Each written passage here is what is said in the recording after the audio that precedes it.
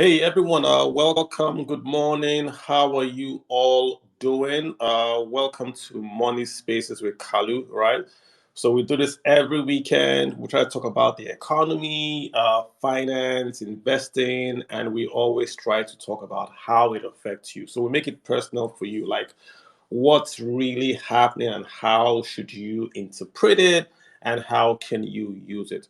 So what a week we've gone through if you're Nigerian. What a week, right? First of all, we heard that the government was quote unquote broke. We had this topic last week, didn't we? We talked about it if the nation was broke, right? And then we see the naira just crashed all week, right? I mean, 618, we're hitting 700, and it's not stopping. Everything is just going down.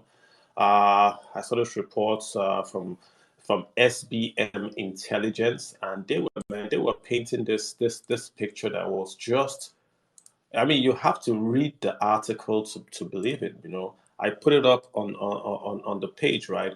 And they're talking about. I mean, this is figures that are out there for anyone to more or less to see, right?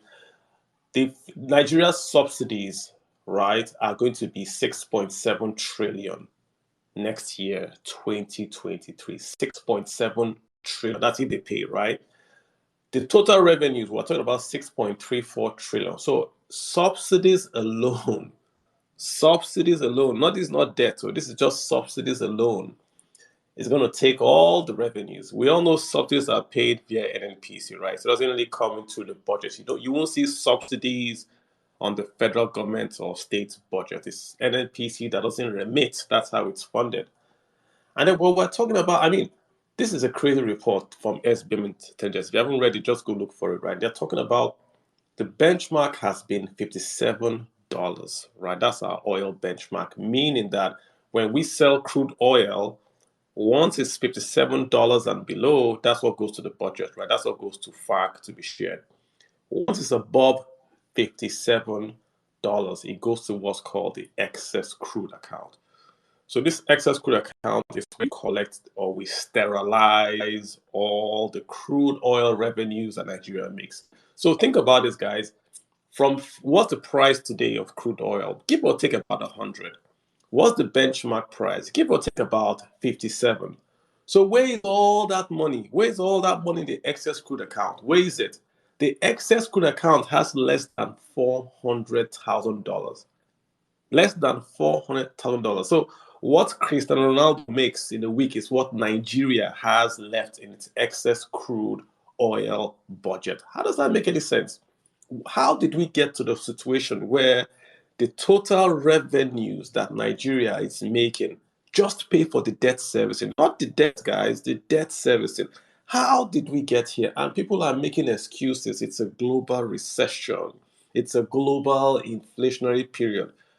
How did we get here? I mean, all morning I've been talking about this. Nigeria made a series of very devastating errors. And if we don't acknowledge those errors, right, then we're just going to keep on going round and round and we're not going to fix the problem. Many errors. If you guys cast your mind back, when the administration came in, Nigeria was in the JP Morgan bond index. Don't worry, guys, I'm going to let you guys talk. Let me just rant for 15 minutes, get it off my chest, then we're all going to talk and hop in. I'll just explain what's going on to folks, right?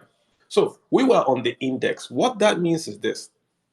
JP Morgan, of course, the largest bank in the US, one of the largest banks in the entire world, they take Nigerian bonds and they say they put Nigerian bonds in the bond index that is run by them. What that means is if you want to invest in emerging market bonds, you automatically are buying Nigerian bonds. So think about it, right? That means that automatically, right, you are just getting what's it called? You're just getting for foreign investments from across the world. Because anyone that's trying to buy bonds and you are on that index by default will buy bonds, Nigerian bonds. So we're like making it easy. We're selling bonds. Folks were buying. Everything was good. This administration came in, there was a recession, oil prices fell. Yes, there was a recession. What do you do in a recession? Well, you either remove the largest cost item to preserve your foreign capital, and you devalue your currency. So we should have devalued or stopped subsidies. What did we do? We did not devalue, we did not stop fuel subsidies. Then JP Morgan warned us. They warned, they said, hey guys, if you guys don't fix this up, we're going to have to take you off the index because you cannot, we want to sell bonds and we're not getting the dollars out of Nigeria. So you got to fix this. We said, no, we're not. Who is JP Morgan? Who are they? We're a war against the disciplined people. We will fight. Not talking air. And eventually, Nigeria was kicked off the JP Morgan index. And that's where the whole problem started because now we have to go and start borrowing euro bonds, pretty expensive. All this while, remember, we never devalued, we never stopped paying fuel subsidies. The only time we devalued was we then created, right, this import export window. So they devalued on the import export window and then they left the official currency the way it was for years. And this kept on happening, right? You had a differential between the official exchange rate and the export import window. It was just recently that they moved everything to NAFEX. We now use the NAFEX rate, and the NAFEX rate is still less than 500. The market is about 700. It got so bad, CBN is paying 5 naira or so. If you exchange dollar, they give you 5 naira. Come on, guys, 5 naira, like school feeding program, 5 naira when you exchange your dollars. No one's going to do that, guys. So this is a man-made economic catastrophe. Anyone telling you not broke, it's global, it's lying to you. If you earn 100 naira, but your expenses are 200 naira, and you cannot pay, what are you? If the CBN stops printing dollars or printing naira, I mean, can the federal government pay its debts? No. So the only reason why they can pay their debts is because the CBN is in its own laws to print. The last report I saw, 19 trillion. I'm not going to convert that to dollars. 19 trillion. CBN, this is not the debt. This is just the CBN printing. What kind of countries? What's going on, guys? I mean, you have to calm down, understand what's happening, that the country is broke. Our revenues are going to pay for subsidy. And we have no plan to devalue or to do a drastic spending cut that would really solve this problem. Even in America, that they have the right to print and they are printing dollars, global currency. You see them talking about cutting taxes, cutting taxes or raising taxes. You see them talking about cutting spending. But we here, no. We're spending 5 billion to build a library for National Assembly. We sold any presidential jets? Have we? Has anyone sold? Has anybody cut his salary? Have you seen any facet of the federal government's expenditure being cut? Have you seen any? Has foreign travel stopped? Tell me what you've seen that has changed as the country is going, the revenues are basically crashing. Show me. I want to see. The subsidy is still being paid. We cut health and education budget to transfer money to pay a subsidy. Who does that? I mean, do you guys understand what's happening? That they are taking money away from your children so we can drive expensive 4x4s? For crying out loud. Okay, guys, so I don't want, if I continue, I'll take my phone. Obi is here. Obi just switched me off. She's a co-host. So, Obi, hi, welcome to the party. I mean, I want to make it sound fun, but this is the only way I can make it sound that I don't get too, like sad or depressed. Guys, there's a problem, right? Hi. How you doing? Hello. How you doing? I Yes, am doing there's a, very well, yeah. I do agree with you. There's a very big problem. We have very deep-seated issues that we don't even know how. It's like we're in a quagmire and we don't even know how we're going to get out of it. Because even like I tell a lot of people, no matter the outcome of 2023 elections, and who does at the end of the day become the president, we still don't see things, a lot of things. Every day you're laughing. We still don't see a lot of things aligning or coming back or becoming better. it may not get worse, but it will take a long time before we really get ourselves out of this whole mess that we are in. It will But I take tell a you long what, time. Obi, and let me just talk to the people that are listening, right? It's not a hard fix. It's not a hard fix. Is The that what you only think? yeah, I can tell you that. I can tell you, give you three things that they can fix it. You see, it's not a hard fix. The problem is that the guys that are in right now do not have the do not there's no incentive for them to fix it, because why would they? They're going to go No out in direction. yeah. So why in quote unquote why ruin the quote and I'm quoting here legacy that they have built? Well, they've not increased fuel subsidies, so why increase it? Why take it off now? You might as well leave it for the next guy to come. So that becomes a banana No, peel for the next guy coming in. Kalu, even Yeah, if the next guy comes and then they do eventually take up the subsidy, people are yeah, still going to we're still going to suffer for a while before things balances out. I So they agree can with as you, well but do it now. They can as well do no. it now. Let that suffering begin to ease off Let me. into the No one is 2020, going. into Obi, 2023. the central bank governor for months saw inflation rising. He did nothing. They had Consistently. NPR meetings. He didn't increase rates. He let it alone because he was running for office. Then he lost office. Then he And increased then the rates. remember, So this is the mindset of this. The folks that are in power right now have no incentive and are not going to take hard decisions to fix the country. It's an easy fix. When I mean easy, guys, I can give you two steps to fix it. You have to stop spending. That's number one. Once you stop spending, you open up remittances.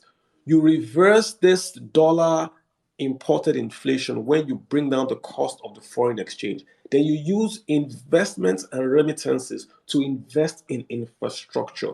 We don't really go down this route of increasing taxes, of borrowing to invest. We don't.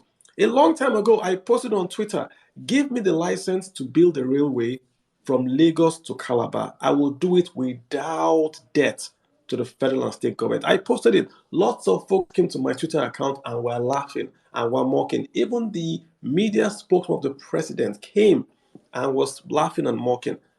2 years later, the federal government passed a law that allowed them to invest in infrastructure without borrowing. Exactly the steps I had laid out. It's not rocket science. I didn't invent it. It's called domiciling receipts, securitizing receivables. Yeah, I didn't invent it. These things are out there. You don't have to be a rocket scientist to go increase remittances. If Emeka in quote is in Houston, Emeka is never going to send money to Mama Emeka in Aba for 450 naira. It's never going to happen. He would simply take his $100 and send it through P2P or give his friend to give Mama Emeka, who will go change that dollar at 6 or 7 on the streets of any capital in Nigeria. So to deny reality and think you're going to enforce 4,054, whatever NAFEX rate, is just, you are living in fantasy land. This is the point I'm making, Obi. It's not hard, but the folks right here have checked out. The Attorney General is talking and running for government. The folks have all checked out. So no one is going to be there to take the very difficult economic decisions that need to be done today. so Just so today. um Kalu, I think one thing that has actually left me confused is we have economic advisors, we have They the monetary do. policy committee, and I just feel like these guys are just figureheads there because unfortunately the profile of the people that make up some of these committees are people who are they have done incredible things in the past. That's in great, and it's in fact I'm bewildered. Like, what is going on? It feels like these guys have just been put there to just become figureheads, and let it seem like okay, we have people that are giving us that are giving us decisions to make, or people that are backing us up, or people that are advising us. Because I don't understand. I'm personally confused. What is going on? Maybe because we are Why? looking at people And like we've got two speakers up here, so I'm going to let them speak. But Obi, explain to me, like a 5-year-old, why you would shut the border of a country that 35% of GDP growth comes from trade. someone should explain to me why you would shut the border. Not you can shut the border for like a week. US had an issue with Yes, but Mexico. not for They shut their months. border for like yeah. So why would you keep the Not border for shut? months. And then let me explain to you what they did, right? They opened up the border, and I'm going to quote names for For Dangote and specific, some yes, specific for folks to specific, export cement. yes. The borders were opened for specific. Why did you open the border for them and close the border for everyone else? So this is the point I'm making. All fingers are not equal. That's It's what they not. just I made us mean, see. it's that no Yeah. one is okay. The And monetary nobody's policy. questioning, nobody's questioning, nobody's There coming out is to no speak up about this coordination thing. between the monetary, the fiscal, and of course the executive in directing the pathway. The central bank governor has said if you want to import rice, he wouldn't give you dollars. So he has banned that from getting FX dollars. The local guy, the federal government says they're going to shut the borders. But inflation is driven by food, and food is double digits, 51% on the consumer price index.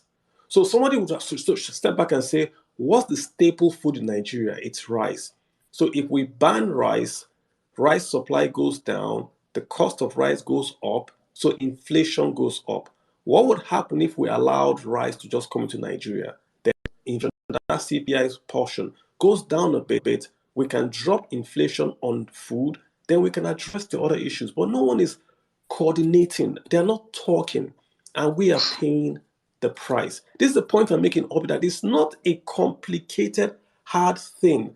Nigeria earns a lot of revenues. Nigeria has 200 million people, a market. We have English speaking. Half of the country are the youths. So we have a demographic that can spend. We have the More than second half, largest more than half. concentration of self-taught fintech folks. We've done fintech in this country globally. In any way, look at music and sports, the soft sciences, the soft business. We're all there.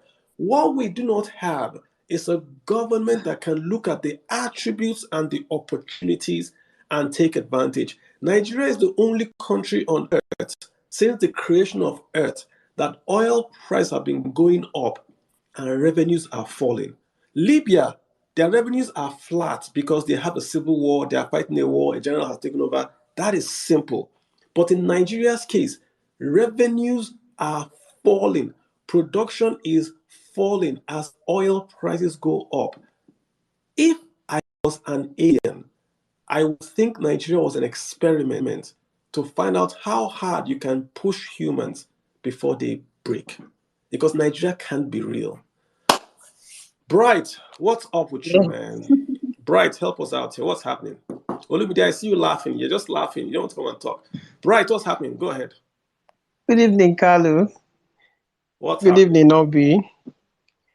Good from evening. my from my end is an evening, and to everybody listening, we Carlo, you really you really dig into what the problem of Nigeria is, together with Obi, and we can see that it seems our leaders are just not on the know of what is happening. Like I do ask myself, is it that this thing that is affecting the masses is not affecting the leaders at all? They just keep bringing principles and policies that make it look as if they are not involved in this country at all. They are not, the things affecting the country is not affecting them. Like what do you say about that? Why are they so relaxed and they're not doing anything at all? And even when they bring a policy or they take an action, and you think it's going to solve the problem, but the action end up intensifying the matter on ground already, and it confuses me, especially. And then you see that okay, so Carla, I don't know what you say about that. I mean, let's talk about ASU. So we know university, we know country. This week I've been arguing with people about education because I wanted to make this point to Nigerians about education. They don't get it, right? Sorry, I don't want to use that language. I think I want to just make that point. There is no country on earth that has grown GDP per capita without investing in education. Education, that's correct, sir. There is none. If you go back, I put it, the challenge is still up. $50 plus a free copy of my book, Let's Talk About Your Money, by the way. I'm just going to plug that in. I put $50 prize on Twitter, and I said, if you can name a country that grew its GDP per capita without spending money on education, I'll give you $50. No one has taken that prize. That bet is open. It won't close. Name the country. Nigerians were richer than the Chinese. Nigerians were as rich as the Singapore, the South Koreans were richer than many nations on earth in the 1960s, 1970s. When Nigeria hit crude oil, when we hit it big, when we had the first Gulf oil issue and then there was an embargo, Nigeria got a lot of money. We spent money on Udoji, we did the industrial plans, we did a lot of investment, right? But we never increased the education budget. Let me just make this point to people listening. When Nigeria had the oil boom, the education budget did not go up. It didn't. Every other thing went up. We left that flat. When the oil boom went down, Nigeria went down. We've never recovered. The Chinese, the Singaporeans, the South Koreans are all now richer than Nigeria. GDP per capita has a real correlation with expenditure per person. Right now, ASU has been off and on since I was in university. What is the solution to this? All the leadership, I'm talking about from the president to the local government council, everybody in power, the judges, the legislators, everybody take their kids and schools abroad. And then they shamelessly annoy you by posting the picture on Twitter.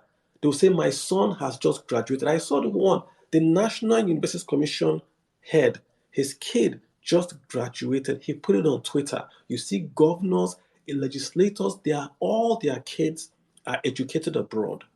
And it's on Twitter. And Nigerians don't care. For us, it's, God, when will are we, I don't get it. That's just ASU. If you want to fix that, how do you fix it? Just pass a law and say if you are in public office or if you are paid by the federal government, you cannot educate your child abroad. Boom. That's on my mind. That's my mind, sir. Would. I went to the best school in Nigeria. I was taken by air to that school. I didn't pay. I did two in that school. The secondary school I didn't pay. I was taught equestrian. I was taught map reading. I was taught everything. I didn't pay a cent. The reason, all the big men's kids were in that school, including the president's son was in that school. Everyone's son was in that school. If you pass a law today to say no Nigerian paid by the federal government, including pensioners, can take their kids abroad, education in Nigeria will work. COVID didn't teach us a big lesson. It taught us a small lesson where we were stuck in Nigeria, couldn't fly out, and you saw what happened to the health system. We haven't really learned that lesson. If the world gets shut down again, we haven't really learned. But when you pass that law, so I'm telling Obi, it's not hard. Just pass one or two laws and you see these things get fixed. Right, let me get Ibrahim to speak. Yeah, Kalu, Obi, I'm hold just on. teasing. At the end of the day, who are those who are going to pass the law? So the truth is, The the laws law are will going to not be. even go through the first reading before it won't even go through the first reading. That bill will not go through the first reading. Obi, how fast did we pass the anti-gay bill? Because of our religious sentiments and our exactly. So why would those other bills be passed? Obi, why would those other bills be passed? You are right, but why would they be passed? The bill can be passed, but it would just not go through. No, Obi, it will be passed. I'm agreeing with you. The bill, Obi, the bill will not be passed. I'm agreeing with you, but I'm asking why won't it be passed? Do you know why it won't be passed? Because Nigerians will not push it. No, Nigerians, you and I, we won't push it. That's why it won't get passed. But at the end of the day, if we do Nigerians push the bill, we back the bill, we vote for that bill to be passed. What are those who are going to take it to? They will stall things. They will stall it and let's take it from there. Drag it. And then before you know what is happening, that just takes it. Let's ask Ibrahim. Ibrahim, this is Musti Connect. What do you think? You can unmute, sir. Ibrahim, how you doing? Go ahead. I've got an ASU guy here, and I'm going to put Tobe is an ASU. Ibrahim, hi, go ahead. Yeah, good evening, everyone. How now? How you doing? Where are you calling from? I'm in Lagos. Oh, nice, nice. I came across this discussion, and I feel that I should join in. Go for it. You You got a see, minute. you are very right about the bill, but the problem is those we voted there. They know if they don't pass it, there is no repercussion. The youth are engaging in on issues that are of no relevance to the development of the country. Mr. Kalu, I have been following you when you are dishing out economic issues and other issues that would, add to the development of the country. You agree with me that how many people retweet or even comment on what you are saying? But if you bring things that are about entertainment, things of today and not tomorrow, not future, you see people talking about it. When the National Assembly realizes that if they don't do this, there will be protest. If they don't do this, it will go viral. People will do what is right. So it is about us. When they don't do it, there's no repercussion. Nobody So, cares. It doesn't. It Ibrahim, doesn't go. this is It the doesn't point, go Ibrahim. viral. I agree with you completely that it is the people. I'm tired of blaming the politicians. I am tired. Yes, It is people. you It and is I. us. Yes. If we sit down and every day you see your legislator, the guy that was borrowing sugar from your house a year ago, his kids are now in Harvard and University of London. You are here with your kid at home with ASU and you don't say a word. It's on you, bro. It's on you. Ibrahim, thanks. Tobe is in ASU, so Tobe should tell us to give us his own take on this. Tobe, what's happening? Hey Carlo, good morning. What's up? I'm good. Love your energy. Hey, it's coffee, bro. So the reason why these guys would not put their kids in Nigerian university is because university is not what you had when you were in school. So the guys that actually thought you are no longer available, the brains that they trained are no longer here. They've all left the country. The way they employ the so-called academics in quotes into the university has been bastardized. So just bringing all kinds of, permit me to use this word, riffrats into the academic system to teach. And they teach rubbish. So you don't expect that someone you know is not worthy of standing in front of the class or conducting any reasonable research to teach your own kids. Because those guys who are supposed to do the job have been marginalized and sent out of the country, and they're not coming back. And then, of course, you know my own case. So I don't want to bore anyone with that, but that is the reason why most people who have the means to send their kids outside will be clamoring for Hey, Tobe. increase in educational funds. Carl, let me Go ahead. Go ahead.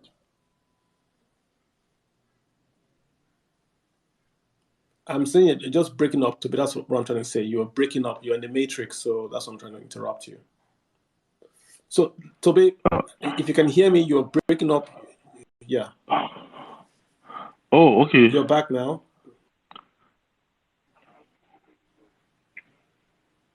I mean, Toby, let me delve from where you are stopping. Most people also do not know that when you educate your kids abroad, you are importing, you are contributing to the fall of the naira. So I get it why your kids are abroad. I'm not hating on you. But once you take your kids abroad to school, you are also importing, you are also contributing to the fall of the naira. I'm just saying, I'm just giving you the data. I'm not saying what you're doing is wrong. I'm just giving you the data. Hey, Izol, is that Sozil? Sozil, Aizozil. Izozil. Hey, Yes, what's up, man? yes, Hey, go for it. yes. What's happening? So, you were talking about a bill which got me interested. You said that you favor a bill whereby government workers should not be able to take children abroad. Yes. Like, that is including civil servants. Everybody, civil servants, legislators, retirees, pensioners, if you are paid by the federal government of Nigeria, you should not take your kids abroad. I can't enforce states. I wish states would do Yeah, so. yeah, but in passing bills like that, you have to look at the incentives and the consequence. But the whole idea is that if I pass that bill, then everybody will sit up. If I give too many allowances, then somebody will say, I'm a pensioner, I'm just a civil servant. When all of us are in the same pot, we'll make that pot very comfortable. Have you ever seen a VIP lounge at the airport before? Have you ever Okay, gone but to a that VIP lounge at the airport? It's beautiful. The AC works. They've got a bar in the VIP lounge. There's a bar in the VIP lounge.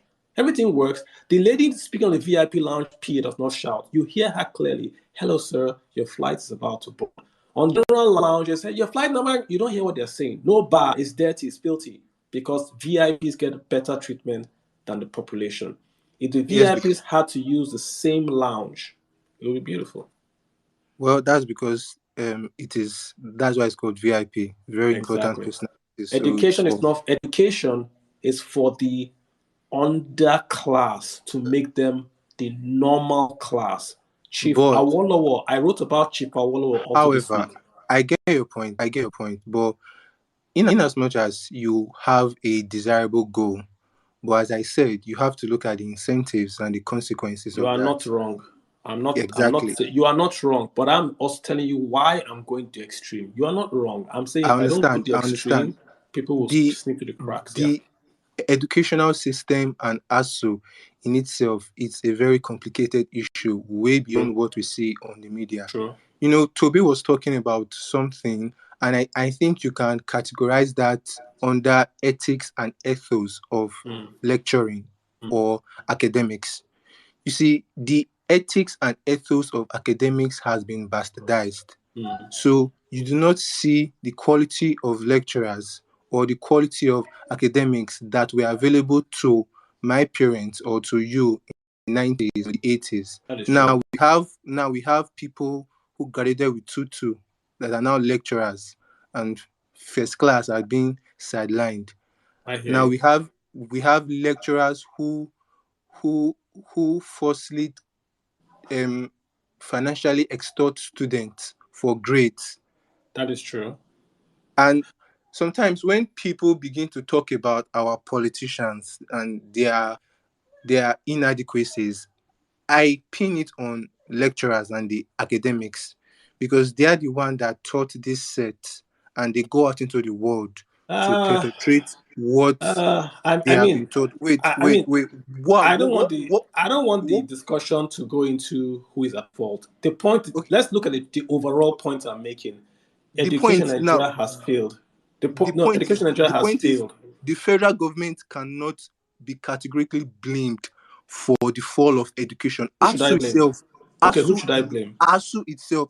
That's what I'm talking about now. ASU itself has a significant portion of blame to carry So for who the should I decline blame of. for the fall in education in Nigeria? Give me who should blame so I can blame the person. Who? I'm not saying I want to give you someone exactly to blame. I'm only saying that categorically you cannot blame the federal government, in as much as they have their own inadequacies too. But ASU itself has a I large don't like portion of blame ASU. to. I don't like ASU as you know. I think ASU is holding kids hostage. They are playing a Okay, hostage game with the kids. Let me put that out there.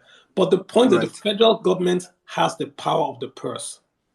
ASU cannot True. sit by if the federal government is building 5 billion naira library in NAS, maintain a private jet, spending money on universities is it in Afghanistan? Where did the president send $1 billion to? Is it Afghanistan or one other country? And then ASU will keep quiet. That's the point. So if ASU wants to put you in fire, don't put palm oil on your body. That's what I'm trying to say. So let me get someone to hop in here, like Shady. Right. Shady, what's happening, right? Hello, Kalu. Good evening. I don't know, Good Shady. evening. How you doing? I'm fine. Have you So, finally have you finally left Arsenal, or you are still struggling there? I'm just asking a question, just passing. You don't have to answer, but go ahead and make your point. thank you for all you've said, and like Obi pointed out, I think the whole answer to everything that is happening in Nigeria today will be summed up to the term used by Sanusi Lamido Sanusi, vested interest. Mm. Vested interest. Because if I can have a relationship with the CBN governor to get $1 million at 420, and start interacting and sell it at 600, why do I need to work? Why do I need to allow things? True. Why do I need to allow things work? True. And so the question is, we now know what it is. My own thought and challenge is what can be done. And I think the only thing, I don't know how it will happen, other than calling for what I'm not supposed to call for, is a pressure, a wipe. And the reason I'm saying this is it's no longer just about those in government. Those in government were on our side some years back. Yeah. Those on our side are aiming to go into government to do worse, if I may say. Yeah. It's all like, you're right. I mean, what you're saying is that even the folks that are outside want to get in there to just continue the nonsense that's going on. I think the only reason why people are a bit calm, I think, is the people are thinking that it's just going to be November or during February, we're going to have a change of the government.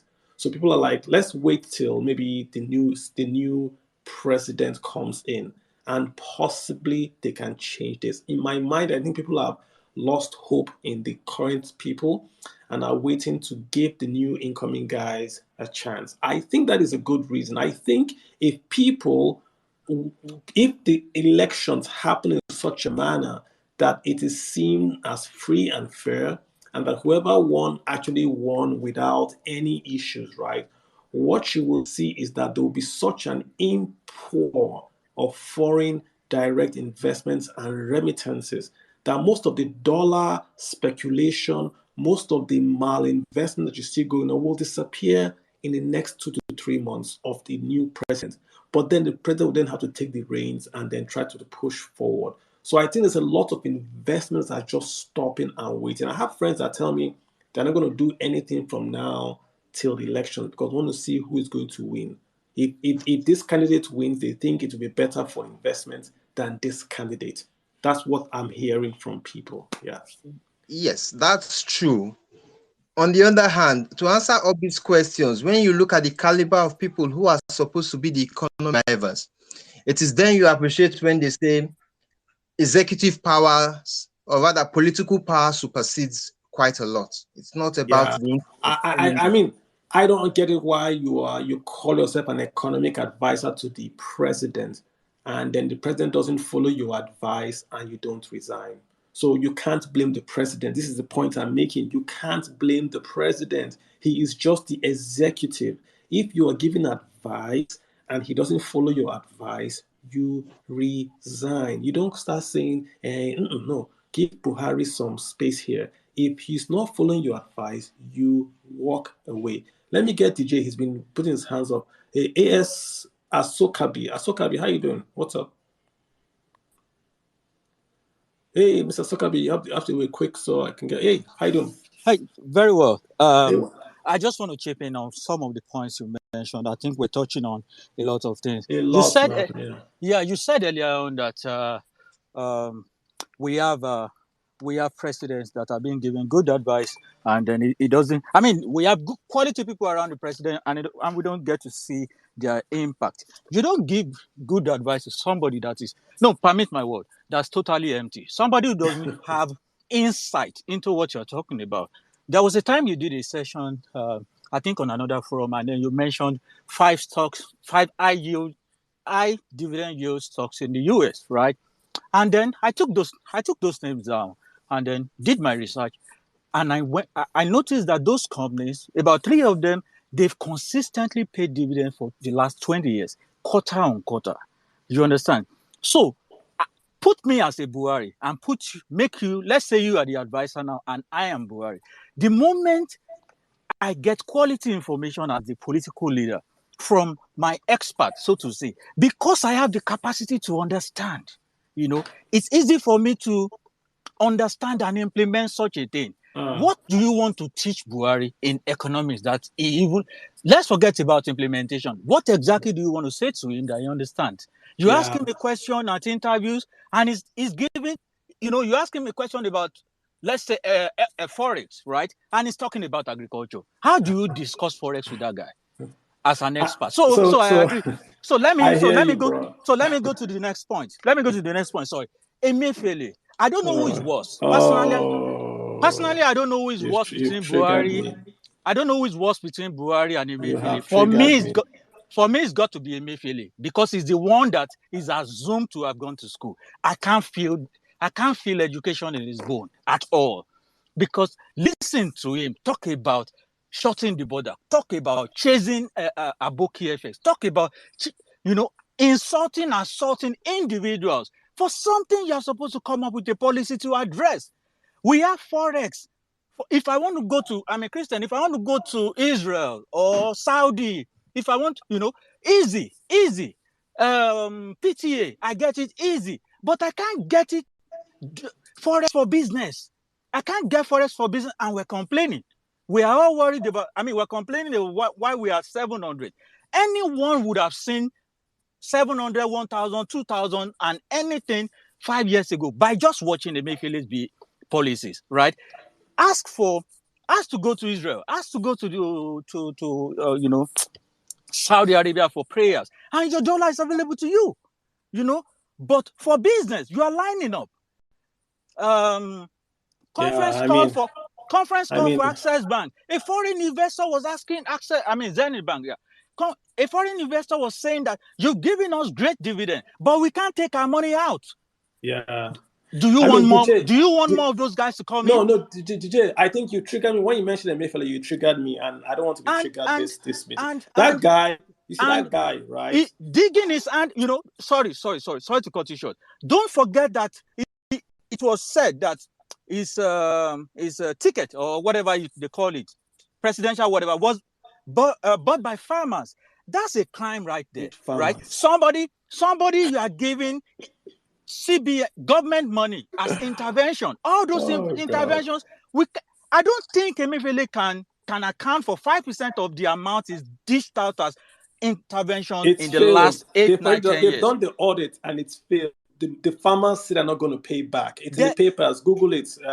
Farmers they're not going to pay back. In a low, in a country where corruption.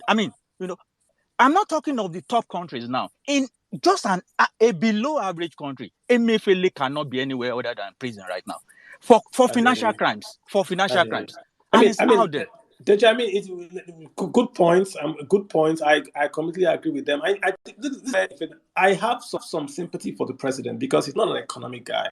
But like you said, the guys around him, the MFAs that supposedly were the MD of a bank that had economic information, agreed with him to close the borders, agreed with him not to devalue. And Mepele said, come and fight me. Those are his words. Come and fight me. Well, we're fighting him. Let me get someone else to speak. Yeah, sure. Okay, maybe you bring me back. I want to talk about Venezuela when you bring me back. Venezuela, guy. Okay, I hear you. The farmer boy, what's happening? Yeah, thanks, Carlo. It's great to be here again. And sometimes whenever I listen to your space, I feel your pains when it comes to economic issues in Nigeria. As an agri person, I just have a few things to say. And I said these things at the beginning of this administration that a lot of people kept on throwing insults at me. First, when they said we should not bring rice to Nigeria, we are producing. The first question I asked them, what quantity of rice are we producing in Nigeria? How many is coming? Okay, now you said you want to help a farmer, you want us to produce our rice. You don't throw money to people who has not managed 1 hectare of farm in their life, and you are giving them more than 1,000 hectares, and you expect them to do magic. With what? In a country that we don't even have the required machines to carry out just 10 hectares of rice cultivation, you want people to go and do 1,000. I gave this suggestion. I said, okay, we don't have the money and you want us to produce our own rice. Don't close the border for rice. Open it. Increase custom duty. This money, use it to build infrastructures for agriculture. The more we continue to produce, the more you continue to reduce what we are bringing into the country. Take it or leave it. We cannot produce rice in Nigeria and compete in terms of price with this developed country. It is not their fault that we are not investing on machines. It is not their fault that we are still struggling with 5 tons and 1 tons per hectare. These people are getting close to like 30, 40 tons. So they can sell at any price and still make a lot of money. But you see, there is a lot of things wrong with us in Nigeria. We as people, we are just a reflection of what our leaders are.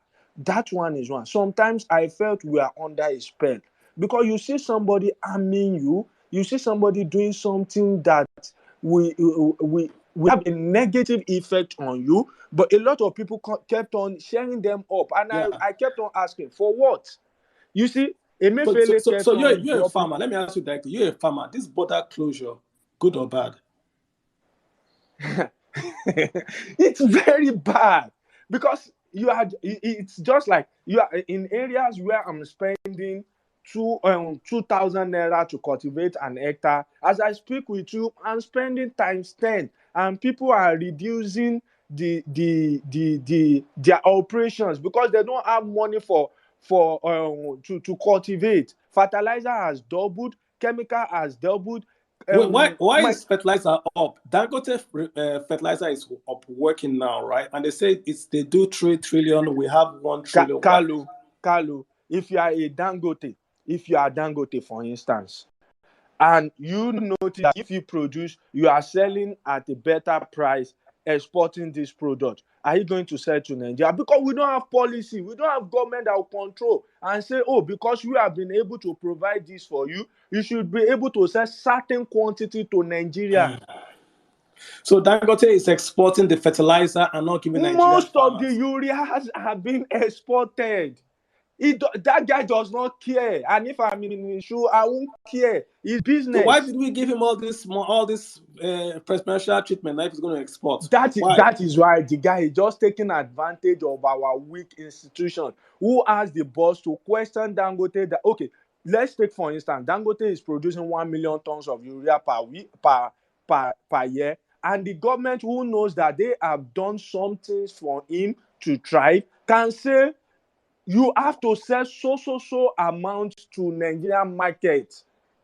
You know, people are complaining about filling stations springing up beside the borders. They are exporting, we are subsidizing it. I said, see, this thing is simple. Laws are made to be broken, and the consequences for you breaking those laws, you should expect it. But who Oh, are those who are to enforce those I mean, consequences? They are farmer boy. also You just glanced over the most important thing you said, that Dangote got money from the central bank and from the state and from everybody. He makes his fertilizer. He said he has a overcapacity, so he can supply us locally and still export. But you are saying you are not getting that fertilizer because he's exporting everything. Okay. For the folks waiting for cheap fuel from Dangote refinery, I No, say I okay. said it, and people were. If you check one of my tweets, I said it's good that Dangote is start to blend his fertilizer. Let me tell you the implication. Federal government will reduce the numbers of the tons this producer brings into the country for Dangote to be able to Oh my God. thrive. At the same time, Dangote will not sell to the local farmer at a reasonable price. He will still sell at a price that he felt is I just okay think, for him. I mean, guys, if you are listening, this just let's don't give the word. We have to have a real change in the elections. I'm not an election guy. I'm not going to campaign any party. But big, And let me big. just give you the suggestion I made about when people talk about the government subsidizing petrol and people are exporting it to the neighboring country. I said, see, wait, what happened to federal government having an agreement with this country, having a very strong refinery in Nigeria, we refine and sell to them at a reasonable price. Federal government cannot be selling to them at 2 naira, and somebody wants to take and sell at 3 naira, and they will buy. This is business. We have a lot of business opportunity that the government is not even looking at.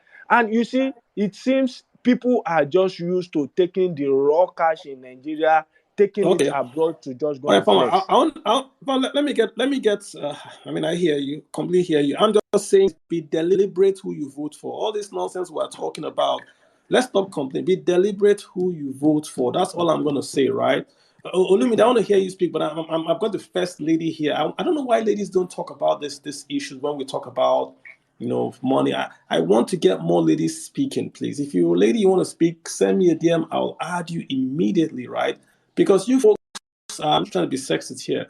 The economy is managed more by the women. You guys manage money better than men. So I want to hear you guys talk about this stuff, right? Let me get Nancy. Nancy, I hope you're a lady. Because I've seen your picture as a lady.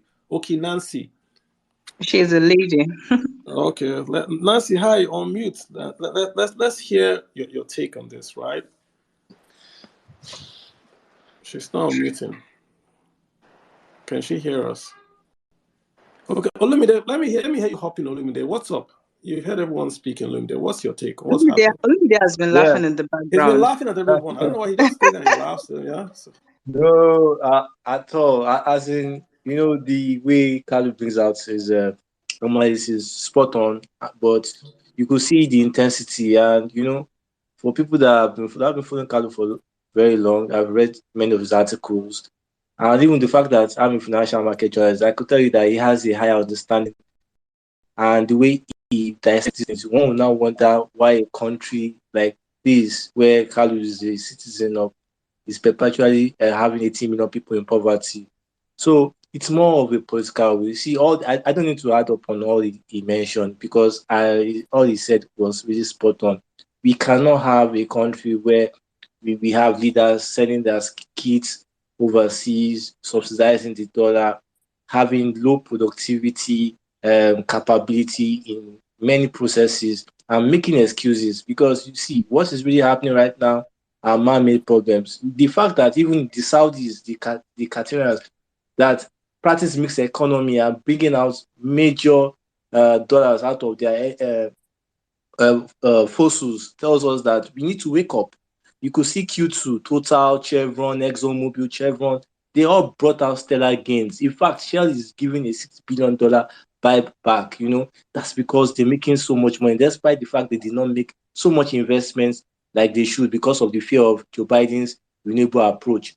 But he just tells us that our policymakers, maybe, I don't know, maybe they're under a spell, or actually they just don't want to do these things. Because see, and why it's so pretty much annoying is that sometimes you read Carlos tweet and you see it makes a lot of sense, and you see people trying to trivialize or try to, and that's why I came on spaces to encourage him, because I told a lot of people, now we can't be saying that we are financial professionals and we watch people insulting the integrity and dignity of people's comments. This is a time where you see, I know Carl is doing very well. I know he can afford to keep quiet. I know he can afford not to tweet out things, do things for people. But you He can see, we afford need not to to be understand bothered. that exactly. We need to understand the Yeah, sacrifices these because people are it's making, us in and that's why Nigeria I who came are on suffering spaces. it. He's not here to. He's not bothered. Exactly. So yeah, so we need to start asking these right questions, because just like Carl said, see, it's no longer the politicians. You can see Big Brother Nigeria is really trend. The program is really on because of wow. the excitement. I'm not condemning the program, but I'm saying that, see, we need to start making more vocal statements around our problems, and the politicians will listen. Because look at the example of what you said now. For example, we spoke about the fact that, see, until our political holders start having their kids, or they have some form of stake in the educational sector, it will still be music. And I remember the National Assembly, a House of Rep member brought that up.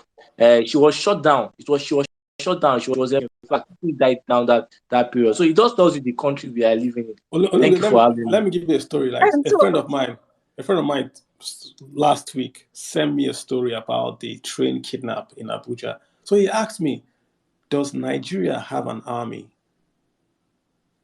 So that was the first question. I said, "Why do you ask if Nigeria has an army?" Then he sent me the train kidnap story. Then I said, "Oh, Then he said, okay, I get it. Maybe you guys don't really have a big army, but what about the police? This guy was trying to raise money for Nigeria. I was trying to pass a bill in Congress, not a Nigerian guy, so that the American government could maybe give Nigeria like excess military supply. Because he was like, the only reason why they would kidnap train travelers from, in his mind, Washington to Virginia is because Nigeria has no army and that the police are understaffed. So he was trying to pass the bill. So I said, when he now said, wait, he still sent me messages, oh, no, Nigeria has Exxon, Nigeria has money. So why can't you guys? He couldn't, his mind couldn't capture the two Fathom things it. that, yeah, he couldn't put them together. I don't know how you tell me that Arsenal is going to win Champions League. You can't bring them together. Like, he couldn't. Kalu, I'm just, Kalu, that's it's an not example. Carlo, you had to It's go an there. You had to go there, example. Carlo. That was good It's belt. it's an it's, a, That it's an was good honest belt. mistake. Honest mistake. So his mind could not factor this Nigeria, largest economy, brilliant people, cannot protect a train from Kaduna to Abuja. I couldn't say a thing. I give you a true story. My boss, the true story, some guys from Wall Street, a father and a son, true story. They'd heard about they looked at Nigerian bonds, Nigerian yield. Nigerian yields were double digit, US yields were flat. They flew in here to Nigeria to, hold meetings and invest in companies. At the airport in Lagos, the father he passed out of the heat. There was no air conditioning at the airport. So the son just took the pop, they just checked in the next flight at the airport, got back on the next flight, and took off. So those guys, I won't tell you what they said about the country, but this is the thing, those little things that we are talking about, those little things that could be fixed. You land at the airport, they are begging you for money. You go on the streets, they are begging you for money. Those guys that are begging for money, their wages have not gone up since 30 grand. So the economy is suffering. These people are the guys voting in people that are going to take their kids out. No civil servant can afford a brand new car, can afford a mortgage, can afford a television from his pocket from a 1 month salary. No civil servant without making monies from anywhere else. But go to the malls in Nigeria, they are filled with $1 million televisions, there are cars. So it's the black economy. And it's that black economy that is being supported by the corruption and the inefficiency. What we call subsidy is not subsidy. You are paying for the inefficiency of the federal government not being able to import a commodity, bring it to Nigeria and sell it. We have the commodity here, we couldn't refine it. Okay, bring it here now and sell it at below market price. They can't even do that. What about passport booklet? To get a passport booklet, you have to pray, fast, and do naked fasting. To get a passport booklet, they are paying dollars for. And this is the people you want to find crude oil? Jeez, man.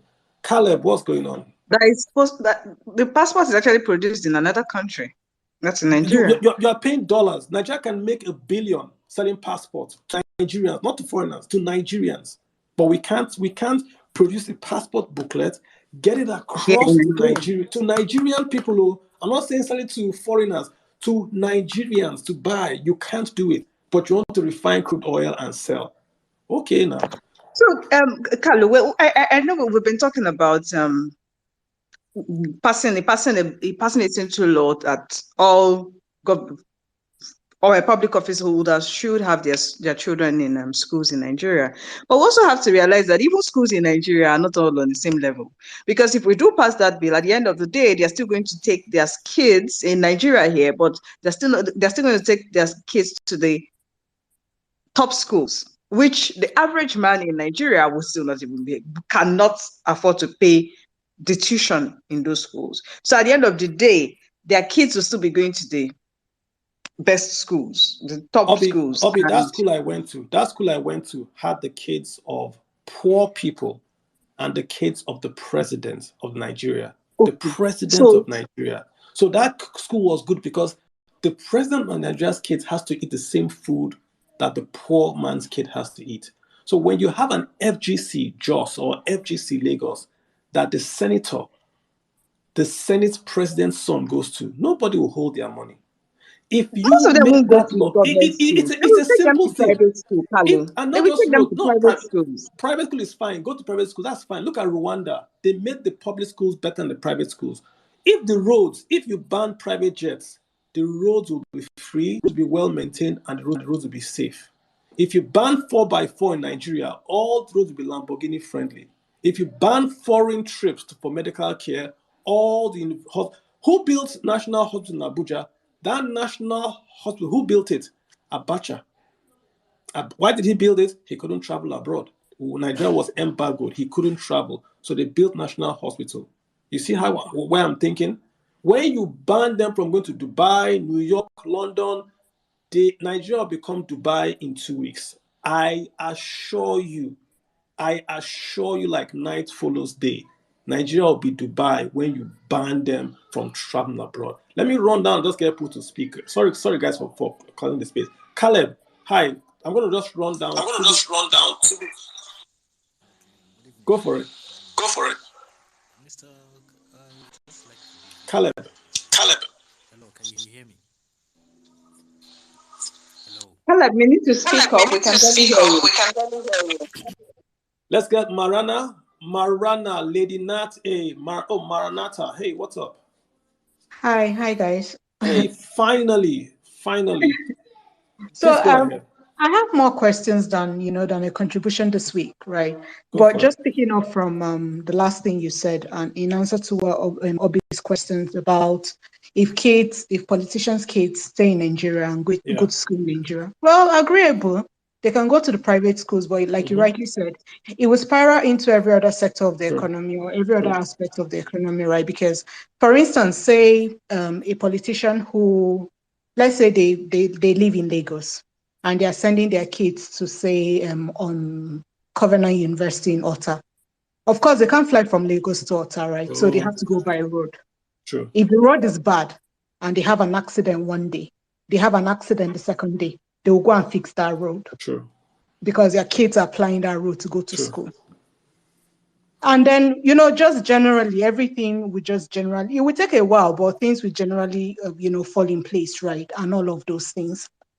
So going back to, and I completely hear you, Kalu, because I also went to a federal school. And I think at the time I finished from the federal school I went to, we were about the last set of people who went to school when everybody's kids who was something was going to federal schools, right? Because I went to federal school with kids of major generals. But yeah, private schools had started springing up, but then it was like, oh, you are no lodo. That's why your parent took you to a private school. They couldn't struggle to get you into a federal school, right? But that was around the mid 2000s and what have you, and all of those things. And you could say no better. We had good teachers, very good teachers who were qualified and all sort of things. So it spirals down, and before you know, everything begins to fall into place.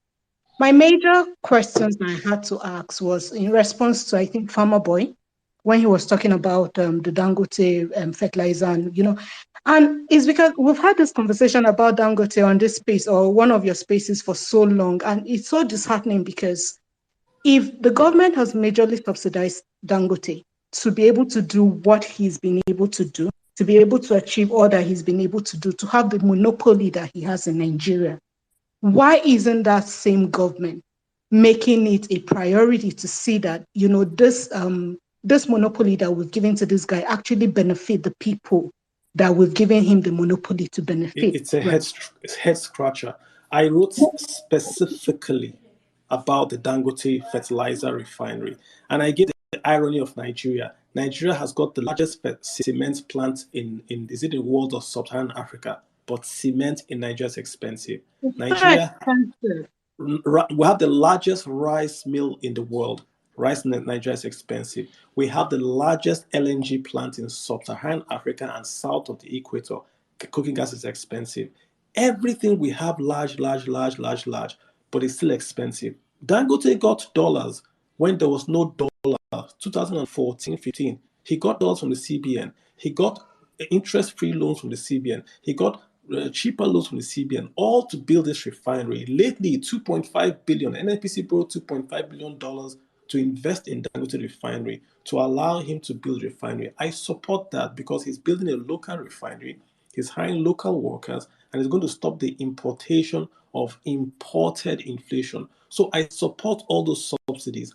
What rackles me is, like you've answered, why can he not be mandated to deliver a minimum Exactly. quantity to a Nigerian market before he exports? How difficult is it to pass a one sentence law there to say, Dangote, if you make 100 bags, 40% must be local? I mean, how hard is it? Subsidize those bags. Subsidize the bags. Make the bags 500 naira a bag. Subsidize it, we agree. Why can't they subsidize that fertilizer? Why must they go subsidize PMS? Food is 51% of the CPI. Fuel is 6-7%. So why are you subsidizing 6-7% and ignoring 51%? Makes no Thank sense. you, please. Bola, go for it. Thank you. I'm going to start from someone that talked about weak institutions. You know, everything that we've been saying, that you guys have been saying on this platform is on point. But there's something that we are not talking about, which is the weak institutions. So you asked the question, why would federal government, you know, have an agreement with Dangote to construct refinery in Nigeria, have a fertilizer company in Nigeria. It was given free access to dollar.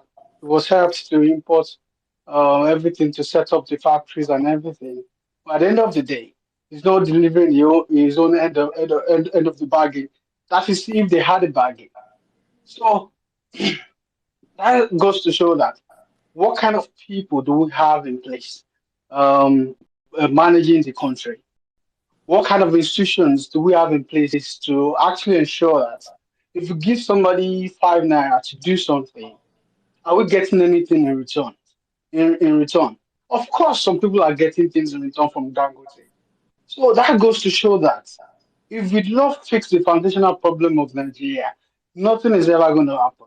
You are talking about education as well. Education, I don't feel that it's in the spirit of the democratic constitution to ban anybody to do anything. You need to fix the underlying problem, What's the which is underlying problem? Tell us. what I think the underlying problem is the fact that the way the country is set up. For instance, we run a sort of a unitary system of government when we are supposed to have a federal system. We have a constitution that was given to us by the military. Nobody has ever, okay, I think some people have challenged the constitution, but it's not really getting the kind of support, they're not really getting the kind of support they should get. The constitution says we're the people. I, I was an adult when in 1999. But I was not part of the people that say, okay, that subscribe to that constitution. The constitution was given to me to work with it. I'm working with it. I hear you. Whatever shorted of the bargain that I'm getting, I'm going to get it until I stand up to say that, okay, come. Bola, I hear you. Yeah. But let me ask you, who do you think is responsible for the primary schools in Nigeria? Is it the federal, state, or local? Primary schools. I think it's the state. No, it's the local government. What about the state? Yeah. Okay. Yeah. You're right. So the constitution does not allow that the federal government of Nigeria is not supposed to be in charge of any part of education. It's federal and state. What has happened when the military came in, took over everything, like you say, unitary government, and then started what we call the universal basic education. The same way in the US, the US, the government gives grants to states and local government to run education. So what the states then simply did was to hand over the salaries part of education to the federal government. So you have states that will say, oh, federal government is the one going to pay UBE, we're going to build your schools. The state's basically hands off. So UBE is now the main capital expenditure guy in most of the states. The states not just sort of lean back, right? The federal government should not be involved in the education at the local and state level. But the federal government took away all the revenues from the local governments and the states to the federal. VAT should be going back to the local, not even states, local governments. so that if Surulere wants to have good schools, Surulere can charge you a sales tax and deploy that sales tax to schools in Surulere, not a federal guy in Abuja. It makes no sense. So, Hi. question is, why wasn't I'm gonna. that challenge that is okay? It's You always want to say been something? challenged. I know someone at Tobe was here. So it's always been challenged. But you see, the thing is about this, what's it called, constitution is that I think it's a story that we keep on repeating. We are never, the way Nigeria is set up, it's never going to happen. You're never going to have a constitution who will sit down and agree. We can have it going on the side, Then we are right? never going to get better. Yeah, but That's what I just think it. is Not going to shut up. what we Shut up. have today, right? Sorry. Let me just put out this thought. Buhari, we might have somebody that has good intentions and do, in 2023 and do well. We will still go back to having someone like Buhari that does not have good intentions. Who's going to challenge him? We don't have institutions to challenge those kind of people. And this is why I'm saying that we're always going back and forth until we address the foundational issues. But That's it. again, Bola, I'm going to let you go after this. I'm going to bring in Trills very soon. Whose fault? Right now, we have three guys contesting. We have Bola Ahmed Tinubu, we have Atiku Abubakar, we have Peter Obi. Out of these three guys, Nigerians know, I would say, know two of them very, very well.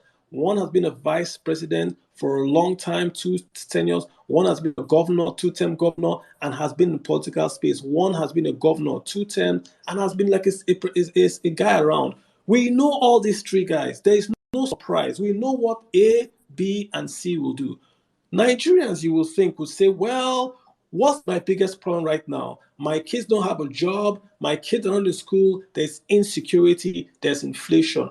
Who will fix it for me? Okay, I'm going to go with A. I'm going to go with B. I'm going to go with C. But what do you hear? This guy is from my tribe.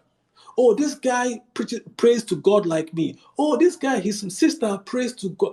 Nonsense. So it's we, Nigerians, we're not as serious. To me, a kid burned himself years ago and started the Arab Spring, right? America, they had an Obama. They were tired. They got an Obama. Look at Britain, just kicked off their prime PM. We are not yet serious.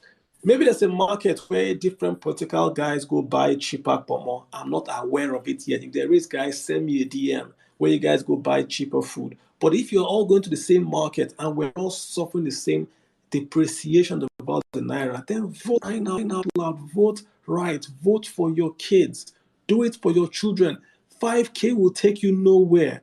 Don't try to drive from Nigeria, from Lagos to Kano by 12 p.m. Be safe. Don't you want to do it? Why must they pay you for your vote? If your vote was not important, they don't pay you for it. They are paying you for it because it's important, and you are selling it. Man, it's so effing this. Oh, geez, sorry about that, guys. Trill, save me, please. Tofumi for me. Save me Yeah. from myself. Yes. Yeah.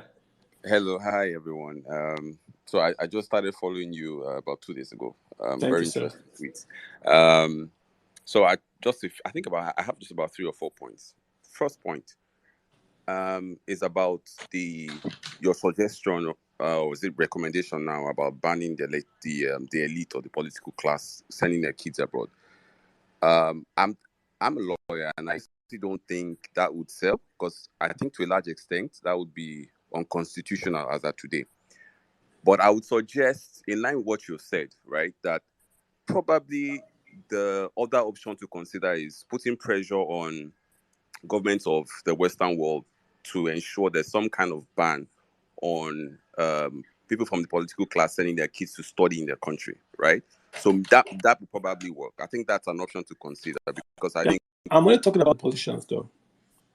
I'm talking about the political class. You're talking I'm about saying, I'm saying, if you get money from the federal government, pensioner, civil servants, minister, anybody, as long as you are paid by the federal government, you shouldn't travel abroad. States can join. You shouldn't travel abroad. That's what I'm saying. Yeah, And it's nothing. It's not. Go ahead. It's still. I think there's a constitutional challenge to that, but that's what I think. But I'm The just government saying, says if you want to drive a car, you have to wear a seat belt. The government says it. The government says if you want to travel abroad, you have to have a passport. The government says if you want to bring your child to school, you have to pass common entrance. The government Yes. says if you want to get employed, you have to pass Yeah. through NYSC. What is the Yeah. difference between if you want to stay employed, you have to school, your kids have to school in Nigeria? What's the constitutional So line about it? so if you're saying government says if you want to work in For the government, you federal send government, for the federal yes. government, you must send your kids down. That's more like a That's what I've policy. said. So if it's a policy, yes, it's an executive policy, right? And then Yeah. the government in power at that time can seek to enforce it. But to come by If you way don't of want, if you want to instituting, send your kids hold on, to, Kalu, let me finish what I'm saying. If you then say, but it's different from saying you want to go and submit a bill proposing this, and then you go ahead and sign it into law. I think to a large extent that will be challenged based no, on don't, the no, constitutionality. no, But I'm not gonna Kalu, let me cut you leave off. that so that we don't waste time. Kalu, please, No, please, please. I won't let you talk. I won't let you talk. All I'm saying is this: if I pay you, you must spend it in Nigeria. There's nothing unconstitutional about that. But Well, go that's ahead. what I'm saying. I agree, can go that route, but that will probably be more of an executive action rather than going by the legislature. That's what I'm saying. Because if you Okay. go by legislature, what you're doing in essence is you are opening up a vista for people to challenge that in court, and they may win. That's what I'm saying. That's why I'm Okay. saying you want to consider putting pressure on these schools. You want to consider on putting pressure on the governments in these schools, and then make a case that because these things is happening, they are able to do this. They are abandoning the people at home and the educational sector. So you can advance that. That's my first point I wanted to talk about. The second point is about we need to start seriously talking about the class and the kind of people that the president appoints into the office of CBN, right? I think, for as far as I'm concerned, Mifi has been probably the worst since Disaster. my since I've been an adult. To be honest with you, it's just impossible. It's unbelievable, right? And I'll tell you what, I was fortunate to be in a meeting just before he was going to assume office, when he was going around to to companies that were partnering. I think it was Zenith Bank at the time. Just going around to ensure that business continues after he left. And I'm just honestly surprised at what he had turned out to be honest. But I think what that shows to me, or his experience, our experience with him, is we need to begin to focus on some of these things. How much do we even question the people that have, picked by executive government into really sensitive positions, right? So should we be picking someone from the banks to be heading the central bank? Is that right? Is that the way to go? Have we really thought about it? It's not. That's It's one. not. It's policy. People think that the central bank governor does banking. No, the central bank governor No, does I know. policy. No, Yeah. it's not So just about that. It's also about, it's coming from a place where, how will I put it now? It's going to be regulating that sector. My point is, would it not be better if we are looking for, people from who have recently have economic background, for example, coming to head the central bank, rather than a banker directly from the bank, heading a bank in Nigeria to become the CBN governor. So those are the nuances I think we need to start talking seriously Patrick, about that. I My know. third point is the question around political power or political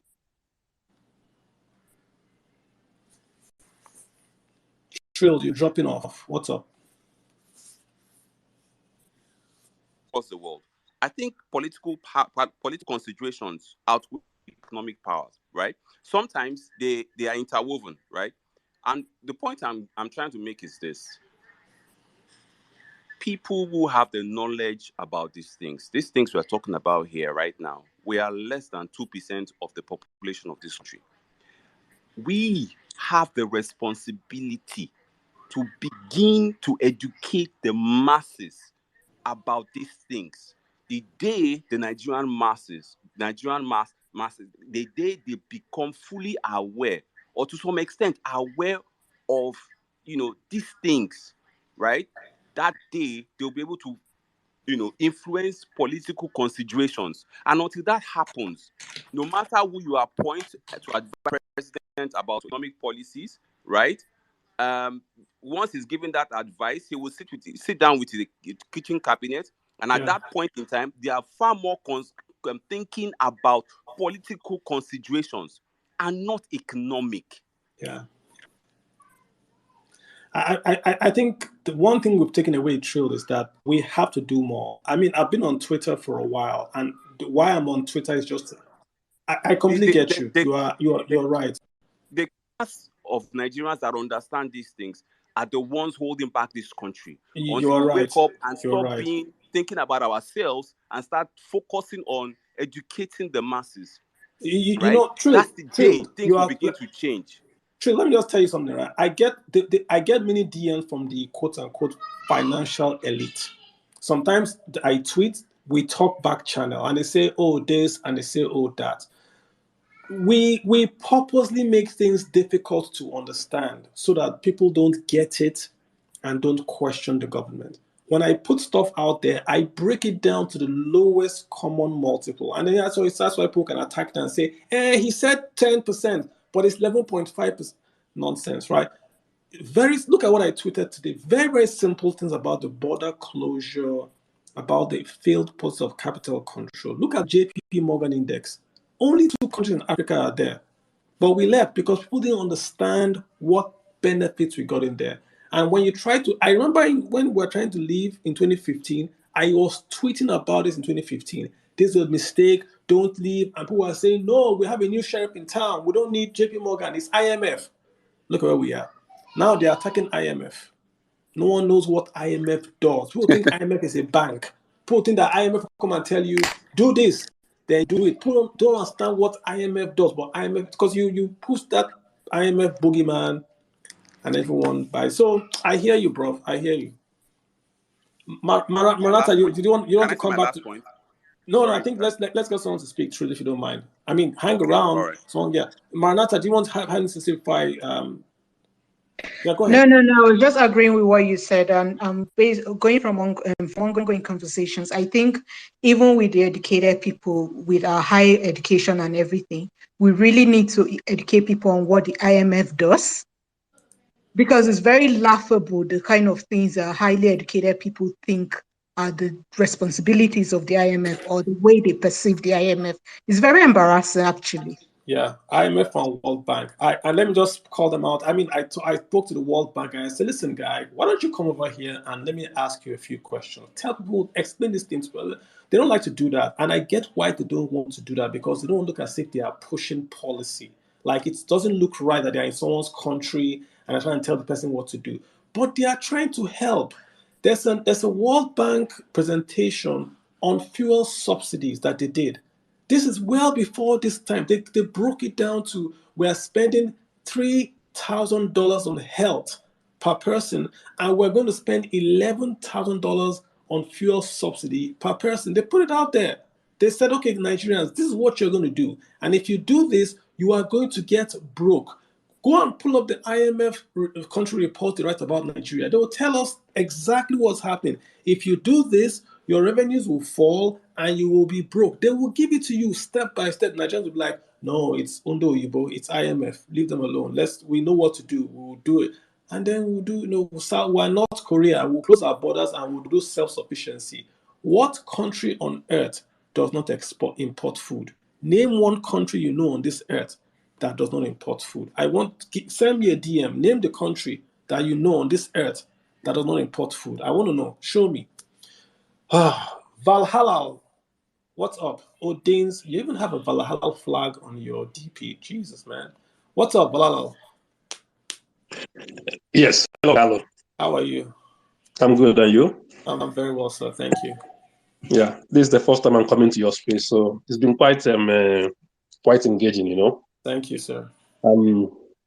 Yeah, I joined your space from Norway, so I'm based in Norway here. Nice. Okay, cool. Yeah, and I guess there's been some expose on what people have been talking about here.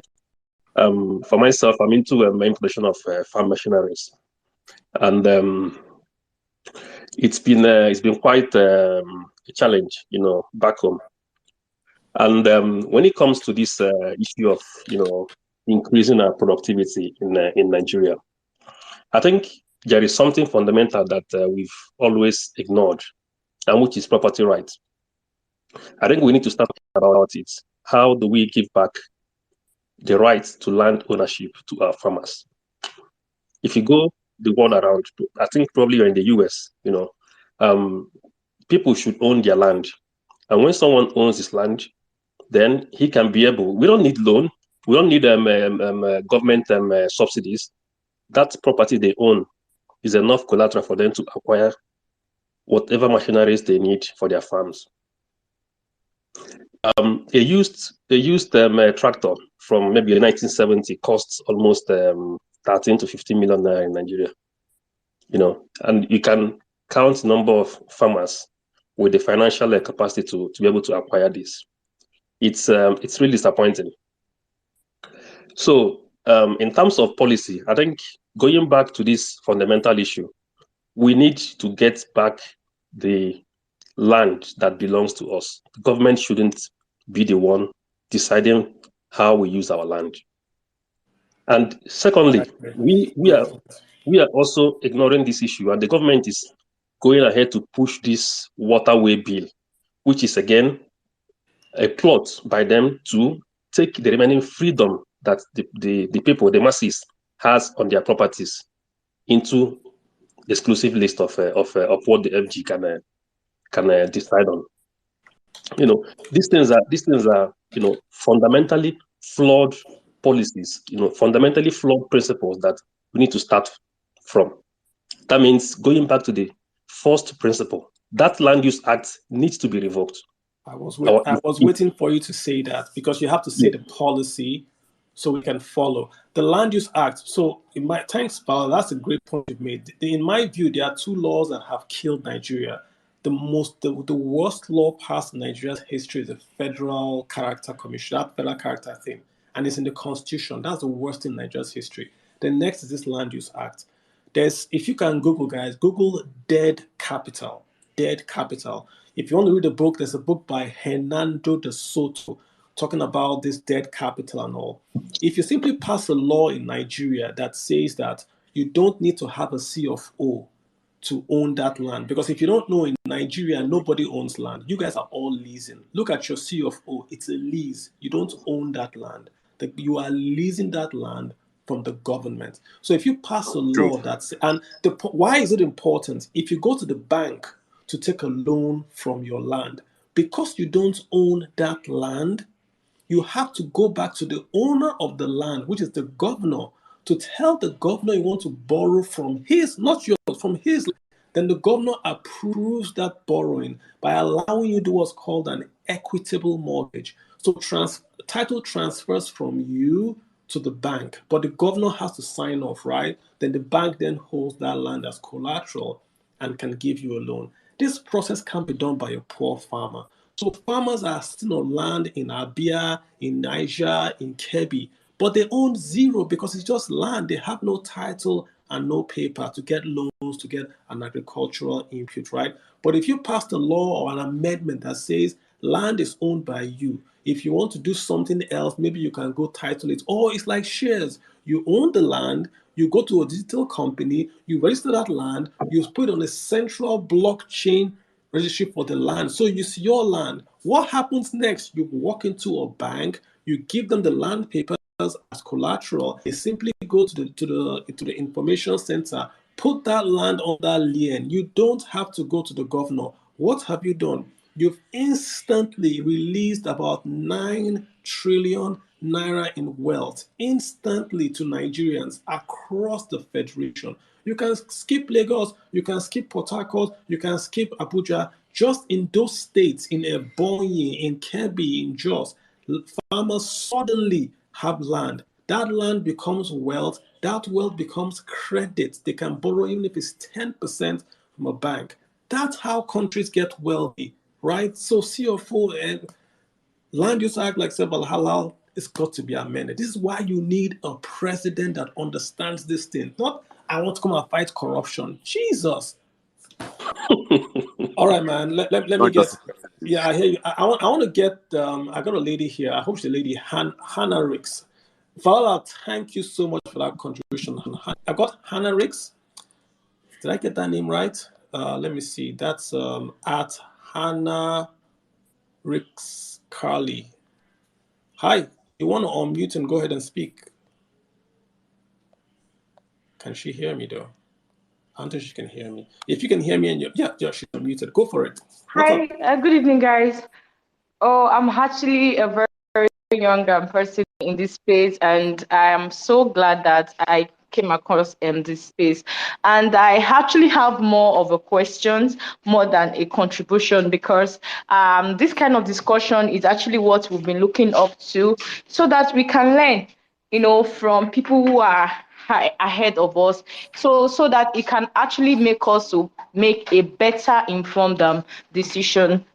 So my home contribution tonight is actually about the upcoming election, the 2023 election, and how informed some set of people are and how uninformed some others are. So I happened to, be in the market last I think just yesterday, and these market women, they are having this conversation of, okay, have we gotten your PVC? And someone was like, how does this affect me?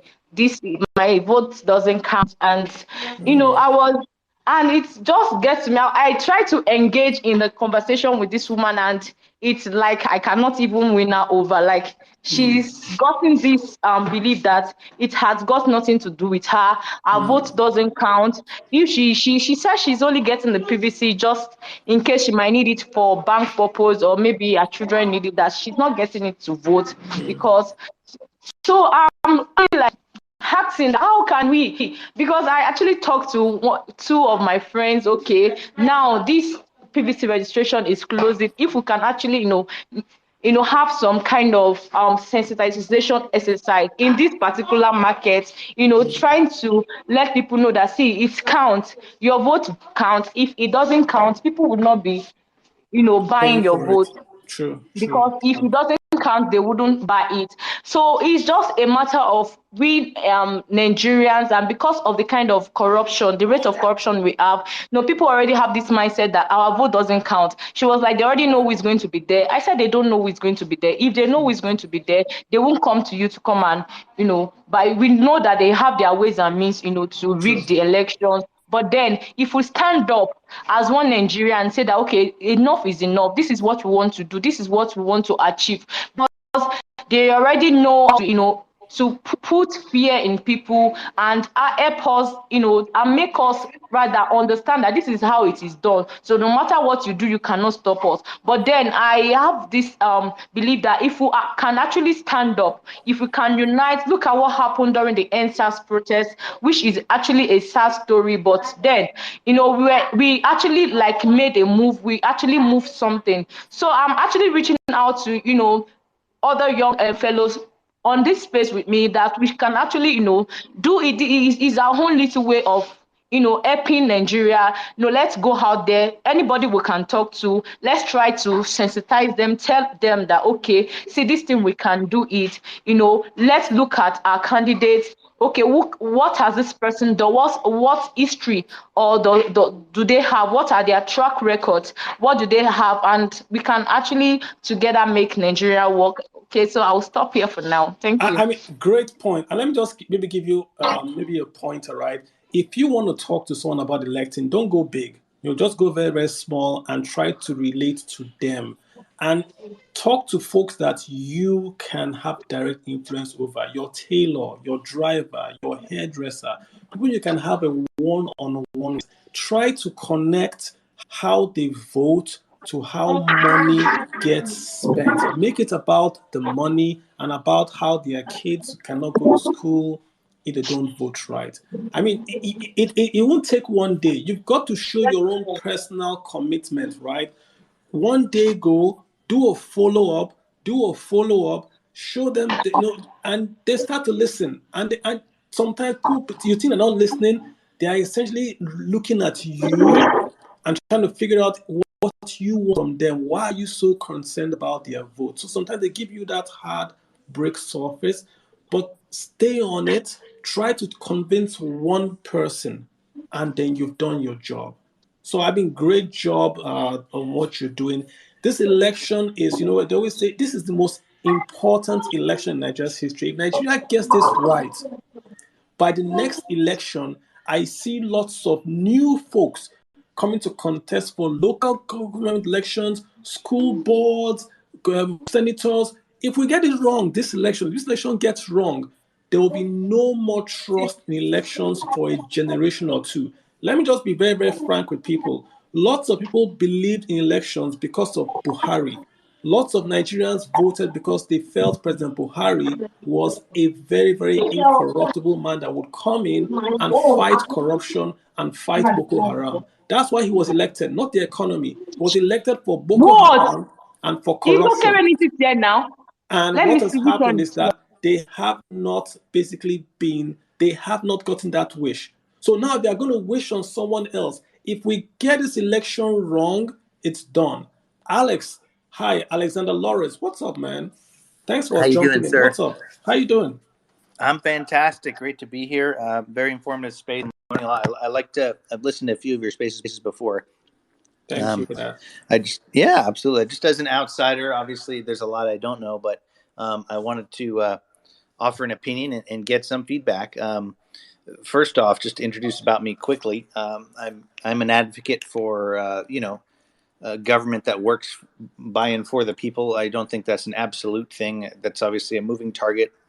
And I think a lot of the concerns I've heard voiced here are, well, most Americans or Nigerians I talk to wouldn't share this opinion. I think they're actually very similar to what, kind of in a different way, but similar views to what Americans are running into in their own system, and probably most democracies in the world, right? Because nothing is an absolute. There's no perfect, kind of representative government, and no absolutely, 100% bad one, right? So it's somewhere in the scale, and I'm a supporter of, obviously whatever candidates. I haven't particularly understand anyone, but whoever offers that, and I'm very strong proponent of fiscal conservatism and allowing entrepreneurs and businesses to help spur the economy, as we have some really spectacular ones in the U.S. that have changed the American economy in the last 30 years, right? From the big tech companies to the Elon Musks, et cetera. My main question, that was kind of a comment, I'd like to know any feedback. And then my main question is, how can an outsider help from a business perspective? What can we do to help? I think what Nigeria needs from the quote unquote West is two things right now. Number one, advocates to ensure that the elections are monitored and there is no, should we say, hanky panky. We want people to know that if they flout the election, they're going to get hit by bans on visas, on traveling out, on asset seizures. Do we want to keep the political class honest? That's the main thing that we need from now till elections happen. But most importantly, I think it's just going to be investments, right? Because in the end, an economy can only work on the investment it has. Nigeria is a large country, needs a lot of investment, not aid, investments into the country. So whoever can advocate for Nigeria to listen, guys, keep an eye out on Nigeria. They have this election up. Don't let this thing just go. Let no violence per se. Don't allow the guys that are elected to deploy the army and to pass unnecessary laws. Those are very, very helpful because the Nigerian politicians, that's what they fear. They fear a visa ban more than they fear anything else. So if you stop them from traveling, if they do not conduct a good election, you've done Nigerians a whole lot of good. That's really what we need from now. The rest, we can take care of it. I would say we did the investment, but this election period, we want to make sure that everyone is aware that the world is watching and it's not going to be the same, like just going out to the ballot box and all that. So thanks, Alex. I mean, if you want to come back and say something. Yeah, well, thanks, Mr. Aja. Appreciate your time and giving me the space. And Super. I definitely don't speak for my government or I necessarily hear you. influence them, but from an entrepreneurship basis, I think I'm working with actually, I'm kind of on the Bitcoin side and been in the fiscal conservative, so I have a business that may be moving into Nigeria, but I just want to say thank you for putting on the space and anything I can do to help share the message to the world. I'm sharing the space. I want to get a few other, positive entrepreneurs who want to build something, not just come and come and steal, right? But I wish you the best, and I'm going to continue monitoring and sharing as much as I can about the economic situation there to the rest of the world, because I think Nigeria, I think could be. I actually tweeted this morning a top 10, a few things resolved, major things, a top 10 economy within a decade. So I'm very bullish on Doable. Nigeria, Very and doable. thank you Yeah. for what you're doing. Thank you Thanks, for the bro. time. Appreciate you. Thanks for dropping in. Yeah, I hear you. Hey, Prof. Thank you so much, Prof. Lawrence Udegwe. Thanks for waiting so long. Yeah, I appreciate you. What's up? Hello. Um, Hi. Thanks for giving me the opportunity to speak. Um, I have to admit that I am not very versed in financial and economic kind of discussions, but I will try my best. First of all, I would like to make a chip in a little bit on the suggestion you made about banning public officers from having their children go to school abroad. That sounds like a very, very good and would I say functional idea, but it's gonna be easily loopholed. What do I mean by that? For instance, um, it could go into the vein of censoring what somebody wants to study. What am I saying? A case in point would be if I'm a minister, for instance, and I could just say, hey, I want my daughter to study Russian literature, for instance, and they're not done in Nigeria. Tough, So tough, I want, tough. Prof, yeah, Prof, once we start to give loopholes, right, you know what's going to happen. I agree. I've not said the policy is elegant. The policy is very clumsy and is very, very blunt. But yeah, you need to do it for 10 years. Everyone will suffer for 10 years and then things get fixed. Once you yeah, allow, I want to study literature, I want to yeah, study ants, I want to study Norwegian ants, then someone's yeah. going to go to Norway and study about Norwegian ants, and that's how it breaks down. We need to go How online how to about Nigeria. How about this one? Sorry, I just want to make one more point and then you can take both of them together. How about if I say, okay, my daughter is 18 years old and she has her own money. Besides, I have relatives also who are taking care Doc, of her now. I'm no more responsible for her education. So she's going Doc, to abroad, she's going to the US and she's being sponsored by her uncle. So For why me, are Doc, you, there is no exception. She gets a scholarship, she's not going yeah, to go. You can resign. Doc, and okay. Prof, and I'm just being, I hear you. I'm just saying, if I did that policy, it's a blunt force trauma, right? It's not Yeah. elegant, it's not wise, but I'm doing it because I want to stop something for about 8 years. I hear you. It's going to be critiqued, but how else do you stop this? Because if I let your I daughter know. go, tomorrow the papers are going to say he let his daughter go. So my daughter too has cousin abroad. Then everyone's going to have a cousin abroad. So stop. Yeah, Listen, people's kids have been at home for a year, I and know. the legislator that reports to you, because they are civil servants, the legislature's kids have graduated. So Okay. invariably, if you're the child of a government worker, you have an unusual advantage that you can Mm-hmm. graduate, you can get a job because you are abroad, and the kids in Nigeria are not being able to graduate. This is Yeah, a I know. I know. scandal. It's a Yeah, massive scandal, and no one is talking about it. They're my own kids, because yeah. my Or kids you have this. even go abroad and go and do a program and post a picture to show us. Can you imagine? That's what rankles me. They go abroad and they take a picture. So the governor of a state will shut down the university. Then his own kids will go abroad, graduate, get a job. Then he'll take picture and send back. Then he'll come back and say he's the governor of that state. Then other Mm-hmm. people will be like, oh, he's a good. Let's call. I don't care about ASU. ASU to me are like I said, they are taking hostages, and ASU All should be right. wiser. But the way it is right now, I think a blanket ban, education and health. Let's start with those two.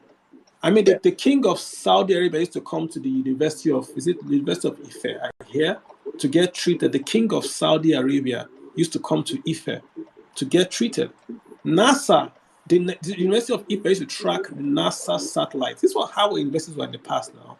Now, universities, I went to my university. I'm ashamed to call the university. I don't want to get embarrassed. My God, it was a pigsty. I could not believe what I was seeing. Unbelievable. This is a federal university. They had girls on double bunks, 12 in a room. They were cooking outside. Unbelievable. Federal University. How can students read there? How is it possible? But then you just go. You go to schools abroad. You see Nigerian politicians. Say their kids. My kid is University of Hampshire. They'll be boasting. My kid graduated in. They'll be posting the picture. It's so annoying. Heaven help me. If I got $1 billion, I'll start an NGO that would follow your kid to his home and put a sign there. But I don't get. Oh God. For me, I actually do not believe that the solution to to Nigerian education problem lies in the universities. I think one of the problems actually is the glorification of over glorification of university education. If you look at the big universities, like right now, I'm a visiting faculty at MIT. MIT didn't start as a degree granting institution. So we have a lot of need for different kind of education other than a bachelor's degree, bachelor of science or bachelor of arts. We could That is true. reinforce other type of education, even some other type of even informal education. We have an education system in the East that is being brought to the limelight lately, the one Yeah. boy system, Yeah. So, and that's going to lead to my next question. Carlo, feel free to not answer this question because it might venture into a territory that you might not want to go into. You're a Carlo Amanudigwe, so we are in the South, what they call us the Southeasterners now. I look at a place like Aba and Onisha as an Hussein Bolt trying to run, but you tie like a trailer, a ton of weight at his back because he can't, for that reason, he cannot run anymore. So we don't have it. We have a lot of, would I say, potential trying to propel with a lot of energy, but Nigeria is holding a place like Aba and Onisha backward. What do you think should happen if the next government turns out to be a government that wants to pay attention to those two cities or cities like that, Aba, Newi, Onisha, so forth? And I'm I gonna think step back to the I listener think section. you will see the GDP double in 4 years. If the government simply, let me just give you, if the government simply goes and puts a rail line from Lagos to Aba and Nnewi, and then takes that railway line out of the ports to say Onne or Port Harcourt, just does that alone, GDP doubles. If you simply allow Aba Geometric to provide uninterrupted power to the largest SME cluster in sub-Saharan Africa, which is Aba, you see your GDP go up by 25% immediately. If you allow trade and commerce, you say you are going to devalue, or you allow those guys to create their own credit, their own transfer of credit across borders. Say they want to trade in China, they can take their own dollars and do a swap, or you want to China without going through a bank and all that. You also see a 25% bump in GDP. Any city, anything you touch in that city, because they have not seen federal presence in a while, it's brand new investment and it has a high return on investment. We don't have to be tribal about it. The largest metal SME cluster in Nigeria is in Newi. The largest market in West Africa is in Onitsha. The largest SME cluster in Nigeria is in Aba. These are the facts, right? So you've got to go invest where you can get the low hanging fruits. If you simply build the roads going from Nnewi to Aba, you increase output. That's GDP right there. You increase exports. If you open up the port in Onne and Calabar, you ask commerce. That's exports. That's GDP. So, I mean, it's for the next president, whoever it is, to look at Nigeria as quote unquote a business and try to create wealth. And not to do this, let me go fix North-South region or South-South or South Universal region. Makes no sense. Kenny, what's up with you, man? Crop Kenny, thanks for waiting so long. Appreciate that. Go ahead, Yeah, sir. yeah, thank you. I think I've been following you, and I actually appreciate your analysis on financial terms and all that. Thank you But so much. I think, yeah, in our government uh, operation, we have a lot of lapses, a lot of loopholes for corruption. For instance, I work with a company. I won't mention the name of the company before I actually become a farmer. There are a lot of corruption in that company. So many corruption. In fact, the chairman of that company can literally sign on a tissue paper. You go to the bank and cash in your money. You go to the bank and cash out that money. But what did they do differently? They came to Nigeria, pay off all the shareholders, and take over the company themselves, and set up a program called SAP. They spent billions of dollars on that training. I was part of the people that actually attend that training. What happened is within a 12 months, just 12 months, they block every loophole of corruption.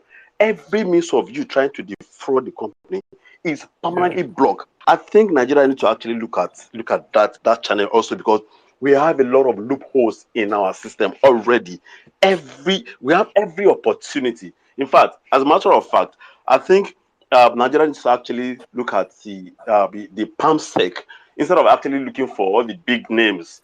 You know, start from the palm sec, because they are the ones who are on ground, and they are the one aiding this corruption for these guys. So that's my That is little true. contribution. Thank Good you. point. And it goes back to Ken, it goes back to education that if we elect trained people well, those are the palm secs, right? Not the politicians. The guys are going to work in the ministry. The ministries are Exactly. the elite workers. If you go to Singapore, the best paid workers work for the government. These are the elites because these are the guys that are going to. The economy of Nigeria is being managed by civil servants because they give you the permits and they write the policies. When the politician says, I want to make this policy, the civil servants write it out now. They implement it. So that should be the elite. In those days, if you work for the government, you are the smartest person in the room. So the government would employ you, your brain would work for the government. Same thing in Israel, right? So they get the very, very best for the government, and then they set the policy, and then the whole nation can then follow. Not this system where the government is put your kids that cannot get a job in the private sector. So if your kids can get a job, call that guy in that ministry, send 3 kids, let them go and work in Ministry of Finance, let them go and work in LLNG. LLNG, CBN, they are all where the rich kids go work. Then they give you money. What's that thing they do? Money market 10K. Their kids go abroad, come back and get a job in LLNG. You stay in Nigeria and they give you 10K as money market 10K, and you hail them. Man, Kelechi, what's happening, man? San Marion. What's up? Fine. I don't know if you can hear me. Very, very low, sir. I can hear you, but you're very, very low. Nobody can hear you. Can you increase that mic up? Yeah. Can you hear me now? I can hear you now, sir. Okay. Actually, the main reason why I picked up the mic has actually been answered. That was something relating to the school issue that the one lawyer guy was talking about the law tampering with democracy and all that. But I'm still actually going to talk on that. But first of all, I think this whole issue that we are suffering in this country is because whoever it is that is on that presidential seat is over. Let me just put the federal government is overburdened. Like they have too much of work that they cannot handle. In this country now, the federal pays the police. They're the ones that pay the FIR, that's the road safety. They're the ones that pay the civil defense. They're the ones that pay, like, literally every security Everything, body. right. They are the ones that pay them. Let's say this country is generating, let's say, how they put it. Plus, I don't even want to talk about subsidy. Let's say this country is generating 1 trillion naira. Now, if you calculate the whole salary, let's say everything is amounting to, like, see, that 1 trillion naira. Now, plus subsidy. Now, the state government literally has nothing that they are handling. All they do is just sit monthly they get allocation, and I'm still going to talk about that. They just get allocation. What they do with that allocation is not like it's none of the federal government doesn't like really they are not really concerned about what the states do with these allocations until when the sitting governor leaves office. That's when the EFCC will now start going after whomever it is that is doing us. EFCC. Oh my God. You guys Yeah. are triggering me, man. I mean, Kelechi, look at it this way, right? The Chinese do a 10-year plan. They sit, they do local, state, federal, 10-year plan. This is what China wants to achieve. Then everybody takes it and runs back. So it doesn't matter who is the president, they have a 10-year plan. Even America has Democrats and Republicans, but you can't come and say you are running to cancel, say you're not going to do school lunches or you're not going to do Medicare. So, I mean, they also have broad parameters. Good Luck had cassava bread. Where did it go to? It's gone. Why should such a policy just go? Right? We should be able to say, okay, what are the good policies and continue them.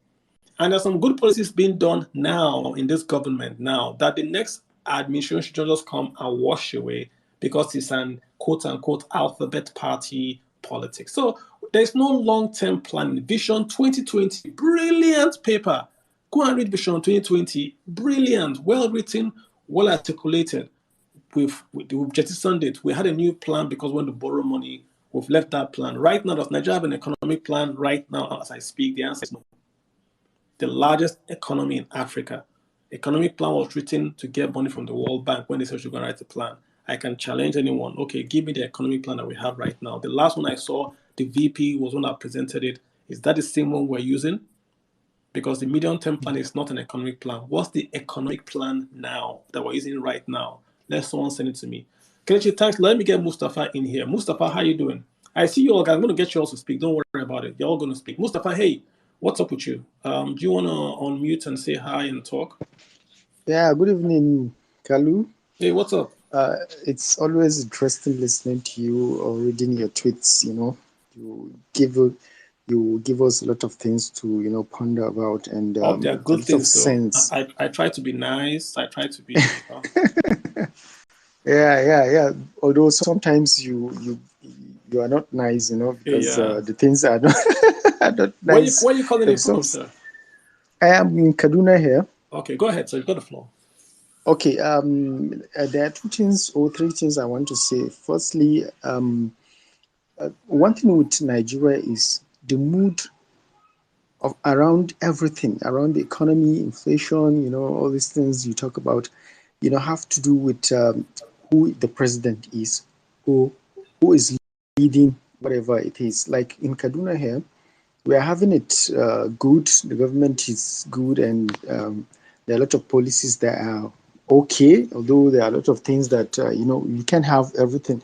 Everybody cannot agree with everything you're doing, but things are getting better. Kaduna is getting set for development. Actually, Erufai is the kind of person everybody knows who he is in Nigeria. So why are those things not the same in other states? Because the people there see things differently.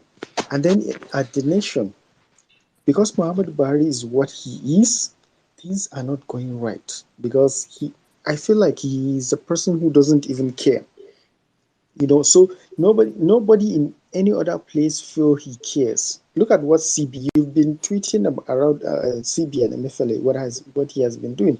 And I read one of the tweets there was an array of tweets you said you tweeted some time ago. I was like, there is nobody who tolerates MFLA, only Muhammad Buhari, because he doesn't care, and that is why everything is going the way it's going. The economy is bad, the exchange rate is bad, inflation is going whack because he doesn't care. So somebody talking about election. If we don't elect the right people who have, who care about where Nigeria should go, things will not get right. Make policies, do whatever you want. If the leader comes and he's the kind of person that will, put this thing in the trash can, it will not work. So we have to get it right with the government with politics first, then everything would come in place. Then, I hear you. Yeah. hello? Yeah, go Okay. ahead. Last one. Yeah. Got about a minute. Okay. And then, okay, you tweeted about, I think, was it somebody who suggested the CBN governor should be from banking or something? I think it's not necessary that the governor have to come from bank. You've talked about this thing. We had Emefiele. Emefiele was in the A banker. was a lecturer. Emefiele, no, not Emefiele. Soludo. Soludo did a great thing. He was a lecturer. I think he Yeah. was from the Yeah. university. He came and did what he did. I got into banking because of Solidays consolidation in Interesting. 2006. And then we have SLS. Sanusi Lamido came from First Bank. He came and he did great. We had two great people back to back. One from banking, one from the lecturing from the academia, and they did great thing. Emefiele came from banking, but he's not doing great. Why? It's because of the personality of the person. I tweeted it. Uh, when a person who cares about what happens around him, and then he have maybe a woman that cares about what he's doing, things will go fine. Emefiele, maybe, yeah, he's a bad policy person, and then the government, the president doesn't care, and things are going the way they are. So that's just it. It's about the My theory, personality of the people we have and over. my theory, Mustafa, is that he went to run for office. So in the last 4 years, his second term, he did policies to help him become popular and run for office. So he targeted CBN Because he, intervention. And I'm making this is my personal view. My personal view. He targeted CBN interventions to swing states that would give him delegates to win the delegates at the convention of the All Progressives Congress. So he did in the North, West, yeah, he gave rice to that's because farmers. the president has allowed him. The president is the kind I of know, but I'm yeah, just trying to lay down my case against him, right? That's what yeah. he did. He used the guise of monetary policy to shut down imports and create an artificial marketplace for certain political people that were and funders to make money. Then he supported the giving of subsidized below MPR loans to certain groups in certain states. And this was done not to aid the overall economic development of Nigeria, but to win him delegates. He was going to run for president and he decided to do all this then. He printed 19 trillion. Do you know what to print 19 trillion means? He printed, this is just what we know. He printed 19 trillion and gave to the federal government of the party that he was going to contest under so that they could pay salaries, hoping that all this would buy him either a presidency or a vice presidency. He created the inflation that he is now fighting by increasing interest rates, killing off SMEs. He stopped the monies coming in via cryptocurrencies, not because there was fraud there, but because they knew that or that the youths could use that to self-fund third-party delegates. There's fraud in banks. Has he shut down banks? So why is he shutting down crypto? Crypto is easier to enforce than bank because you have to go through the internet for cryptos. You don't have to go to the internet for banks. So he's done all this and now he has failed in his presidential campaign. So he's now raising rates and telling us to come and fight him, which I am going to do. Thank you very much, Mustafa. I appreciate you That's coming bad in, actually. right? That's terrible. And Yeah, I mean, it's my view, he my got the facts. platform from Anyone the counter it. president, I'm and right. that's why If we need to CBN get a wants to president come, that is strong. someone sent me a DM, was going to come and talk on CBN, defense of CBN policies. I was all set up, sent me a DM and says, oh, they said don't come again. I appreciate that. Yeah, don't come again. But if you want to come in, they don't want to come, come. I give you a full floor, No interviews. We won't take phone calls. We'll just talk. Explain what CBN is doing. We'll just talk. No worry, no one call. Just you and I. Hey, Abraham, what's happening? Abraham, great. Hi, Kylie, well done and great job that you're You're doing. going to increase the volume a bit, Abraham. Okay, can you hear me better now? I can hear you, but it's still faint. But go ahead, sir. Okay, I'll try. I want to say well done on the job that I've been following the last few days. Thank you, sir. Your tweets. I have two questions. Number one is, what do you think, or how do you think the Procurement Act impact the economy of Nigeria? I think, I mean, you mentioned the Land Use Act, and I think the Procurement Act is as problematic to the Nigerian economy looking at the budget. That's one. Secondly, when we mentioned Dangote, I mean, my mom sells cement, and she's been doing that since maybe 25 years or what have you. And I've never seen the price of cement gone down ever, even though I've not lived in Nigeria. I've not lived in Nigeria in over 25 years. But because my mom sells cement and we exchange money between each other for her to trade sometimes, I've never seen the price go down. How did we build an economy that is not only monopolistic, but is become oligopolistic? Because we have just a few oligarchs.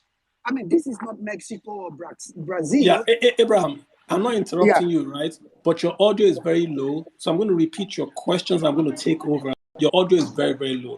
So Abraham, Okay, you're please asking go number ahead. one.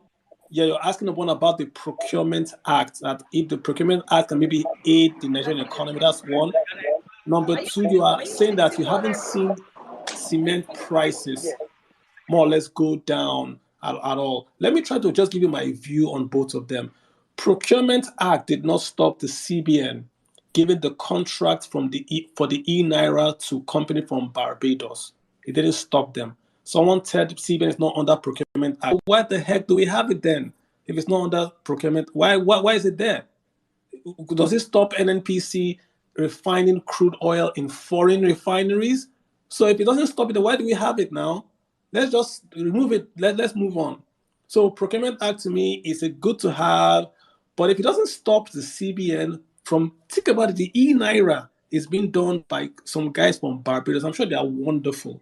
But we have guys like Nigeria here that could brag about it and could get other jobs. That's how you grow local companies. You give local companies big jobs that take them international. So it's on their CV. We did the e-Naira. Then they can go to Ghana and do e-Naira. They can go to Mauritius and do e-Naira. But no, you took it to Don't worry, Barbados. Carlos. They're Obvious. still looking for ways to stifle the fintech industry. Oh So my God. they have not finished Okay. looking for strategies. So I that's hear why they you. Yeah, I mean, so My key point is: do we need to tidy up the Procurement Act, because I think is what they're it's actually okay using to the way steal. it is. It's okay the way it is. You can make people obey the spirit of the act, not to look for loopholes. If we obey the spirit of the act, then nobody is going to buy a Toyota car when there's Innocent selling cars now. Nobody's going to buy cornflakes from Kellogg's when there are local cornflakes. Oh my God, I said local cornflakes here. So the spirit is more important than the law, Abraham. That's what I'm trying to say. Not when it suits us, we buy a car outside and say you want to buy a car outside. We have local cars here, local batteries, local stuff here. That's Procurement Act to me. Implement it locally. Your second question to Dangote, cement, and the rest. Cement, you wouldn't see it going up and down because we use a naira that has always been going down. So the naira has been constantly being, what do we say, deflated, right? Oh my God, what's happening to Twitter? Looks like Twitter is down. Okay. So the naira has been deflating over a long period. So you wouldn't see the price go up. But the real thing is this: can anyone name any product that Mr. Dangote sells that the price has gone down, even when he's a swing producer or a monopoly producer? If we can't name that any product, then why the heck are we giving that guy all that support? I love that guy. That guy is my hero. I met him in Lagos Business School. I see that guy. A few years ago, he was doing imports of sugar and rice. The same with many other Nigerians. He's the only one that went and invested money and built cement. Before he built cement plants, BCC Oboko was there, Eagle Cement was there, Lafarge, this Lafarge you are seeing was there, Ashaka Cement were there. What the were they doing when the guy was building all the cement plants? Nothing. They were like watching him. He built a cement plant, he became a monopoly guy, no one challenged him. So I give him that. Same thing with this refinery. He's building it at least. He's building it at least. He's built a refinery. He's building a he's building rice. He's doing sugar. He's doing noodles. He tried to at least. So this is where I'm torn with that guy. He's an entrepreneur that gets a lot of government help. When he gets in there, he seems to want to control and keep the prices high. If I was the president of the country, I would hey, this is a good deal for you, man. You keep your monopoly, but you drop the prices. If you can't drop the prices, I will allow foreign competition. Why can't I import cement? If you say the largest producer is in the world or in Nigeria or in Sub-Saharan Africa, but your cement prices are higher than the imported ones. If you can't keep your cost lower than imported cement, then let's try somebody else. Same thing with his fertilizer plant. He uses urea, the natural, these raw materials for his cement, for his fertilizer plant is natural gas. He gets natural gas from Nigeria and water. So to make his fertilizer, the main ingredients is natural gas and water. So why are his fertilizer plants products so expensive? Why is fertilizer so expensive in Nigeria? If he's the one that controls the whole market, he gets his natural input from natural gas. So that's he has questions to answer. He should just be sitting there and saying the richest man in Africa. If we can't get the products cheaper, then he should skip way. How much is Microsoft in America? How much is it? If Bill Gates was too big, they called him in and said, you're a monopoly, and they broke him up. Why? Because they want the population, the consumers to have choice. Why? Choice reduces prices. If you get too big, they break you up. You just can't be big for nothing now. Let's be big and let the prices fall. Love Dangote, but it's got to reduce those prices. And these are the same words that the central bank governor told him. This is not me saying. The central bank governor told them, told Dangote, told Bua, it's in the papers, Google it. You have to bring the prices down. This excuse of you are in Nigeria doesn't cut it. Your prices cannot be more expensive than imported cement. Can't happen, should not happen. Vincent, what's up, man? Vincent Adeoba. Thank you for waiting, sir. I appreciate you. Hey, Vincent, your hand is up. Go ahead. Okay, yeah, thank you, Kalu. Amazing stuff that you are doing, right? So just a few comments. I think two things that we do too much in Nigeria is that we pray too much and sometimes we advocate too much, right? We are very poor when it comes to mobilization, and maybe we need to start doing things differently, right? Looking at the situation of things in Nigeria, sometimes we focus on the executive, right? Thinking they are the main source of our problem. But if you look at data and figure, you would discover that these guys are not the problem, right? And 2 weeks ago, I did an analysis, right? At the moment, we have 1,497 elective positions in Nigeria. 1,497 elective positions in Nigeria. I'm not considering local government because the local government system has been decimated already by the state government, right? Local government is now more like an appendage of the state government. Now, out of this 1,497, we have just one president, right? We have 109 senators. We have 360 House of Rep members.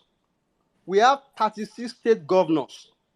And we have 991 state House of Assembly legislators. So out of this position, only 37 are executive, right?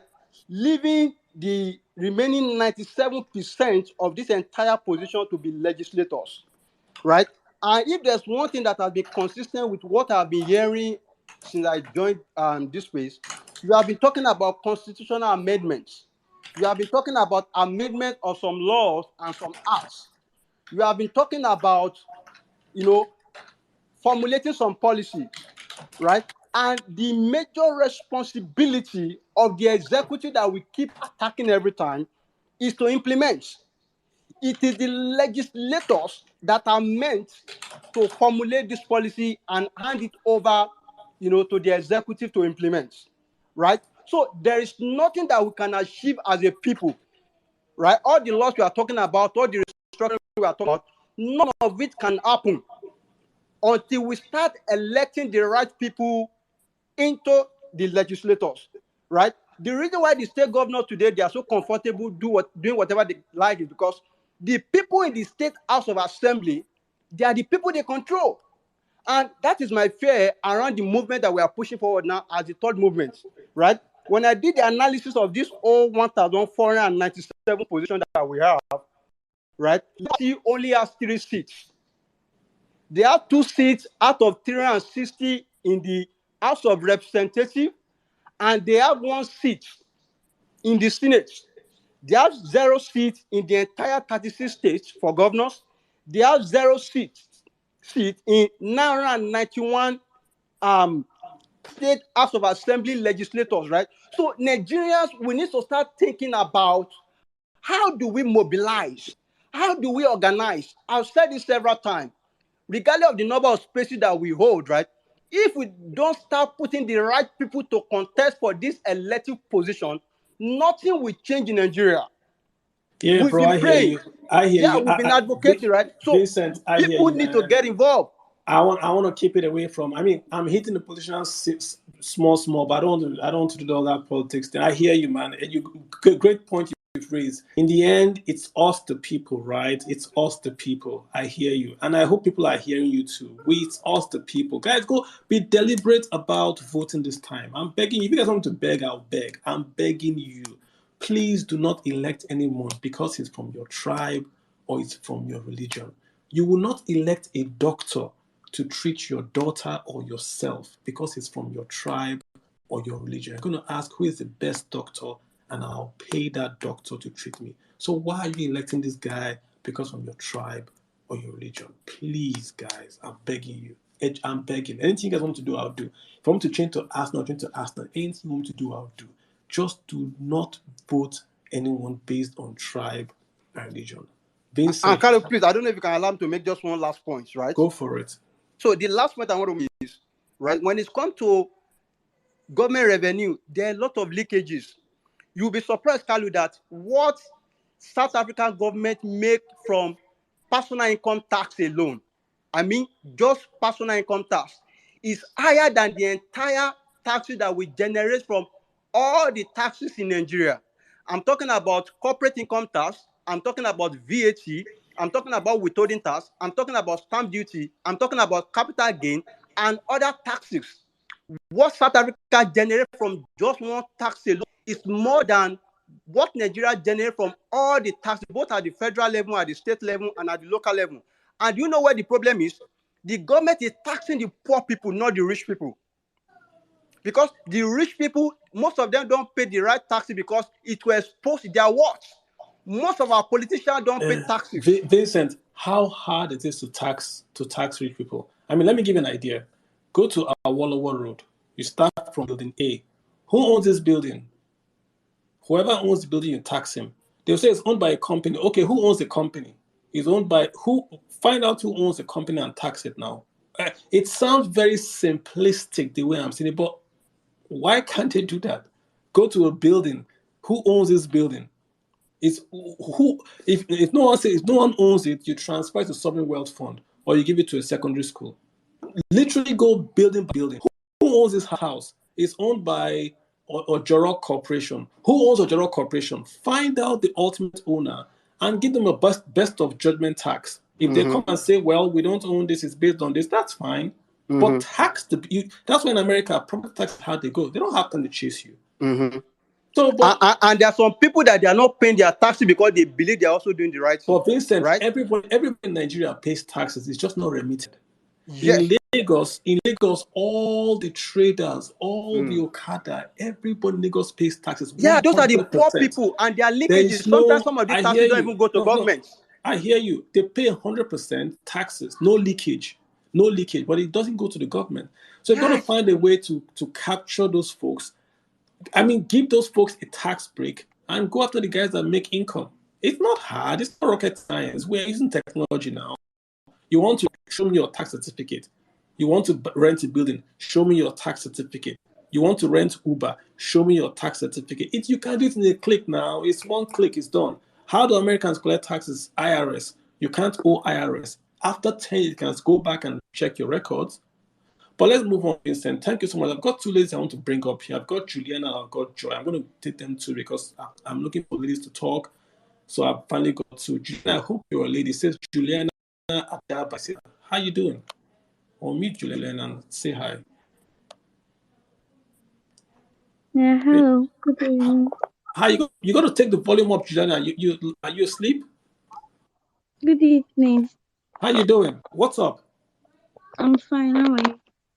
I am very, very well. What do you want to talk about? You say we are talking about the inflation and exchange rate. Yes. Where are you calling So, from? from Ghana. Man, what's happening in Ghana? Your inflation rate is quote unquote crazy. What's happening over there? Yeah, I think it's the same with Nigeria also. Mm-hmm. What's happening? The thing is, the rate of fuel here is going up daily. Mm-hmm. Like a liter, we buy it now for 11 cedis, Mm-hmm. which is almost 1,000 naira for a liter. Interesting. So But you guys have got crude oil just like Nigeria. You didn't learn from Nigeria's mistakes? we ask our government that. Okay. So what do you go ahead and speak? I'm not interrupting you. What do you want to talk about? I mean, you've got the high Yeah, I want inflation to talk about the dollar rate, which is 7.10 to $1. That's Naira. Like 7.10 naira to $1. Okay. Yes. So when I And came to Ghana, a time ago. I exchanged 22 Naira to 1 cedi. 22 Naira. And the Ghanaians wanted to get my Naira. They were like, we'll take your Naira. Give us your Naira. And they were giving me, they gave but me like now the naira is nonsensical. Even with Jesus. Cephas, naira is nonsense with Cephas. Common Cephas. Wow. So if I So take that's how Naira to, naira is really devalued. That's the thing. yeah, when I went there, we gave the guy 100 Naira. He went underneath the table and brought a huge pile of cedis and gave us, and went back on and Yeah. we said, no, stop. I think the taxi was 100,000 cedis for a Yeah. taxi ride. So now you say it's a reverse? Now the thing is very like naira is very bad. It's equal to the cedis. Wow. So and things are expensive. House is expensive. You get normal maybe self-contained house. You be paying for a year like let's say 5,000 cedis, which is almost 450,000 naira a year. So Mm, and just one room, kitchen, bath, and toilet. So the thing mm, is really things here are really far expensive than I'll prefer Nigeria though, even though the inflation rate is bad in Nigeria. But I'll prefer to live in Nigeria currently Have you than to lived be in in Nigeria Ghana. before? Yes, I was born there. Oh, so you prefer the Nigerian economy to the Ghanaian economy? That is interesting. Like if I have to choose, because things are quite cheaper in Nigeria than here currently, not like before. Mm. That Mm. is interesting. So just I don't want to really ask your age and all that, but in terms of your demographics, I mean, I know you're a female. Are you in school? Are you a worker? What's your No, demographic like?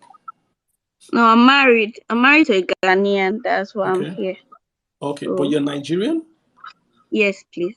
Oh, got you. I hear you. Oh, Mm. interesting. Okay, so well, you guys are always welcome to come back and bring your business. How are you guys treating Nigerians better now? Is the time Nigerians were going through a lot of problems in Ghana to get a shop and all that kind of stuff? It's Is still that the over? same thing. They still have that mindset. I don't know. Ghanaians just have the mindset about Nigerians. that. And Nigerians too, they come here and misbehave. It makes them even despise them more. So like that, they still have that hostility towards us. That's the thing. I Interesting. don't think it will end anytime soon. Okay. Well, thank you. Do you want to say anything else? The floor is yours. No, thank you. All right. Thank you so much for dropping in. I mean, I learned something from you today that you prefer to live in Nigeria, but that the currency is really quote unquote SHIT. So thanks so much for that. Right. Thanks, Juliana. Let me get Joy. Joy, I think I know this Joy. Joy, how Yeah, are you? Mr. K. Mr. How are you K, you know, doing? Joy, good evening. I'm doing good. And how are you doing, sir? I am doing very, very well, Joy. What's happening? Well, everything is going on well. Well done, Yeah. Mr. K. You're doing so well. And I've been following your write-ups, and it's been amazing. Excellent. I Good to know. must commend what you're doing. You've helped so many of us with your wonderful insights. And then I just got to know about this your platform last week, and I enjoyed. I think the week you discussed about US, talking about someone was talking about the day you guys talked about Isusu and the Isusu kind of business for Black Americans, something like that. Well done. Now, Thank you so much. well, a lot has been said about the education situation in Nigeria. One of the things that I wanted to say, which a lot of people have said something like that, close to it, is that you can't give what you don't have. The truth is that what do you expect from the person at the helm of affairs, quote and unquote, what is the person's education level? So that takes me to what somebody was trying to say. I guess Vincent talking about everybody coming out, because the truth is that when it comes to election, this 2023 election, we have to remove sentiment. That is just the truth. And then if you feel that education, you have so much, just like you said, that tell me a country that their GDP grew without investing in human development. And then if that is one of the things that is going to help our economy, then it means that we have to look at the education qualification. It's very important we look at that too. That is true. Yeah. It's very important we look at that aspect too. Because you can't give what you don't have. And then the question I always ask some people, if you look at the people that are running currently, then if is your company, which among these people that are the fourth burner right now, who among them will you want to come and head your company? Good. You know, who among them will want to come and head your company? Because the truth is that, before now, everybody always believed that it's Nigeria, it's Nigeria, it's Nigeria. But this time around, I think everybody is feeling the impact of what's going on. You know, everybody's feeling it right now. Before now, everybody always feel like, what's my own? What's my own? Just like someone said, well, before now, you tell people, come and nobody talks about voting before now, but the whole thing hits everybody this time around. And so it's not just about running to get PVC, but it's also voting too, because if you don't want to continue, you have to get the right doctor to be able to attend to your whatever. So then now I have a question, sir, because looking at the situation now, we're talking about the economy going to the lowest level. I mean, when you talk about $350,000 in the excess crude account, I don't know. I mean, reserve. I heard that Sri Lanka that went haywire, that they even have up to 1 million in their own reserve, and then they went haywire. So then you're not looking at Nigeria having 350. Though some people, some school of thought will say that we have resources and whatever that we can always export crude and whatever. But even the crude that you're exporting, I don't even know. I don't know, sir. What is the possibility right now with the state of our reserve? What's the possibility that we can transact? What's the possibility that we can even transact now with the state of things? Do you understand, sir? Yeah, where's the possibility that we can even transact right now? Yeah, let's talk money. Let's go back and talk money, right? So I'm saying it as it is, right? The country is broke. What that means is that revenue. So let me use my words carefully. Revenue is low. The revenue cannot pay the expenses. The revenue cannot pay the expenses. But Nigeria has got reserves. The reserves with the Central Bank of Nigeria are about $38 billion. But Okay. those reserves are spoken for. What I mean is that those are the reserves that the central bank uses to pay for imports. So when you want to import joy, you will go to your bank, you do that form M, you pay to your bank. Your bank has to give it to CBN, then CBN will pay your exporter, the guy giving you the goods, right? So CBN has taken all that money from you and is owing those guys. So like the airlines in Nigeria are saying, hey, we have flown people, they have paid for tickets, we need to convert their naira to dollars to take back to our country, and CBN is not paying them. So that Wow. currency is also spoken for. So look this way, Nigeria stopped exporting crude oil. How long before those reserves go away? You might say 6 to 11 or 18 months maybe, and it's on the website of the Central Bank of Nigeria. The problem is that if we no longer can sell crude oil, I doubt we can borrow in dollars really outside the country at a good interest rate. That's the problem. That it's going to be harder for us to borrow, because the same way we are seeing the reports is the same way the guys in Wall Street are seeing the reports, right? China has stopped lending cash to Nigeria.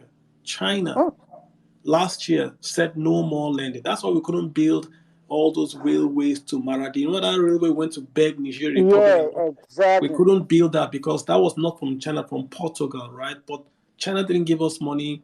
Portugal, I hear, maybe they're not building the train. So obviously we didn't get the loan from Portugal.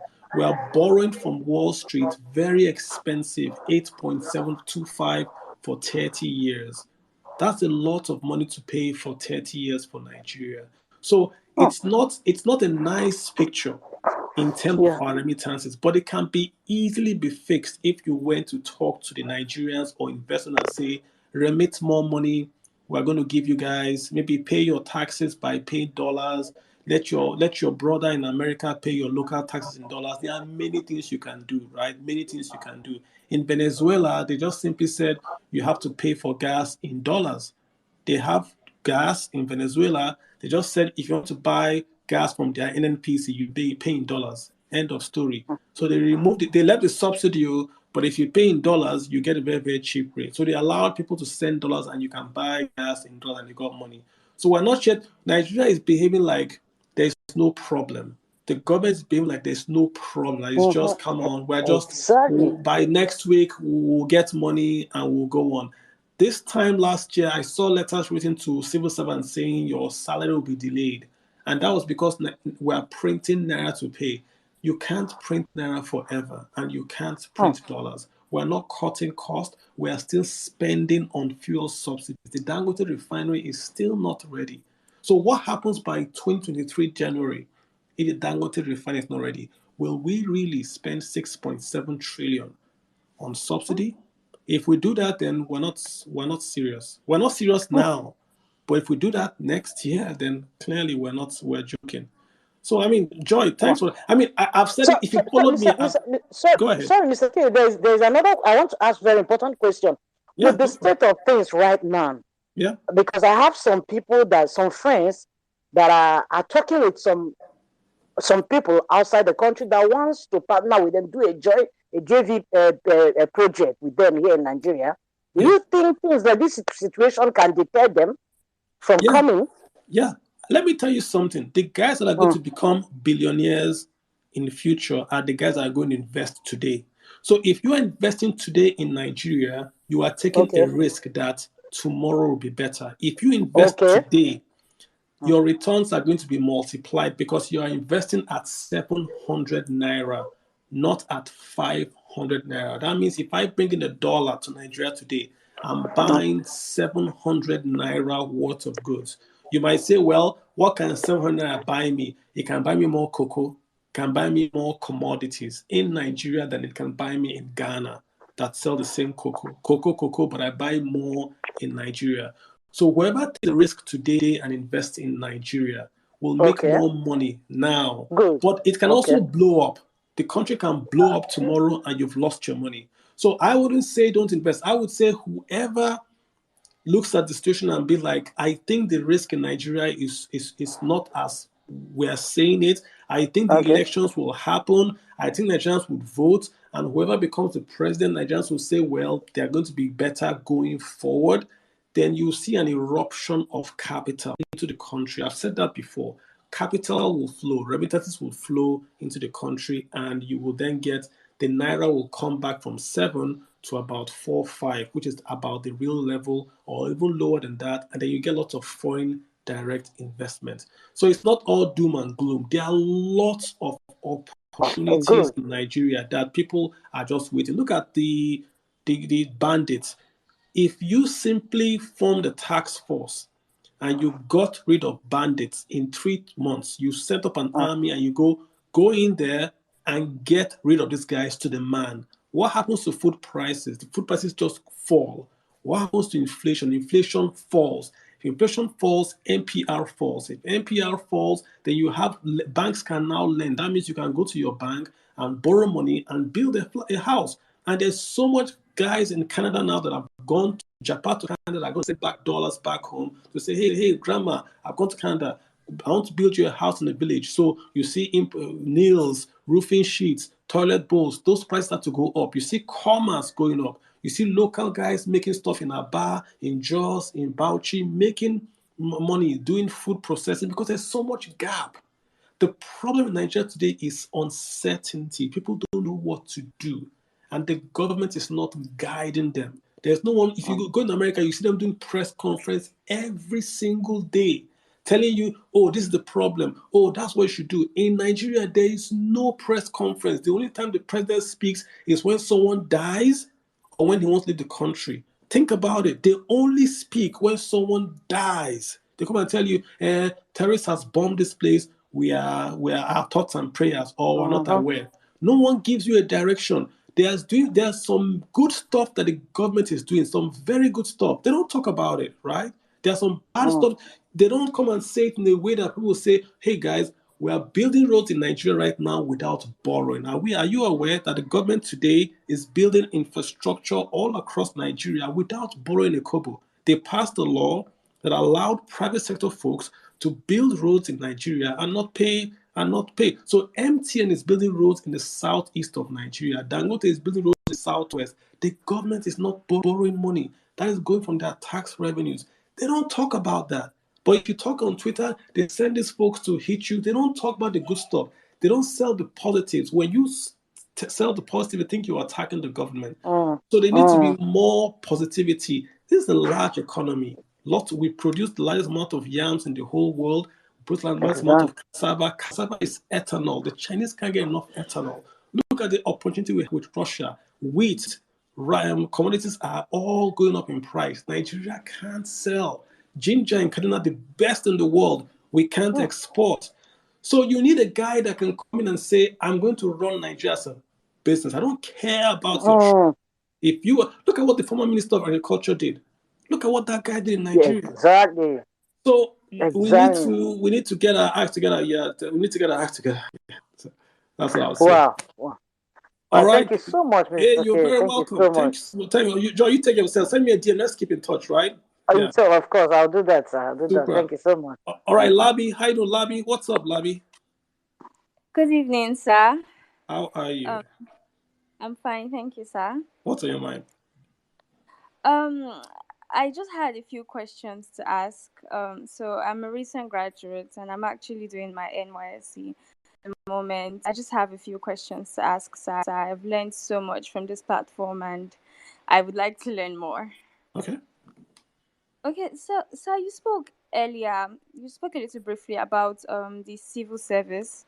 And as a graduate of political science, I definitely understand the importance of the civil service. And I understand that the destruction of our civil service can be traced back to our experience with the military regimes.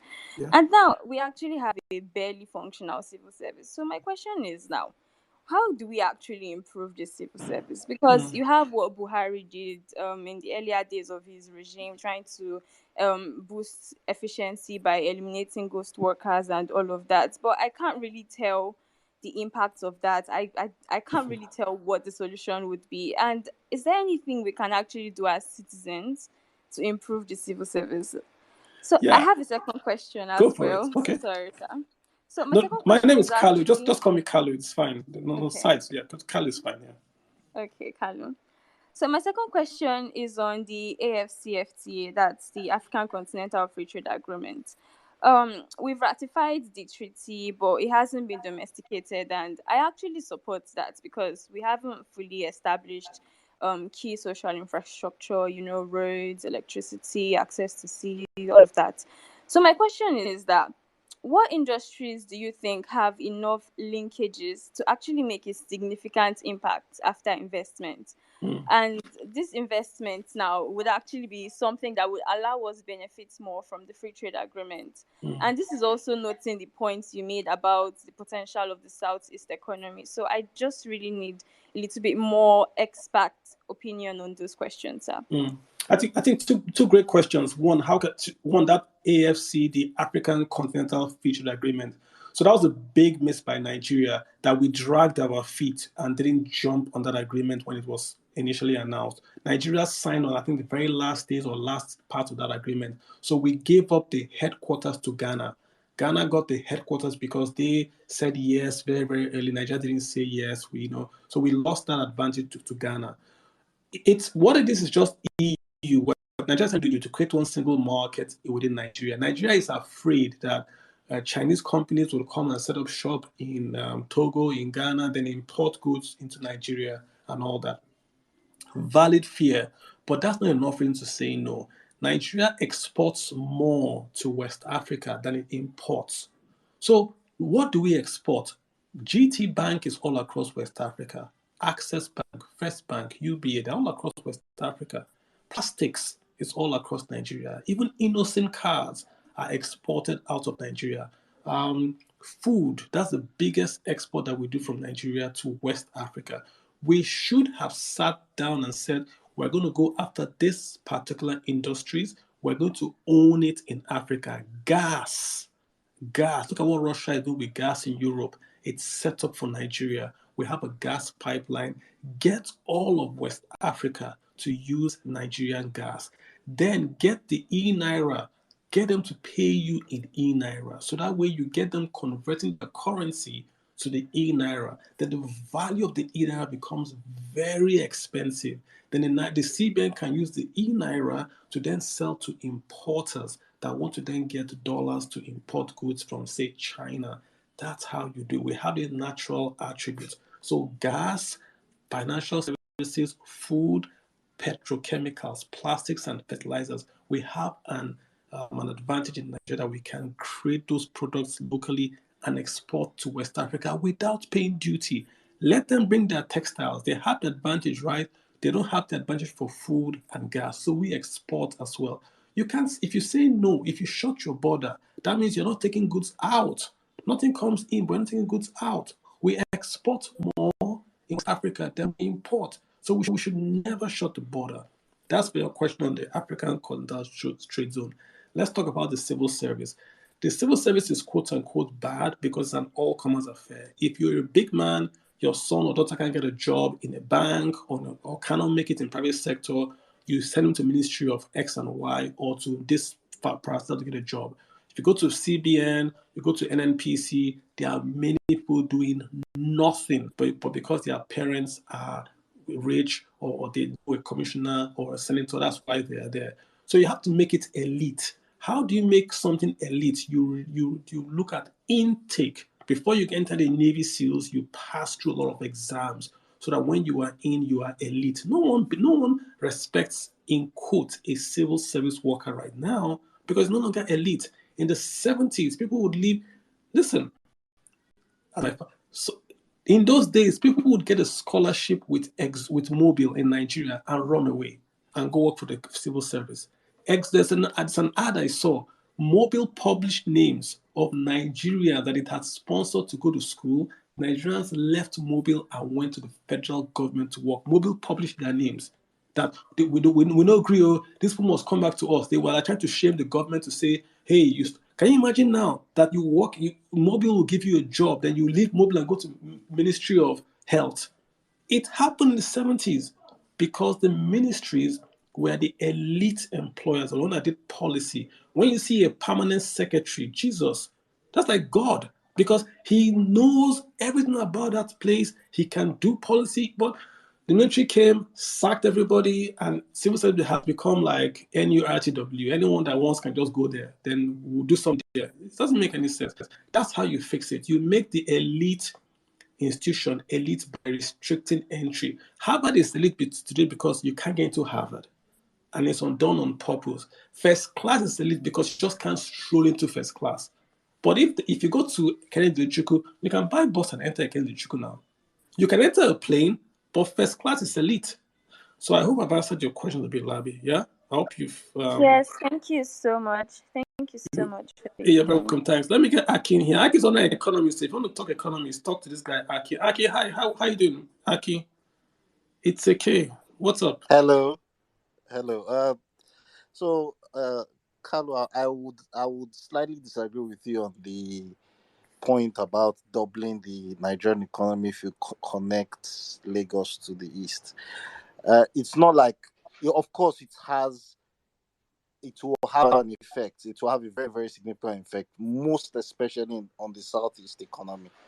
You could argue that possibly the income, so the per capita income in the east is possibly depressed because of in fact, not possibly, it's very likely depressed because of the low connectivity with the rest of the country.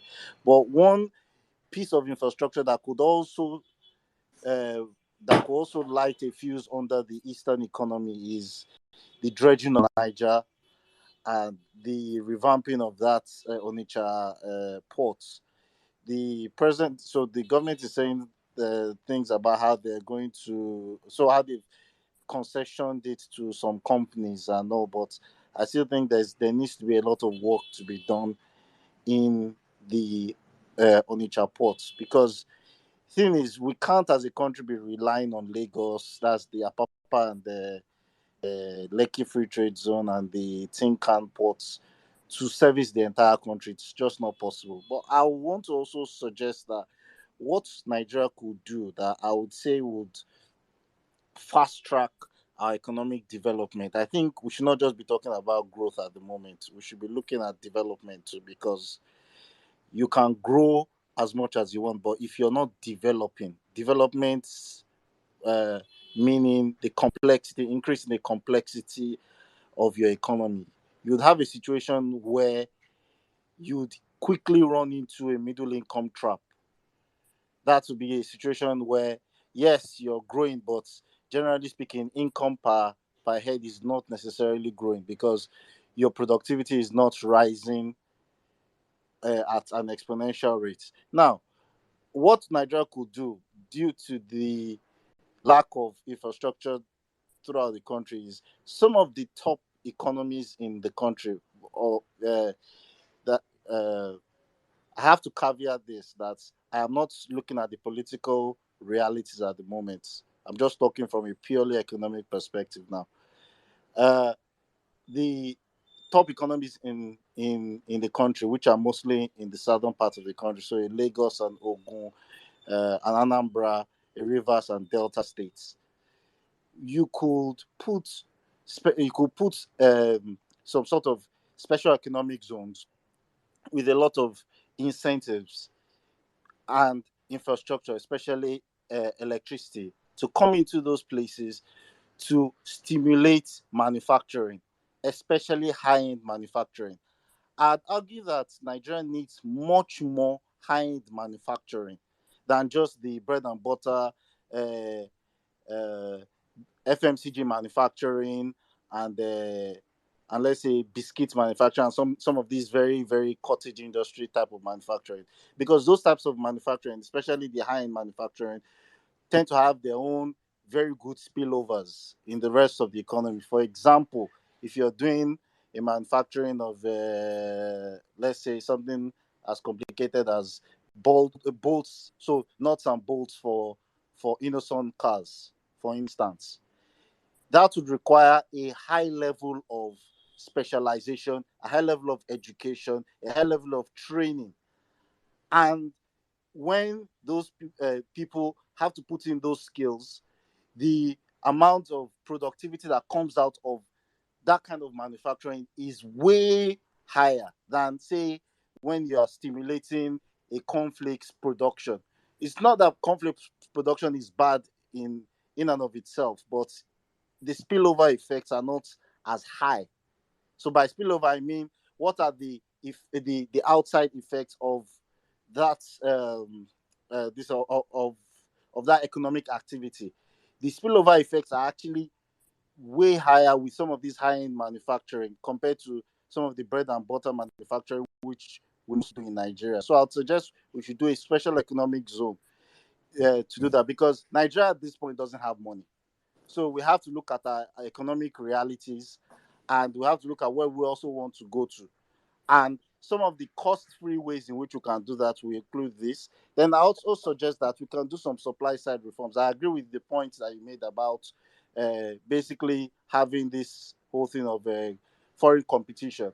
I would even suggest that we should even warn or threaten Dangote and Boa and the likes with opening up of the borders for competition. I think we should just do it, because once we do it, it will be very difficult for them to then go to the government to find a way for how they will lobby the government to close down the borders. Because once Nigerians start to see that the price of cement can be 10 to 50% lower than what we are currently paying, it will be very, very difficult. They themselves would have to adjust to the realities in the market.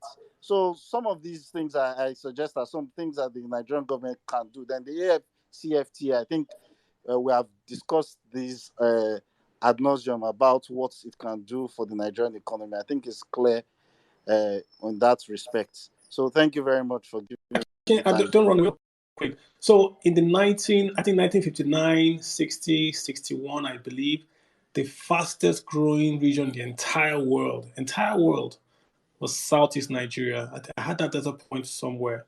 The thing Okay. about the Southeast, why it's going to grow 100% is this: by default or by choice or by policy, it's been ignored. Yes, So I agree. in all of the regions of Nigeria, only the Southeast has maybe one international airport. That was Enugu. Enugu was a local airport that was converted to an international airport. Some regions in Nigeria have two international airports.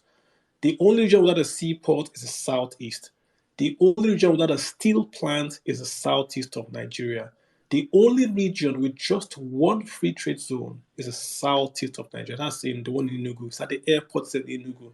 So you see a situation where there is quote unquote zero input, that if you simply make a 10% investment, purposeful plan investment in that zone, then you get a higher rate of return. Not because the people there are better or there's more commerce there, but simply because you haven't done the same investments you've done there that you've done everywhere. There's a steel plant in Katsina, there's one in Oshobo, there's one in Jos, there's one in, where's the other one, Delta, there's one in the Southeast, i.e. none. So steel has got to be imported there. If you put a steel plant in Onitsha, the port of Duisburg, is it Duisburg, the largest inland port in Europe or so? Is it in Germany? Is it Duisburg or so? I can't, what's the name? It's massive. The port of Los Angeles was dredged. It was an Yes, inland yes. dredged port. It's a massive port, the port of Los Angeles. Not all this tankable, you want to go and dredge Niger, you bring one small boat and you be dredging so literally go in there and build a deep sea port in that Onitsha. Yes, yes, Listen, definitely. pay Julius Berger or whoever you want to pay, they will do it. It's engineering, they will do it. It's not, leave all this, they will do it. If you put a port in that location, you connect Newi. Newi makes parts for for cars, largest cluster in the entire African sub-Saharan market, minus the north and the south of Africa where they have imports, right?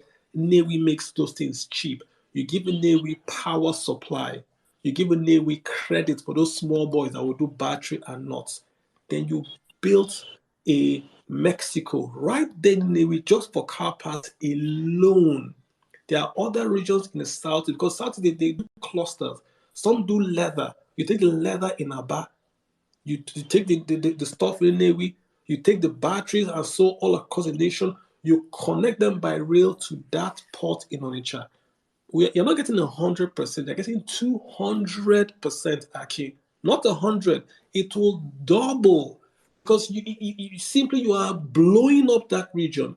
The geometric plant was the first local power plant in all of Nigeria. I think there's one in Jos, the one in Netco, but Geometric was the first massive gas one, right? It's not yet done till today because some clown is arguing with Geometric over who owns the rights of the marketing, whatever. Is really? Really? That's what's keeping it? You can't go. So why can't the government go and just fund Geometric and just get them up and running? I mean, I commend this government. I think Fashla, they tried to fix it and I tried to give them money to start. I commend them for that. Imagine a bar with 24-hour power. You tell me Aba will not double by 45 to 100% the SME in Aba? It would not because there are no roads in Aba. So you do a purpose when you go to Aba and you say, this, we're going to make all the roads 4 lanes. If your house on the 4 lanes, sorry, we'll pay you. But we're going to create in Aba a Shenzhen. You take everybody that's not manufacturing out of Aba, you turn Aba to a Shenzhen, you go and build a brand new city somewhere for the Aba guys that are from Aba. This is how economies are built. China did not get where they are by adding one new road here, then build one train here. No, you do a transformative movement to take the economy like in China from peasants farming pigs and corn in the fields to high value manufacturing on the coast, building chips for Intel and shoes for Nike. That's how you get rich. Not this nonsense where in Nigeria, someone will come and build one road, they will clap for him. Someone will build a bridge. Are you kidding me? A road. My gate man can build a road if you give him the money. So why are we clapping for you that he built a road? And they'll take picture. A governor will take a picture that he built a road. They gave you money, you built a road, then we should clap for you. Okay, if you don't give you money, will you build the same road? Then we'll clap for you. For crying out loud. This country is, the bar is so low that it's underground. And this is the problem. It was just, oh my God, okay.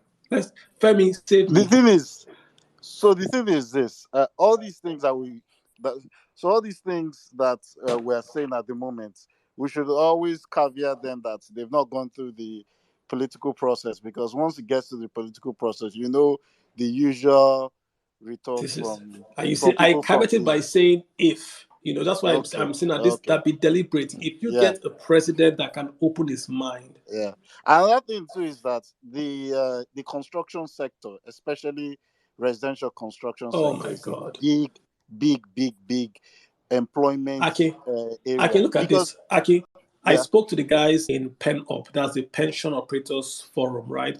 And they were telling me that they were going to do pensions and mortgages. Pensions has 13 trillion, 13 trillion assets under management. Nigerians have a 79, is it trillion housing deficit. Imagine no, we if have a your peer, 22 million housing those deficit. are homes. Those are homes. So if Yes. you convert it to naira, about 79. Imagine if your PFA Mm. told you that you can build a house. So you go to a mortgage company, take your RSA, maybe 25%, and buy down payment that home. So you buy the home, then your rent is now rent to own. So you are paying rent to your PFA, but you own the home. So you work for, because you're a young guy now, you are 35, you paid mortgage for 15 years, you own the home. That's yours. So you now have wealth. The PFAs have a long-term mortgage done. Do you know how many folks Yes. are employed when you build one house? To build one house, think about the bricklayers, the carpenters, the painters, the electricians. Even think about the woman selling rice to the guys that are building that home. Do you know how many jobs you create? So if you just go to a town outside Lagos near Mowe, you clear that land, you put a 6 lane railway, you put a roads, you put power, you build 1,000 homes there. Do you know what you've done? You've created jobs, you've created wealth, you've created accommodation, you've created your GDP just for building that home. South Africa built like 1 million homes in like 3 or so years. Soweto is not a place. I always thought Soweto was a place. Soweto means Southwest Township. But they went and they built homes in that freaking Soweto. Nigeria, since Nigeria was formed in 1960 till today, has not built 500,000 homes combined, the federal, state, and local. From 1960 till today, as we are tweeting, they've not built combined. Are we serious? Singapore has built more homes than Nigeria. Singapore. Is this a serious country? So this when we talk this stuff, we're not making wild allegations. We're saying you need a president because it starts. You're right, Aki. It starts politically. If you have the right president, can listen and can allow everyone to flow, then you can see ideas happening. Somebody will come from southwest and say, "Listen, I want to knock down Sulere, everything in Sulere, and build high rises, luxury flat. If you own a home, we give you 2 luxury flats." Yours, take it and go. But we'll convert Sulere or whatever to all high rises. They are going to put fast rails from Sulere to VI, so you go to bankers will go live in Sulere and then get to work on Wall Street in Nigeria. Do you know what you've done? All of Africa will come to Broad Street now. It becomes your Wall Street. You've created wealth. Look at Hong Kong now. How long from when Hong Kong was to what it is right now? Who did they kill before they built that thing in Hong Kong? What did they do? But we're not thinking. It's all this small mind. I will fight corruption. I will build Niger Bridge. And One the tiny and bridge the thing, from uh, a coastline that is less than how long is that? You can swim across Delta to Onitsha. That bridge is now a political promise to a region of 5 states, and the Southeasters are clapping. He's building the bridge for us. Okay, let's not enter trouble this night, I beg. Let's just move on. Let's not enter trouble because next thing they will report us. I can hang around. I think people are gonna want to ask a question. Hey, Honeybee, what's happening? CEO Oluyika, know this guy. Yeah, good evening, Kalu. Can you hear me?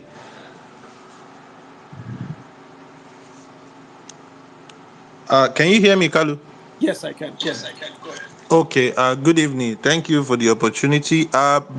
Real quick one, before Akin goes, I just want to sort of reply to what he said earlier about bringing industries, bringing companies, bringing manufacturers. For you to have manufacturers, you need raw material. And I'm going to connect this to the things you said about the guys in Nnewi, the guys in Naba, and all of that. So I work on this project where we support people across several value chains. The leather and garments in Naba, leather and garments in Lagos, ginger, tomato, Kaduna, Plateau, Kebbi. We support people across all these value chains. And what Akin was saying about having manufacturers. Now, in 2020, we went to the state government in Oyo State and said we have farmers in your state, and they need support. And the government actually turned up, supported the farmers with agricultural produce, with fertilizers, with pesticides, with seed inputs, and all of that. Now, we had some investors, people who were willing to, in Oyo State, we support people across tomato and chili. Now, we had some investor who said, I'm interested in bringing my tomato processing plants into Oyo State. So show me the numbers.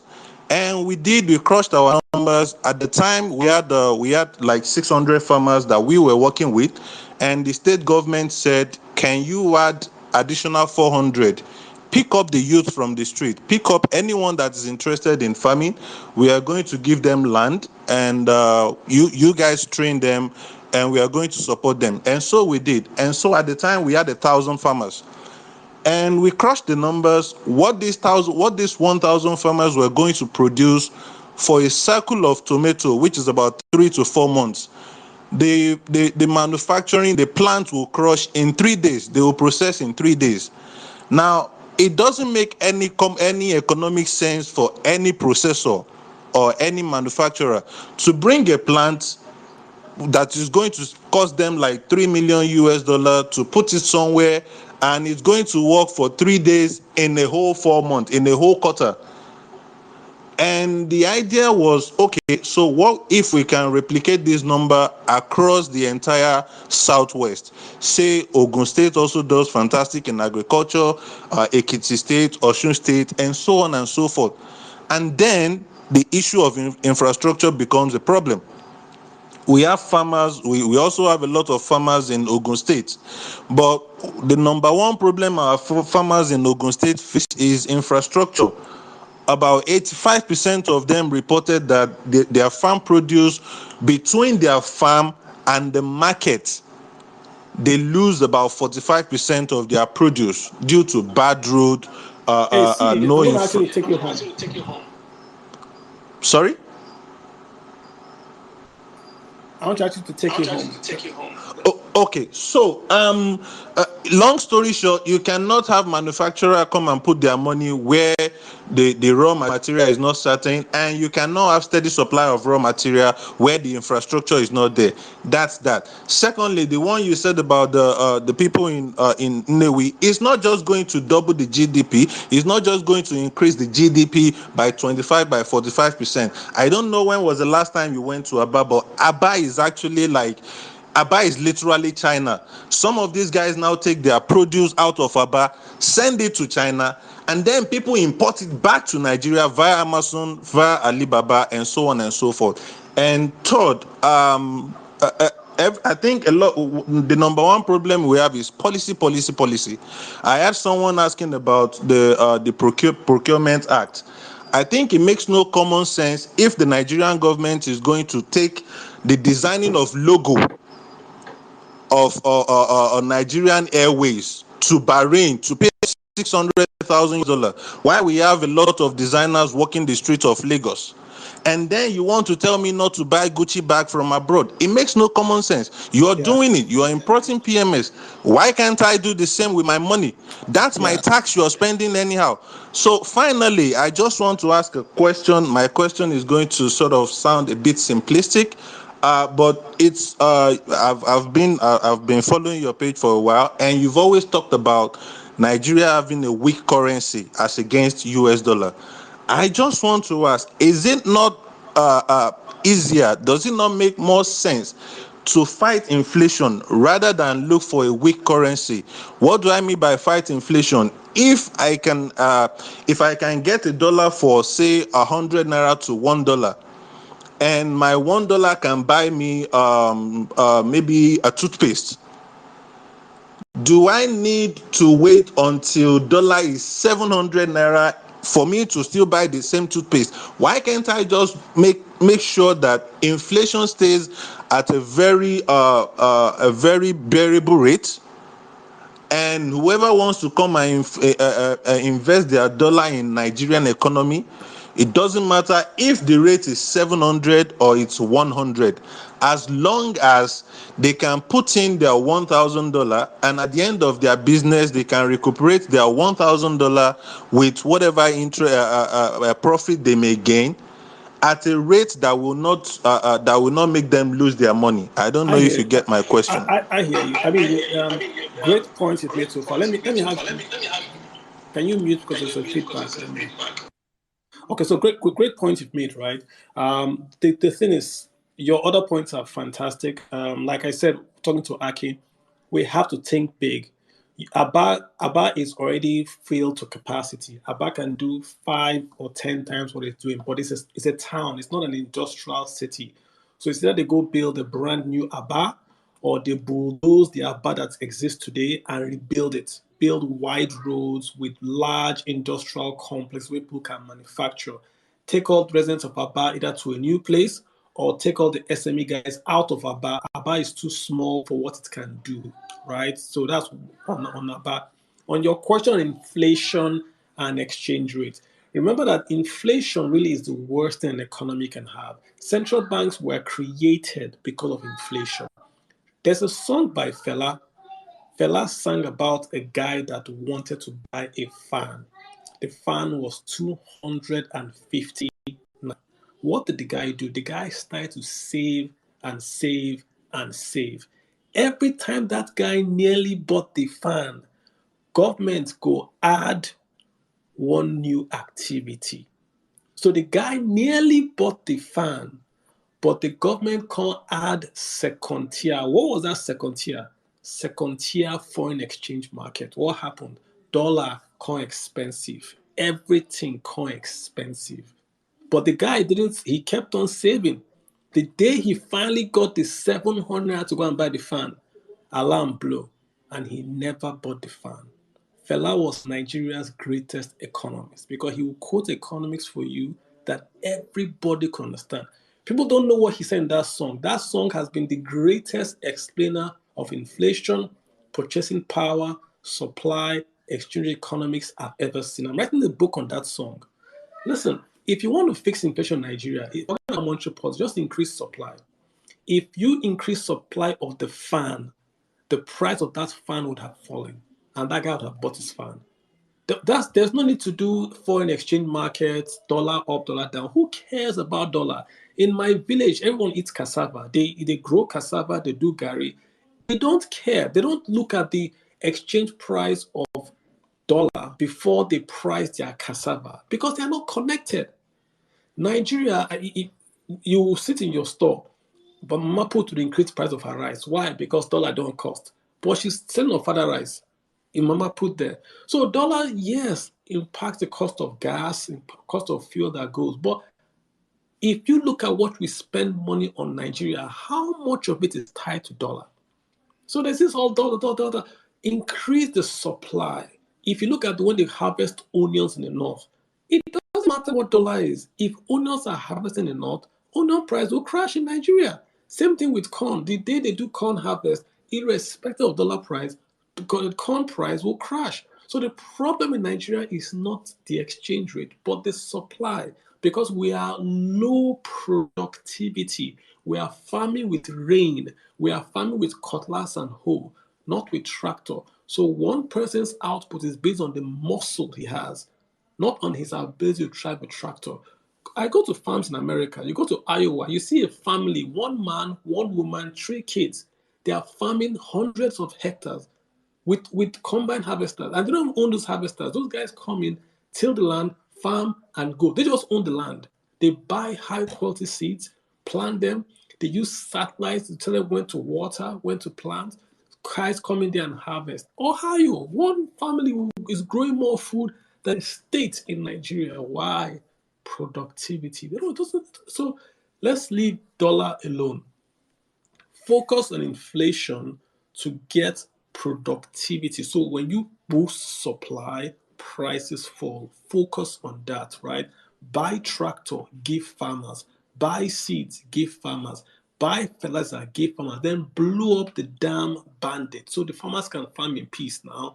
Then you see food prices fall. That's how we want to do it, right? Oni, thank you so much. Femi, I've got Aki. What's up? Aki, go ahead and speak so I can get Femi in. Aki, you want to say something?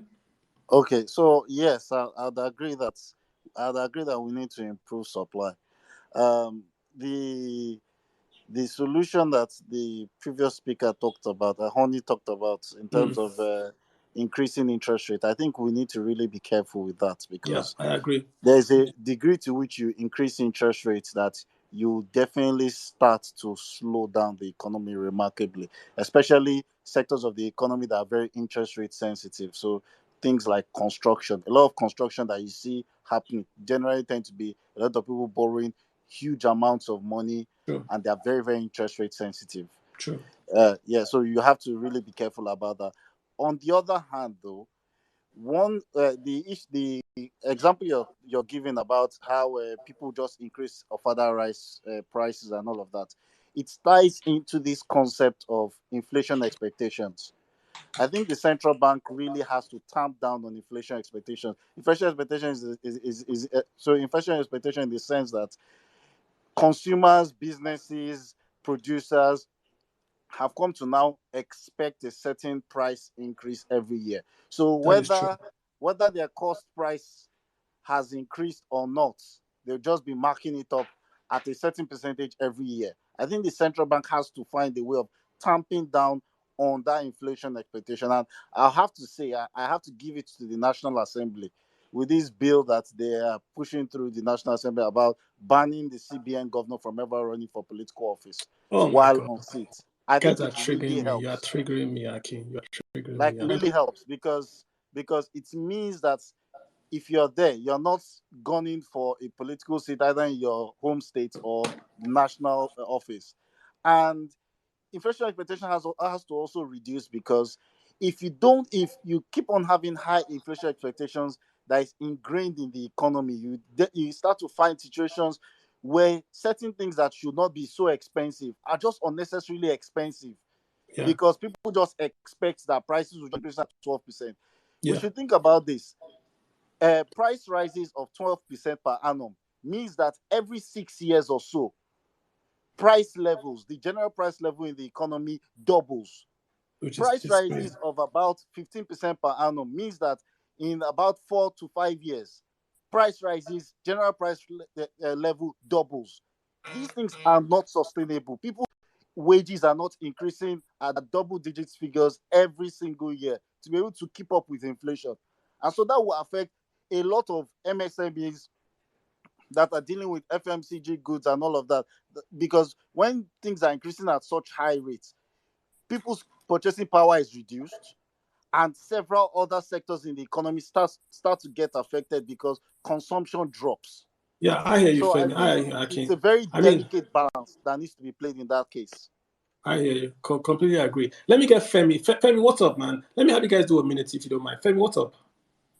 Hi guys, good evening everyone. Been holding on to speak for a while now, so I'll just quickly, I'll just quickly move through a couple of things. I think the first thing I want to touch on is like unity. I think like Nigeria is not as united as it should be, and I personally experienced this. So, for example, if you visit the Nigeria Immigration Office in Ikoyi, you'd notice that Igbo people speak Igbo to Igbo. This is immigration officers. Hausa immigration officers speak Hausa to their fellow colleagues. Yoruba immigration officers speak Yoruba to their fellow immigration colleagues. I don't know why this happens, but the only time you hear them speak English is when they are speaking to someone who is Igbo or someone who is Yoruba and you're a Hausa person, or when they are speaking to those of us who are coming to apply for passports. So I am confused. Is our is our is our national language actually English when people are in the immigration office? One of the most patriotic places you can ever be, and they are speaking indigenous tongues to each other so that the other person can understand what they are saying. I don't really get what's going on there. So, and I believe that the country is not doing as much as it should do in order to like make people come together and be united. Okay, so I'm in the media space, and we know that TV and radio has the largest reach in terms of like reaching people at the grassroots level, and in terms of like using terrestrial TV to reach everyone, every home in Nigeria. But like the federal managed television stations like NTA, FRCN, you don't see messages on all of these TV stations that kind of like promote national unity and even encourage people to protect some of the national assets that the government keeps complaining gets vandalized. And I don't know why you have these resources, but like you don't send out messaging to encourage people to be united, to encourage people to change their attitude, because like there's a serious attitude problem in Nigeria. And when people talked about the civil service, I have a parent who retired from the federal civil service, and anytime I go to his office, I notice that people either come in late to work, people have poor attitude at work, you see people gisting at work, you see people eating, and you see many of the civil servants have other businesses that take their priority. They don't really care about the government work. They only care about when they have to go to other parastatals to do work and then get some allowances. They only care about like bribes being shared. They don't really care about the actual work on their desk. And that's why you have serious inefficiencies. You have people who do not even have the qualifications or the experiences Yeah, at their Femi, desk. I And hear you. Femi, I hear you.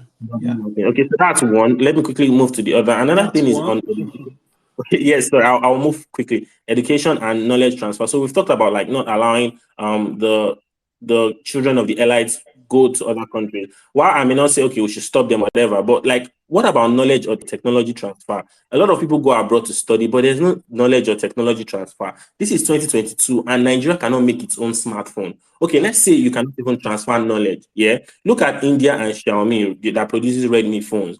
The Indian government said, okay, a lot of people are buying iPhones. In Nigeria in 2020, we imported 2.9 million phones in Q4. So that means throughout the year, we import around 11 to 12 million phones. And each phone is on average around $250. So that is, we spend around close to $2 billion just importing phones. Why not force is it Techno or any of these countries to set up a manufacturing plant, make them tax-free, and make sure that everybody is using phones that are made and assembled only in Nigeria. And this will create jobs across why force? Well, I mean, that was what Modi did in India. He forced Xiaomi. Okay, no, not forced Xiaomi. He made Xiaomi a very good deal. He told them to come to India and start assembling phones, and then he put heavy tax on iPhones. So only the very wealthy can afford an iPhone. But Xiaomi makes very good smartphones, so everybody decided to start buying Xiaomi. I even use a Redmi phone on as my own personal handset, and it's a very good phone. Yeah, but so we've done. I'm not interrupting you. I'm just saying we have a phone assembly plant. I think we have 2 or 3 in Nigeria already. And I think that if you give incentives to the local guys, like you're saying, then they can make their phones cheaper than the Apple phones is imported, which is what you're saying. But we've tried that with Dangote. So we give Dangote inputs. We're taxing imports, but Dangote doesn't reciprocate by taking its prices lower. If you do that in Nigeria, what stops the guy from now creating or cornering the market by just making his phones 100 naira less? Then he will say, "Oh, my phones are cheaper." Well, I don't have an exact answer to your question. I believe that this policy has worked in India, and I believe that if we could reciprocate it, it could work in Nigeria as well. But what I do feel is that, what I do feel is that this could create like thousands of jobs. And what is important for me, is the fact that, like, in terms of like innovation and patents, we have very little or no patents in Nigeria. There's no technology transfer. What does the average graduate really know? They go abroad and they have to relearn everything again. So Femi, I hear you. See, I think we're on the same boat. But I'm just trying to. When I'm pushing back, is because I'm just a host, right? I just to entertain talk. In Africa, the largest cluster of trained IT folks are in South Africa. The second largest cluster is in Nigeria. The Nigerian cluster is very unique because more than half of them are self-taught. So that means these guys didn't go to any school. They simply just went on a computer and learned how to code, how to do Oracle, how to do all that stuff, self-taught. So that's a tech transfer right there. So I think I agree with you in terms of why are guys learning on their own when the government could pay them and say, if you learn this on your own, apply to us and we'll pay you back your tuition. That's an easy win, right? We could just say, if you learn this stuff, apply to this ministry and they'll pay you back your tuition. Simple. Like, that is great, and I'm even more bothered about, like, we have software engineers. You could learn software online, but what about the hardware? Like, that's the important stuff. Like, the hardware, that's the important stuff. Why is America so great today? Because, like, every useful technology on the planet, half of the patents come from America. Like, half of it, if not more. Wait. All right, I hear you. Obi, could you take on for a while? I'll be back. Okay, no problem. Okay, thanks, guys. The floor is open for anyone who wants to share their thoughts. St. John Doe, I see your hand up. Do you want to speak?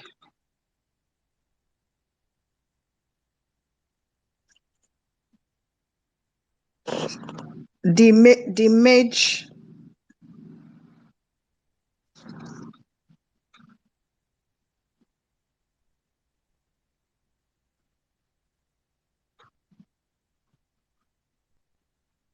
The mage, can you hear me?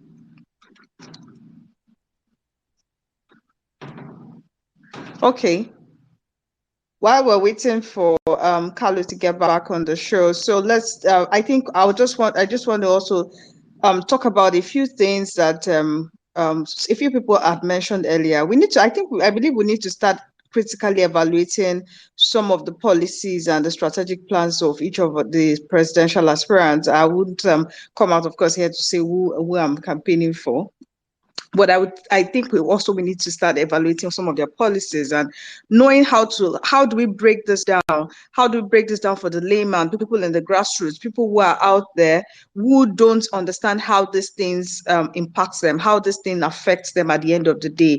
How can we reach out to all NGOs, those NGOs that are clamoring and calling out going around to clamor for people to get their PVCs and begin to vote in preparation for the elections next year.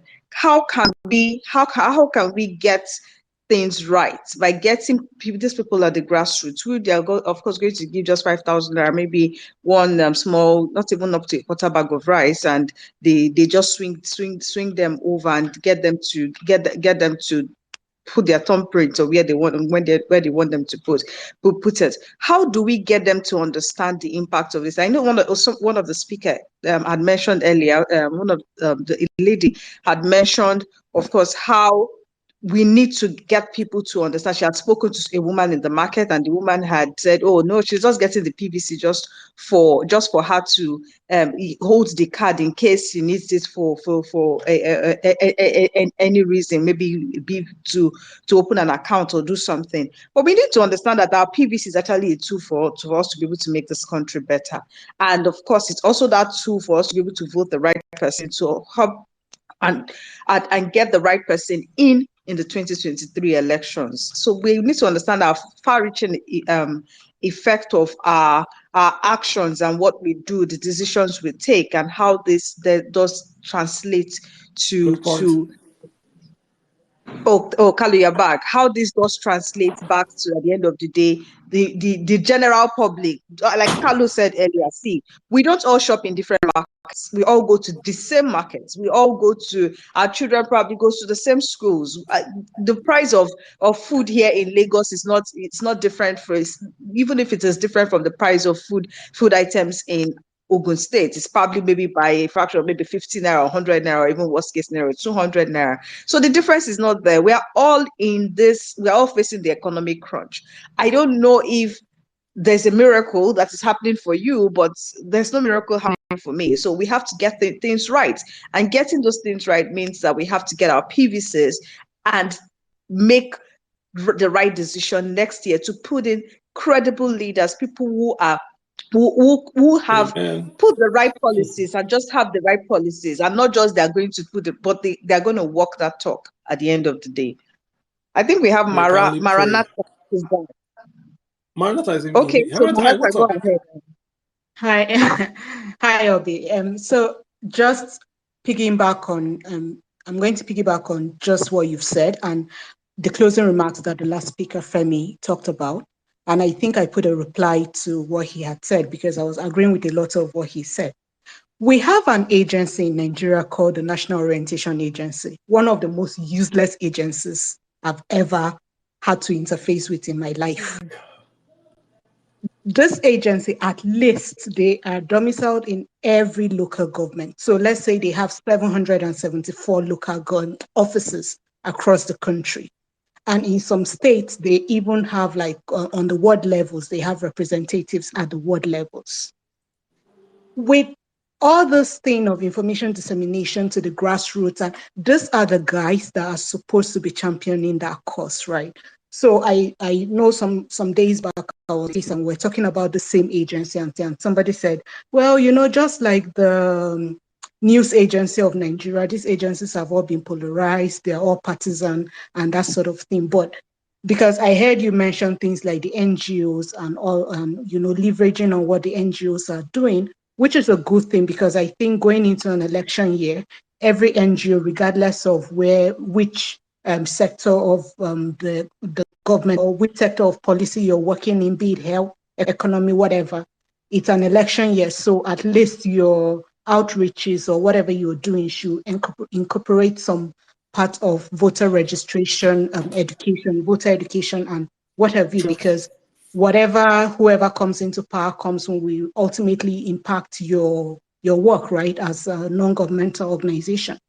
So yes, we can do so much. The NGOs can only do so much. They do not have presence all over the country. Some of them operate in very small spaces and what have you.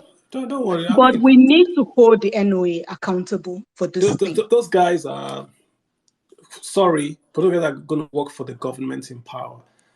I think people have to wake up and be organic. That's what I'm just going to say on that. Just be organic, right? If you know something is bad, get friends, and go attack it or talk about it. That's just what I'm going to say. Anyway, it's not going to work for anyone but the government because that's where their money comes from. So yeah, is it Thunder Force? Yeah. Let me just try and walk through. If you guys can come like a minute, let's just walk through. Lots of guys are waiting. I'm going to just add everyone so that we can all just to honor all the folks that request to speak. I see everyone right now, so maybe no new requests. I'm just going to walk through. Just so no new requests. Let's just try to walk through. We have a lot of folks, about 14 requests. So All right. nothing new. Just walk through everyone. Hey, Oh, go ahead, sir. really? I can't Thank see any. you. Thank you, Kalu and Obi. I've participated in some of these spaces, and people talk about, inflation, basically, macroeconomics of Nigeria. And when I hear people talk about, what we can do, and they start talking details, I feel we have our eyes set on maybe not the wrong thing, but not the right thing. Nigeria's macroeconomics situation is largely driven by structure. Um, the kind of people who come into power, the kind of political arrangements that produce those people that come into power, the kind of power and influence those who have over the economic activity and also political activity. As you know, Nigeria has got a north-south divide. The north is spiritually and socially and culturally conservative. Before Nigeria's amalgamation, hundreds of years before then, some forces in the north wanted, to take over the south, spreading religion and stuff like that. And they wanted land, they wanted people under their control. And the British government came, and they froze the conflict. And guess what? They put those two warring sides in the same country. And they told them, you know what? This is your population count. You can run your country. Now the South has largely given up on the fight and feel, okay, now that we're in the same country and everybody across Africa and everywhere else have forming countries, maybe we should work together. But the other side, the North, has not given up on that fight. They continue to find ways to, take what they want. And if you look at Nigeria's economic growth since independence, all the expansions have happened under Southern presidents because the Southern presidents look at everybody, distribute resources, build, the economy, provide infrastructure. But when the North gets into power, it almost feels like they're trying to claw back some runaway advantages that the South has got. You would realize that when the present administration came into power and we're talking about corruption and all of that, it wasn't really corruption. They were just after all the wealth and the economic growth the South has made and those ascendancies, and they were just trying to maybe get theirs back. But you could grow the pot and have more to share than just cutting the pot or smashing the pot and grabbing your own share, because once you grab it, there's nothing left for everybody else to share. And that is exactly what is happening right now. The government just came into power. Oh, we want to do. You got about a minute more. Okay, you want to do Ruga, you want to do this. We want to form some kind of policy to do stuff, and we wasted 7-8 years talking about these kind of things. So the issues we have right now, the inflation and exchange rate issues, is not because not necessarily sabotage, but negligence to focus on the right things. And going into 2023, I think the most issue we have to contend with is the influence that the people that we are going to vote into power are going to have and to be able to change structural things. Because that is being left out of the discussion right now. It's just accepted that I got you. Look, one person is going to come in and things are going to change. No, I think we should spend a lot more time doing negotiations about what kind of changes do we want, who has the right to make those changes, who are the people that are supposed to be consulted with about this. Nigeria could build ports in the southeast, in Warri, in Port Harcourt, and all those places. But do you know why Nigerian government has never supported those kind of things? Because of structural issues. the fear and the belief that if you empower the South to have those infrastructures, they're going to run away. And in so doing, we just hold everybody back. So those are the Thank you very so much. difficult issues. I hope we would have a headway into resolving those kind of things in 2023 and after, or else we're gonna be Appreciate back that. to this Appreciate. in 8 years. All right, sir. Zale, thank you so much for that. That was thanks so much. But let's have Basquiat. That's Joe Amechi. Sorry, I can't read those names that well on Twitter. All right, thank you. Kalu is Basquiat. Basquiat, like the painter? Like the painter, yeah. Gotcha. Go for it. Right. Okay, so I just want to pick your brain on something. And it's regards the racketeering that goes on in government procurements, especially the vehicle aspect. Has to do with my business. So I'm projecting or thinking about a situation where, because the government buys new vehicles every 2 to 3 years, and then they auction it off to the direct, right? I'm looking at a situation where can they not outsource these vehicles? Because I know most internet, like lease them, right?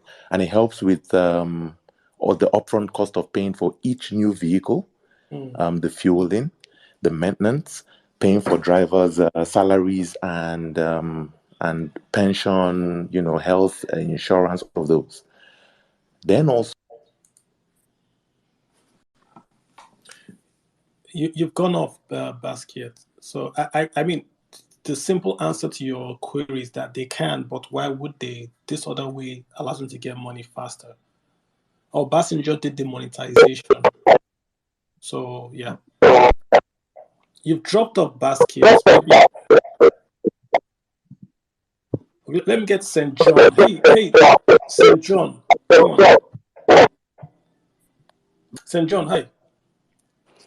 Hey, Carlo, how's it going, man? I'm very, very well. Thanks for waiting. Yeah. Good. No problem. I really enjoyed the rooms you put together. I have a couple points I just want to get across. There's one main one I would like you to talk about. And it's based off my experience on seeing how things are run in the US and just comparing it to the industries that we need in Nigeria, just for even the economy to become more alive.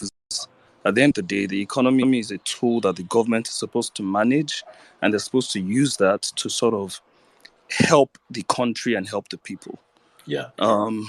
So let's see. So the first thing I want to say, what you said earlier about Fela, I really think Fela was a national prophet. Like, people need to go back, listen to that guy's music, especially the ones where he talks about financial things, where he talks about the economy, where he talks about things like the financial instruments, because I feel like people don't understand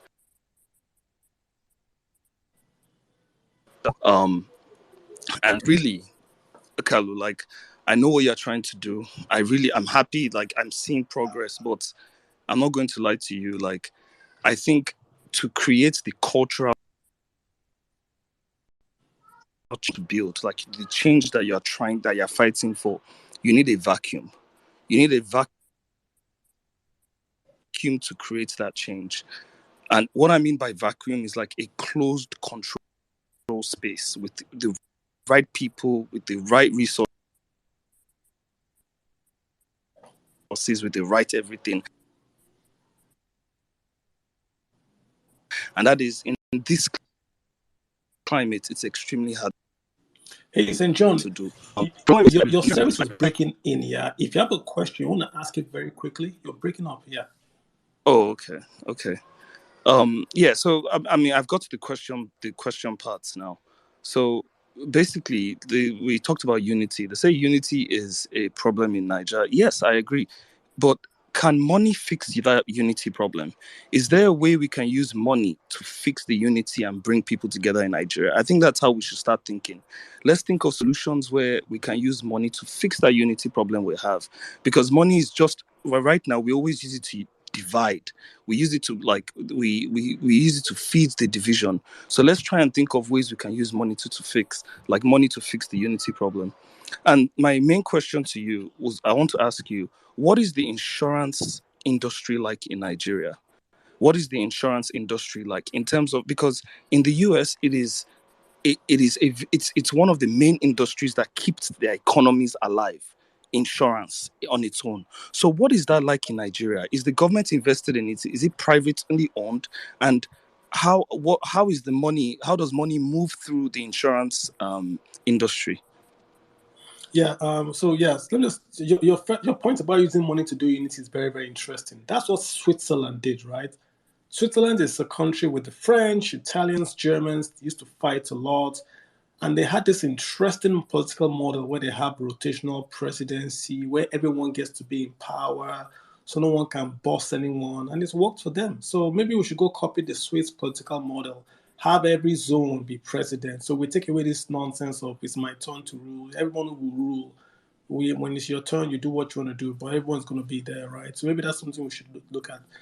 For the insurance company, I think they are doing, it depends on what you're talking about, right? In the US, everything is life, auto, insurance. They have many lines of Like, insurance yeah, and they all do well. In but Nigeria, the main in ones in the Nigeria, I would US. say life is really what works, what does a lot of business here, and also with maybe auto, because auto is by law, you have to get an auto insurance. Even though it's not a third party, you have to just get something. But the Pension Reform Act also boosted life side of the business because you have to have a life insurance contract per insurance contract. So like a 401k in Nigeria's instance, you'd have to have a life insurance attached to it. So that boosted life, that boosted annuities, and then the auto part also has compulsory. So in Nigeria, if it's not mandated by law, it doesn't really work in insurance. That's the reality. In America, they're a bit more sophisticated. You insure your home, you insure your legs, you insure travel. Not so much here. Yeah, no, you made a point now about if it's not mandated by law, but insurance generally, for insurance to work, just in the way insurance is built as a business, for it to work, it needs to be mandated by law. And the main two, like you said, the main three in the US that give them everything they have is life, auto, and homeowners. We don't even need all the others. Once we can get those three working and functional, I hear you. mean, I want to get more people to speak. So I mean, homeowners, there are laws that allow you. I mean, some states like Lagos will mandate you have a certain height would have homeowners and all that. But the penetration for insurance and all other financial services in Nigeria is very low. Mobile banking is very, very low penetration. Everybody has a phone with an app, but very, very low penetration. Loans in Nigeria, less than 5% have ever access to loan traditional bank. So it's not just insurance, but across the board. What you see Nigerians doing is savings and deposits. That's what really is we see Nigerians doing. Savings, deposits, checks. But apart from that, nothing else. Thanks, St. John. Let me get great guy. I think it says great grad Idika. Hi. I'm just going to round up, guys. We're going to start the end here by saying next 15 minutes. So just if you can come up here for about a minute, that would just be wonderful. Hey, guys, go off. How you doing, sir? Great Grant I'm good, Idika. Carlo. Hi, how you doing? Go for Carlo, I'm good, and I'm so happy to have joined this space. Honestly, my mind has been blown up with a lot of discussions I've heard. I've learned a lot of things, but I just want to quickly chip in something. If you guys can help our country to blow it up. I heard something in a space today that Switzerland does waste to energy. That means they convert all their waste to energy to power their country. And right now, they have run out of waste. So they are looking for where to import waste. In fact, that information blew my mind. And why we are here wasting our own waste in Nigeria. You go to Aba, you go to some certain parts of Lagos, certain parts of Port Harcourt, waste will be pursuing you out of the streets, not knowing that we can convert those waste to energy, I think renewable you need to energy. clarify the waste. What do you mean by waste? Be very specific. Maybe someone might be listening. Dirty waste that is the waste we generate from our houses and we throw away. Waste. That is waste we generate from our kitchen, from our factories, from our all those things we generate from from what we cook and throw them away, food that you put in dustbins. Those are the things that some other country, a country is converting to energy. Yeah, I hear you. I mean, the So I US does a lot of the largest US export, I think, apart from the planes, the Boeing and all this, is cardboard paper. Taking cardboard paper back to China. Same thing with recycles. They're recycling paper and plastic and aluminum cans. And like you something said, could yeah, there was a school I saw a school in Lagos, right, that told parents that they could pay school fees with plastic PET bottles. So the parents were bringing pure water, plastic bottles to the school, and they were paying school fees. I thought that was so unique, right? Because the school was then selling the plastic bottles to recycle people. But that was so cool that parents were bringing plastic bottles, and these were poor people bringing plastic bottles to pay for school fees. That was amazing. So I mean, if someone can get on it, I don't know the details of what you're talking about. If someone can get on it, that would be I don't know the wonderful. reason that that's why I'm bringing it up in this space. Sure. If Yeah. some of your analysts and your researchers around in this space can actually dig deeper into this information, I mean, and if let's see someone how has we can info and sends to me, I'll retweet. If you say this is what Switzerland some of wants, our send it to me. things, I'll retweet it. some of Yeah. our people, investment to go into this. Then finally, one more thing. Finally, then with this kind of ideas we have, it is time for us to come together and think of a way to hold our leaders responsible, especially our incoming governors, our incoming legislators, our incoming senators. Let's find a way militantly hold them responsible.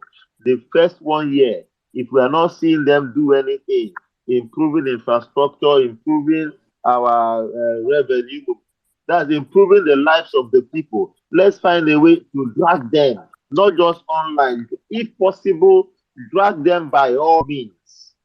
And let's show them that Nigeria is no longer the same way that leaders will just go there, behave anyhow, eat money, arrogantly spend our patrimony, and we just keep quiet and be waiting for them in the next election. No.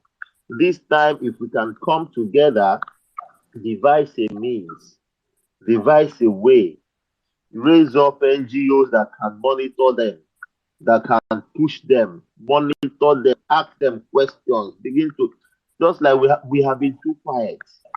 And that's I why they hear you. behave anyhow. I agree. I And hear you. So nothing I mean, happens.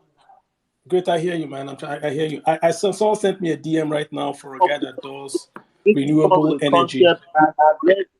I am ready to sponsor. I'm ready to work. I'm ready I hear to you, shout. bro. I'm ready, whatever. I mean, bro, let's get others to speak. Yeah. So Okay, I thank mean, I just shared I shared the DM from someone that just sent renewable energy biogas, very local setup there, but looks like it works. If you're interested, I just shared it on the so you can just grab it. It's a guy here, yeah. So it looks interesting for biogas. That might work. So guys, get on it. I have Mido G, the Mr. Minds. What's up, sir? Hey, how's it going? Hey, good. Thanks for letting me on. I just wanted to ask a question, but to frame my question, there are four pillars to what I see as the core of the problem of inflation, the economy, exchange rates.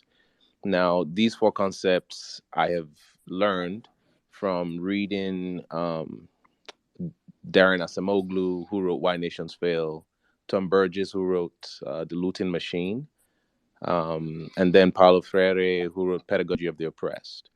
If we look at the case and concept of Nigeria as a nation, the fundamental fact is, for example, someone was talking about manufacturing. You can't do manufacturing without power. If your power sector is failing, then your manufacturing sector has failed. When you look at the economy, you look at corruption, I would argue that that makes about 65% of our GDP. If you tackle corruption, you set up a recession. So you look at the inflation we're seeing today, it's not necessarily a cost, kind of cost push inflation. It's more like demand pull, because the population is just big, the resources are not there, there's not enough in the system. So from that perspective, how would you then tackle inflation or the exchange rate when you have so much structural problems in place? Would you go about it by going after corruption, or would you go about it by going after getting more investment in the country, getting the exchange rate better? I mean, you have to focus on supply side. Inflation in Nigeria, inflation is two things: it's cost push and it's what's the other one?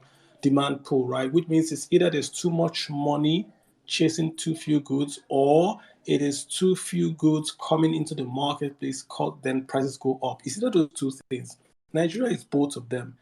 We have 19 trillion printed by this governor of the Central Bank of Nigeria, but we also have very, very low supply coming in. So you chase both. I think the easiest to do is to increase the supply, because as you increase supply, you are getting people employed, and the people are getting employed, the people are getting wealthy. People can go to school, and then you can increase productivity. You will still have inflation, but you can do the supply side first, just to get people out of extreme poverty. So do you Then tackle supply without tackling corruption, though? corruption is a red flag. There's corruption in America. There are people that are arrested in America for corruption in China, in Russia, in Brazil, in India, for corruption. You are never going to stop corruption. It's a waste of time.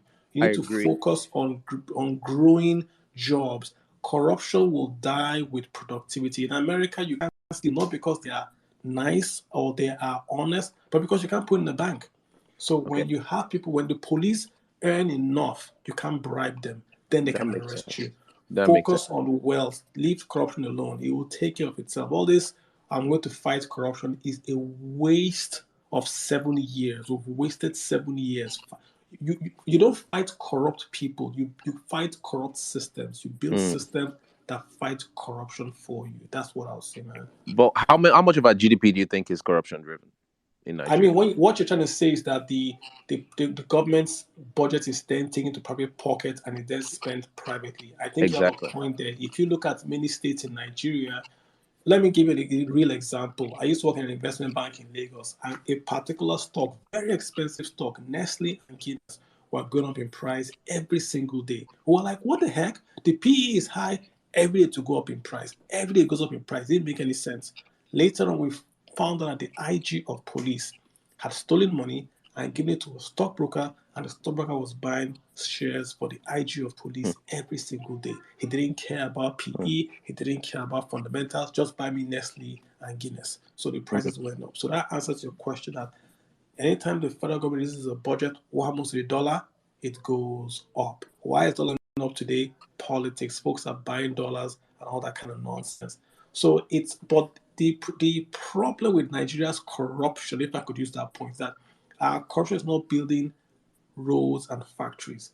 The IG in Kaduna is alleged to have stolen 100 billion. I saw he built some stuff. If that guy invested 100 billion in Kaduna on farms and fertilizers and all that, man, that state would have felt it. 100 billion. If he had invested 100 billion, but I heard he was buying hotels for his girlfriend, buying cars for the girl, his 16-year-old girl. So that it's not corruption, not the problem, but how we're investing. If you steal money today, where do you put it? If I steal money today, where do I put it? That's, I think, the sad corruption of our own corruption. Our corruption is corrupted by Nigerians not investing corrupt proceeds in job. No, it's true. In job creating opportunities. You steal money, then you go to America. Your mates steal money and then they build a factory in their own country. Indonesia, how corrupt was Suharto? Suharto was corrupt, but he was built. Look at what he built in Indonesia.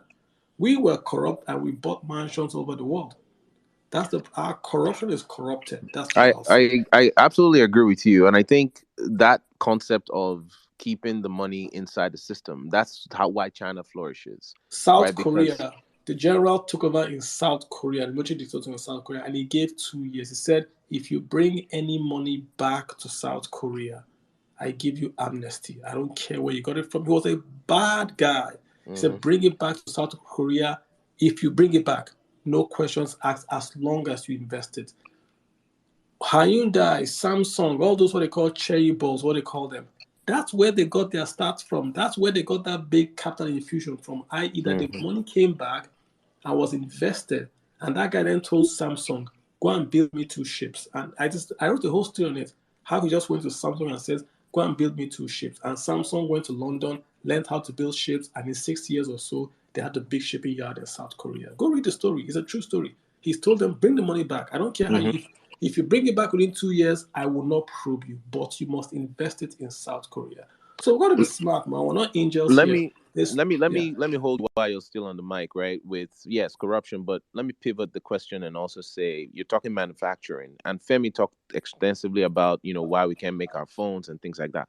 But Tom Burgess, the fundamental structure, if you look at this journalist, investigative journalist, he really investigated the root cause of Nigeria's electrical problems. It's not by mistake; it's by design. So how do you create a thriving manufacturing economy if we cannot even fix the power system, and if the racket system But prevents power it is from? what I learned. I'm not even a physics guy. I learned physics in secondary school. Is it hard? I mean, if you are you telling me Lebanon fought a civil war, they got ABB and Siemens and they built a built a power whatever. I watched Iraq getting bombed during Iraq war. They still had power. What is hard in getting someone to fix power? It's not hard. We just don't want to do it. We say it. Oh, we're bringing Siemens to fix power. How hard is it? Look at the grid. The grid is set up that power from Niger, from the south goes all the way to the northeast. Makes no sense, right? You have to do a smart grid, break it all apart and all that, and then you do the best. I'm not a tech guy. Yeah, but how do you tackle the invested interest, right? Because now we're talking about breaking up rackets. How do you tackle You the use racketeering? the free market to tackle it. We're pumping gas from Lagos, so from southeast to Kano. That's free market. If free markets work, it eliminates inefficiencies. You You don't think can't. that's idealistic? Your No, approach? money, but like there's nothing that is like about money. Why won't you blow? Why are the pipelines being blown up today in the south? Because men got money. You are paying men money, so they know the pipelines don't get blown up anymore. If you tell them don't blow the pipeline because it's going to stop pollution, they will blow it up 10 times more. But now you are paying them not to blow it up. That's you being smart. They don't blow it up again. You can say you're paying a hostage. That's your call. So it's not being idealistic, it's being reasonable. If you make people have a piece of the pie, then the cake keeps on kicking. That's just what I want to say. Let's move on, Mido. Thanks so much. Good questions. Yeah, let's take Osman. Osman, hi, how you doing? Sheikh Tukuru. Yeah, that's me. Thank you very much. Good Hey, evening, what's up, man? everyone. Yeah. What's up? Yeah, great. Yeah, I mean, everyone has touched on pretty much everything. I think the conversation has gone on for quite a while, and it's Yeah, been we're fruitful. just winding Well, down. So I'm just adding all the folks that are yeah, in here now. No new requests. We're yeah, going to add the folks that are waiting and then we'll go down. Yep. right. I just wanted to emphasize on two things. First, in terms of we think about this, we're talking around it, right? Why doesn't business work in Nigeria? And some businesses do work, but they have to go a long, they have to dig deep for it to work. And the thing is simple. Our politics, our public service, our civil service, everything that makes the country run, right? We don't run on a coherent philosophy or strategy or plan or nothing, right? The issue is if you make business easy, right? There's the fundamental. You always talk about this, Kalu, in your numerous threads, right? You can't escape the fundamentals. So I agree with the last guy talking about power. How do you get power? It's a fundamental. You have to get it. There's no shortcut about it. You can train million tech guys. There's nothing you will do if you don't fix the fundamentals. It doesn't work. No economy develops without the fundamentals. So the issue for us is how do we get a political elite, right, to just have 10 years of facing fundamentals? That's all we need. 10 years of building Nigeria's fundamentals, right? And it's not about building road from Kano to Abuja. That's not a fundamental for me. Right? What makes business easy is to look at diesel. Today we're talking about exchange rate inflation. For me, the primary product driver of inflation in Nigeria today is diesel. Nigeria's economy is powered by diesel. It's not powered by petrol. People make this mistake. PMS is not what powers Nigeria. It's diesel. True. Right? We have 40,000 megawatts. This is a research I read from, I can't remember the university, but 40,000 megawatts in backup generators in Nigeria, all using diesel. Yeah. Right? How many trucks do we have on the road? Close to 1 million, or more than 1 million, I think, trucks on the road using diesel. The biscuit you're probably eating now and drinking tea as you listen to this was brought to your near your shop by a diesel truck. So diesel is, so how did we, what is our policy on getting the primary? So before you get the power, right? Diesel powers your country. What is the policy on diesel? We're subsidizing PMS, not diesel. And therefore GDP is affected. Yeah. So for me, this is, I don't know why people don't think about this. I don't know why our government doesn't think about it. The fundamentals are so obvious. You don't need any rocket science to do it. You don't need the governors to, taxes governors to agree. I mean, Usman, you are right. Like, there's something really, really, I try to stay up with politics, but I always remember that this politics thing enters my space, and it is so. Let me give you an example. Someone brought Enron to Nigeria, put a barge in Lagos, and said, I want to supply power to just Lagos because I'm the governor of Lagos. Then the federal government says, no, you can't. You have to sell it to Nigeria. Long and short, it's not rocket science that I have a badge. Let me sell power to Lekki. No, you can't. So the badge went back. I heard about that badge story in Enron. Now, I met a guy here, and I don't want to talk, I won't call the company's name. Very known international company. I won't call the company's name. He told me his CEO and him, they came to Nigeria. And they met the Nigerian government, they met the minister, and they met the president. They said, we want to invest in Nigeria. The Nigerian government told them to put money down as commitment to show that they're interested. They wanted to buy an asset and run it. Big US company. They put the money down, real money down. I mean, a lot. They put nearly $1 billion down. The Nigerian government took that money and paid pensions of a particular place. And they said, hey, it's part of it that you're going to buy it, so we just want to pay. And I went back and I saw the article, they paid pensions and how they were boasting they paid pension. The guy was like, you haven't signed anything, you just took the money and you paid pension. Okay, how are we going to get money now to, well, you have, and they left the country. I'm not going to call the company. If you connect the dots, you can tell the company it is. This is the same thing I'm talking about. Look at Cross River State, for crying out loud. I'm adopted Cross River as my state, right? They built Tinapa. They did it. Not an abandoned project. They built Tinapa, the largest single private investment in the history of Africa. Largest single. They built it. They asked the government, dredge the port, give us a free trade license. What was harder? The license, the port, or building Tinapa? The hardest was built Tinapa. They built it. I remember a time DSTV was sponsored by Tinapa. Remember a long time ago, DSTV, the soccer was sponsored by Tinapa. They did all that. Absolutely. The government, all they had was a sign. They sign and say, I allow Tinapa to import. They didn't do it. They gave the contract to dredge a port to a guy today that is a governor of a state in the southeast that is now looking for where to make. You see, so it's back to what you're saying, man. It's back to what you're saying. So that brings me back to my second point. Yeah, you're right. Yeah, the politics. So my suggestion, right? I feel like the only way we can make politics good in Nigeria, right, is if we all go into it, right? We can't leave it for the bad guys, right? Everyone who has any semblance of integrity, things like, look, politics is too dirty for me in Nigeria. If you want to keep your sanity, you can't go into politics, right? That is the guy that should be in politics. This is, I think, somehow we need to get ourselves into politics. Now, it doesn't mean you have to take active office. It just simply means be active in the party, in a political party, right? You look at, for me, that's the only way. Because really, if you think about it, the intelligentsia is outside politics in Nigeria. And that's the problem. Let me do a quick plug, right? Just keep talking. I'm going to get this name. So I get the name exactly right. I want to do a plug for some folks that I SPPG. I want to make sure I get the name right. So, guys, if you want to go on Twitter or you want to Google, try to Google the School of Politics, Policy, and Governance. So this is I'm going to say this. It's as SPPG. I'm going to tweet it, I guess. I'm just going to do a retweet. SPPG. So it's the School of Politics, Policy, and Governance. I'm going to try to tweet their handle. So this is Obi Ezekwesili, right? We all know Dr. Obi, and she's done a one-man army, but she's just one person. So what she did was she formed this school and said, I'm going to train the next level of local government administrators, the next level of public people. So you're in the private sector or you want to get into the public sector, they train you. I teach in this school. They've got teachers from New York, Germany, Nigeria, books that will train you on public policy, macroeconomics, literally everything. Everything. Right. And this is what she is doing to ensure that when you get into office, right, Yeah. you Yeah. understand. I'm just going to Mm. tweet. I'll tweet something here just so you guys can follow the handle. And so just look at my handle. I'm just going to tweet something from there, retweet. So just so you guys can just get the exact handle. If you want to get into office, try to go to this school or try Yeah. to learn at least what these things mean. People are honest, right?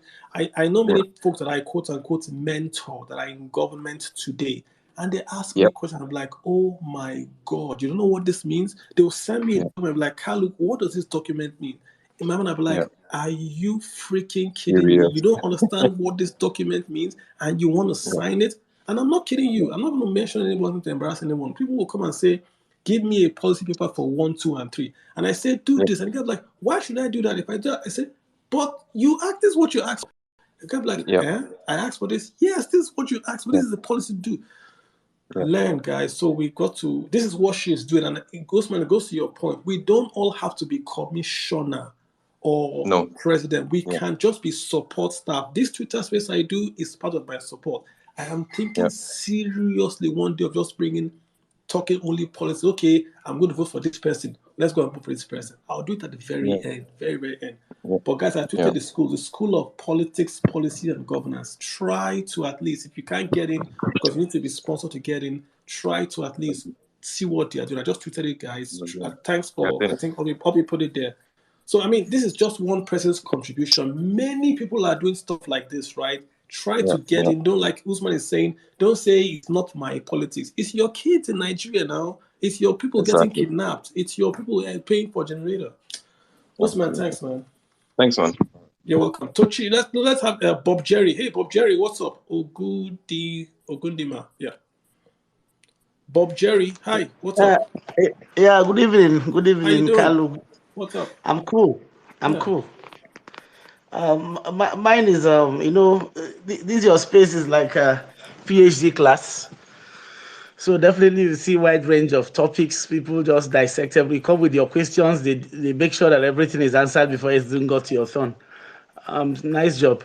Thank you, My sir. question is, there is this issue around, I remember some time back, Asu will be saying there is this a kind of grand agenda against Nigeria's development by the Bretton Woods, the IMF, and stuff like that, and that they are the ones stopping the leaders from, having refineries, running the system. How true is this?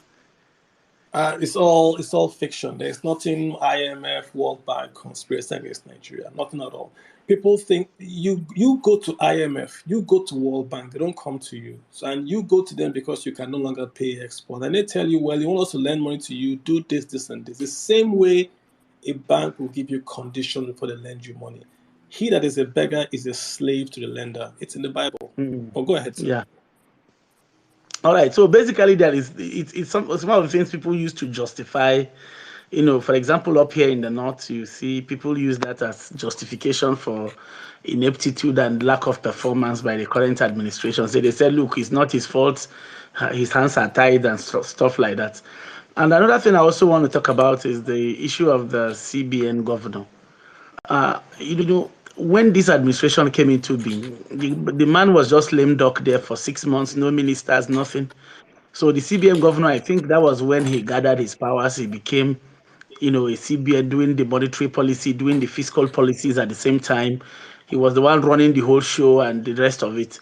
So I believe that is where he became so entangled, became a politician and just trying to do all manner of things, trader money and the rest of it, trying to just make sure that the government, returns back, and which he actually did and used it to secure his second term in office.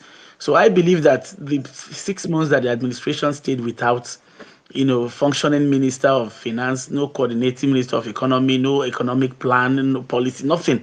Everything is just running on the rule of the thumb.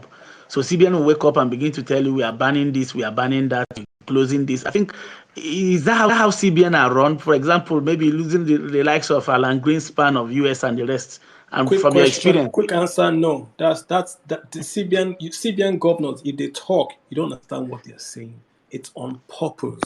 They don't want to appear like they're telling you what to do, or they are. See, it's a very, very conservative job. You don't see them, you don't hear them. They are very, mm, very circumspect. They carry themselves with a lot of honor, and this guy behaves like he's a local government chairman in an oil producing state that has a lot of money to spend. That's how he looks. I look at him as a guy that has a 1 billion naira, but he's a local government chairman. That's how he talks. I'm going to yeah, spend this, I'm going to spend that, I'm going to do yeah, this, I'll do this. If you don't yeah. like what I'm doing, come and fight me. CBN governor.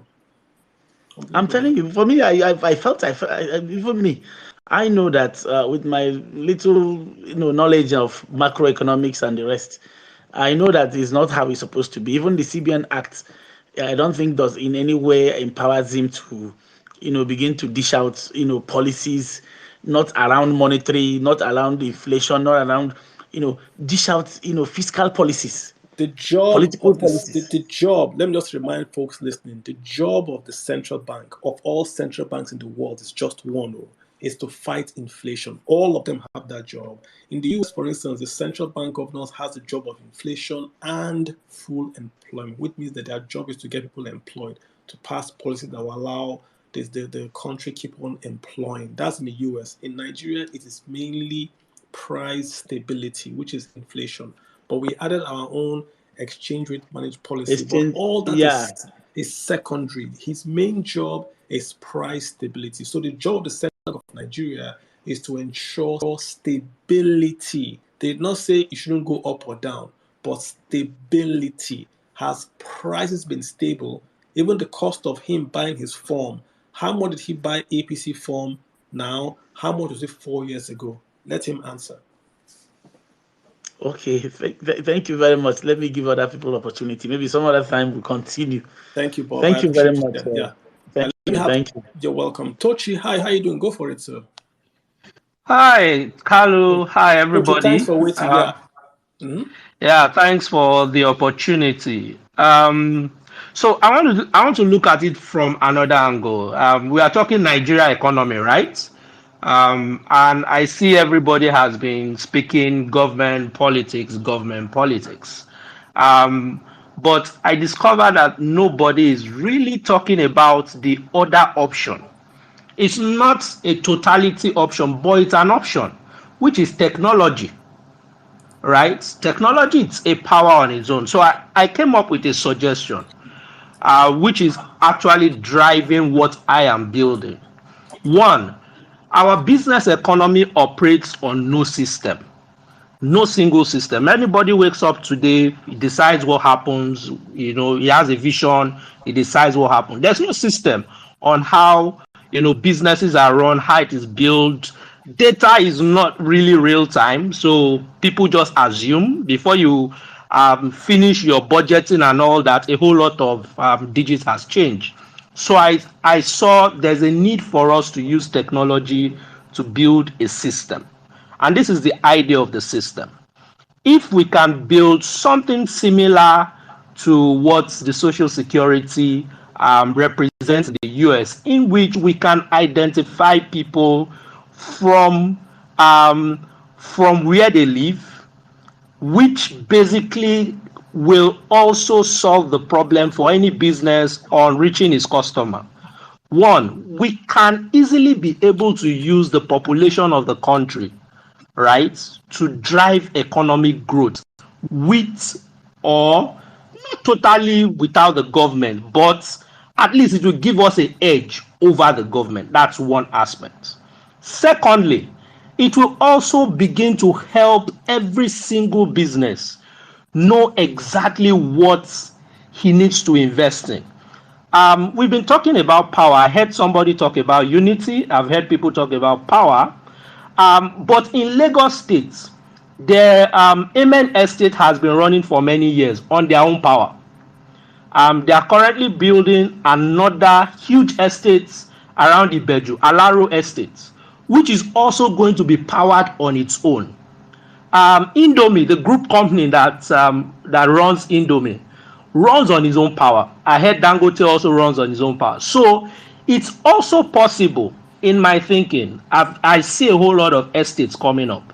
It's also possible for us to invest in what I call a commercial estate.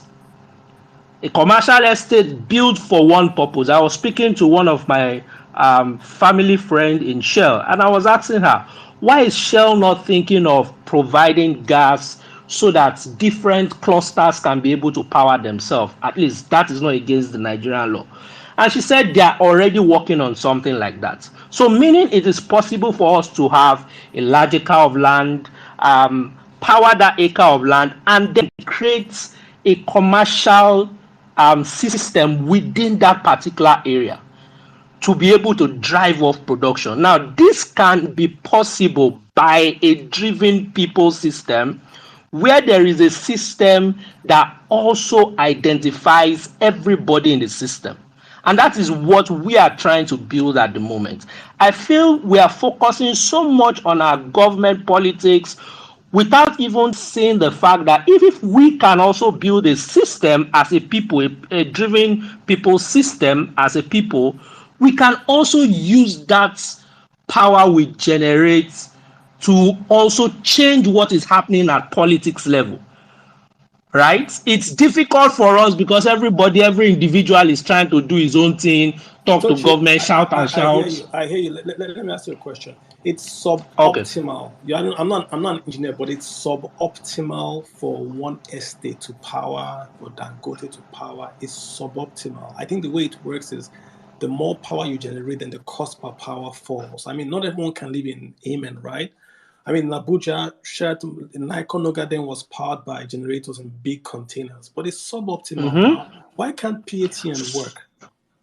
So I agree with you on that, right? But this is my own thoughts to things. My own thought to things is, see, there are sometimes you can't solve the whole problem at once. But why not let's start with solving a smaller problem? Okay. It looks suboptimal, but it starts a spin, right? And then in this case, I'm not talking of powering an estate at silos. I'm talking of powering an estate in a system that we create, a technology-driven people system that we create, which is what we are actually creating at the moment, right? I'll give you what we are trying to do. No, It just Tochi, I hear you. No, Tochi, I hear you. I'm going to get all that. So, Lee, would you have a question there? Or So my point is, I think we need to start also looking at what we as a people can do instead of focusing all our energy on what the government is not doing. I know the government is not doing a lot, but I feel we also are not doing enough. Okay, That's my point. got you. Good point. I hear you, Tochi. Excellent. Let me have real Chinedu Ibe. Yeah, thank you, Carlo, for How you the doing? opportunity. I'm good. And you? Very, very well, sir. Thank you. All right, we've discussed most of the things I want to say, but I want to touch on the issue of artificial inflation. How are we going to deal with that? We are talking about increasing supply.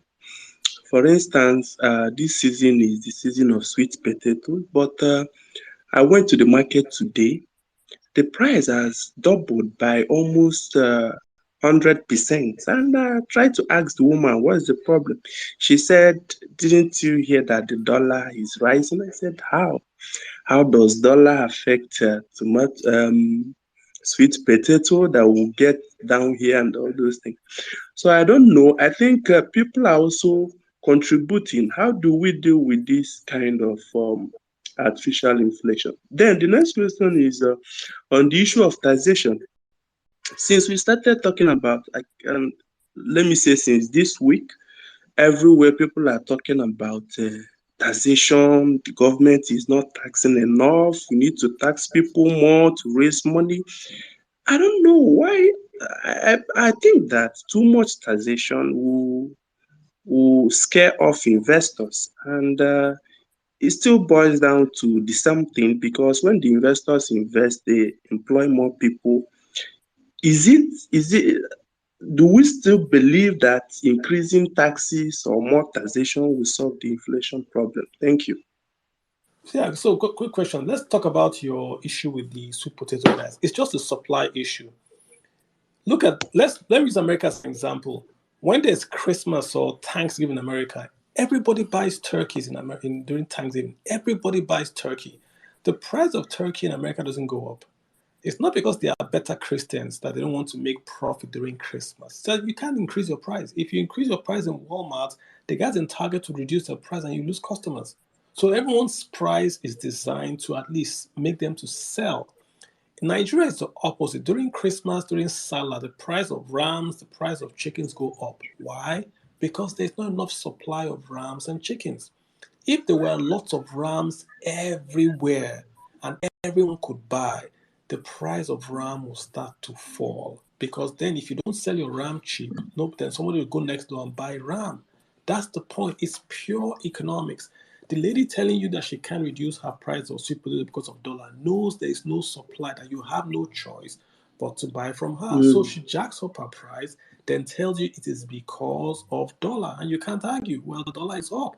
But if in the next door, the next day, a new woman comes in with potatoes, she reduced her price because now she has competition. If 10 more potato sellers come in, she's going to drop the price. I challenge you, drive up north. As you go on the express road, you will see bags of mangoes, tomatoes, seeds drying on the road. If you stop and you say you want to buy, they will give you for Mm. whatever currency you give them. I've driven from Lagos all the way to Katsina and all that. They will give it to you for whatever price. Go to Abeokuta, just drive from Lagos to Abeokuta. I see them selling tomato, the plantain on the road. You stop by 6 p.m. and say how much. They'll give it to you. There's no storage. So it's back to the value chain. We harvest a lot, but we don't store. So they spoil. We can't dry. I go to America, there's corn, apples all year round for Walmart in America. But I go to Nigeria after corn season, when politicians buy corn and chew on the road. After then, you don't see it. So it's the economy, infrastructure to keep the supply constant throughout 12 months isn't there. That's what's going on. They have to do it pricing per se, right? That's what's going on, man. Makes any All sense to right. you, sir? Yeah. All right. So thanks for the comments. You asked a second question, right? I'm so sorry. Could you Yeah. repeat it? About taxation, people saying that the best way to Yeah. deal with the dwindling foreign reserve is to tax people more. No, that's a And bad I'm policy. concerned the more taxes will drive away investors. Yeah, How I does mean, that all help? over the world, right? Remember that a tax is spent, but it's being spent by someone else. The more taxes you pay, the less you can consume. So when the government increases taxes, it's taking away money that you can spend. It's usually that I see. That's why you notice when the government wants to boost an economy, what does it do? It reduces taxes. You hear, when it's the recession, the government drops taxes because they know that if they give you more tax, more of your income to spend, you boost spending and you spend your way out of a recession. Which means if your economy isn't doing well and you increase taxes, you're actually killing the economy. What Nigeria should be doing is expanding the base of who is paying taxes. Lots of Nigerians don't pay taxes. So expand the base, Mm. then drop rate. So you say instead of you paying 30%, pay 20%, but you can't write this off again as an expense. So more people are paying taxes, but the tax rate reduces. Put a minimum tax, for instance, right? And then say, I'll give you an exception. So you first of all are taxed 10,000, then you have to do a negative tax. So when you file, we remove the tax from you. So that means every Nigerian for the year 2023 will get taxed 10,000 naira. Every Nigerian, irrespective of your income. But if you are poor, you go to FIRS, then you file to remove the 10,000 from your income. You say, I do not make income. If you don't file, you owe the government 10,000. When you file and you say you don't make income, you've made a record on that oath that you can be persecuted and you don't make income. 10, 15 years from today, they can go back and look at that record. That's how you do it. So that every worker pays 10,000, but your driver, your cook can get an exemption not to pay the 10,000, by filing that he doesn't earn. So that way you eliminate yourself, but the government preemptively taxes everyone. That's expanding the base, but reducing the tax rate. Nobody will dodge it. There's no dodge. Dangote pays 10, I pay 10, my Java doesn't pay 10. Then chasing, Dangote will hire a lawyer and not pay.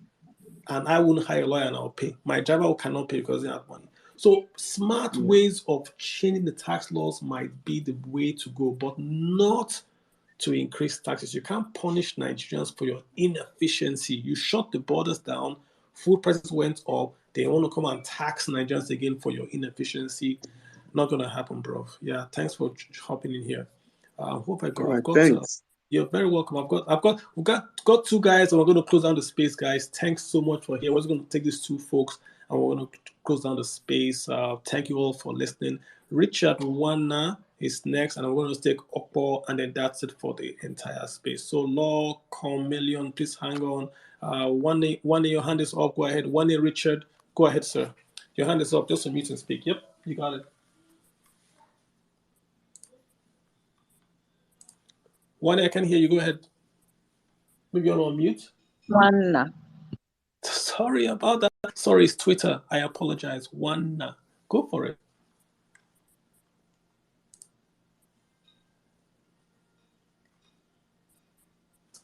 I really can't hear you. Let me get Okro to speak. Let me get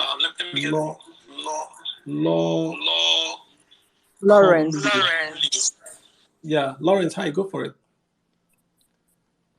Yeah, thanks a lot. I really thought you were not going to call me again because I've just been moving up the list.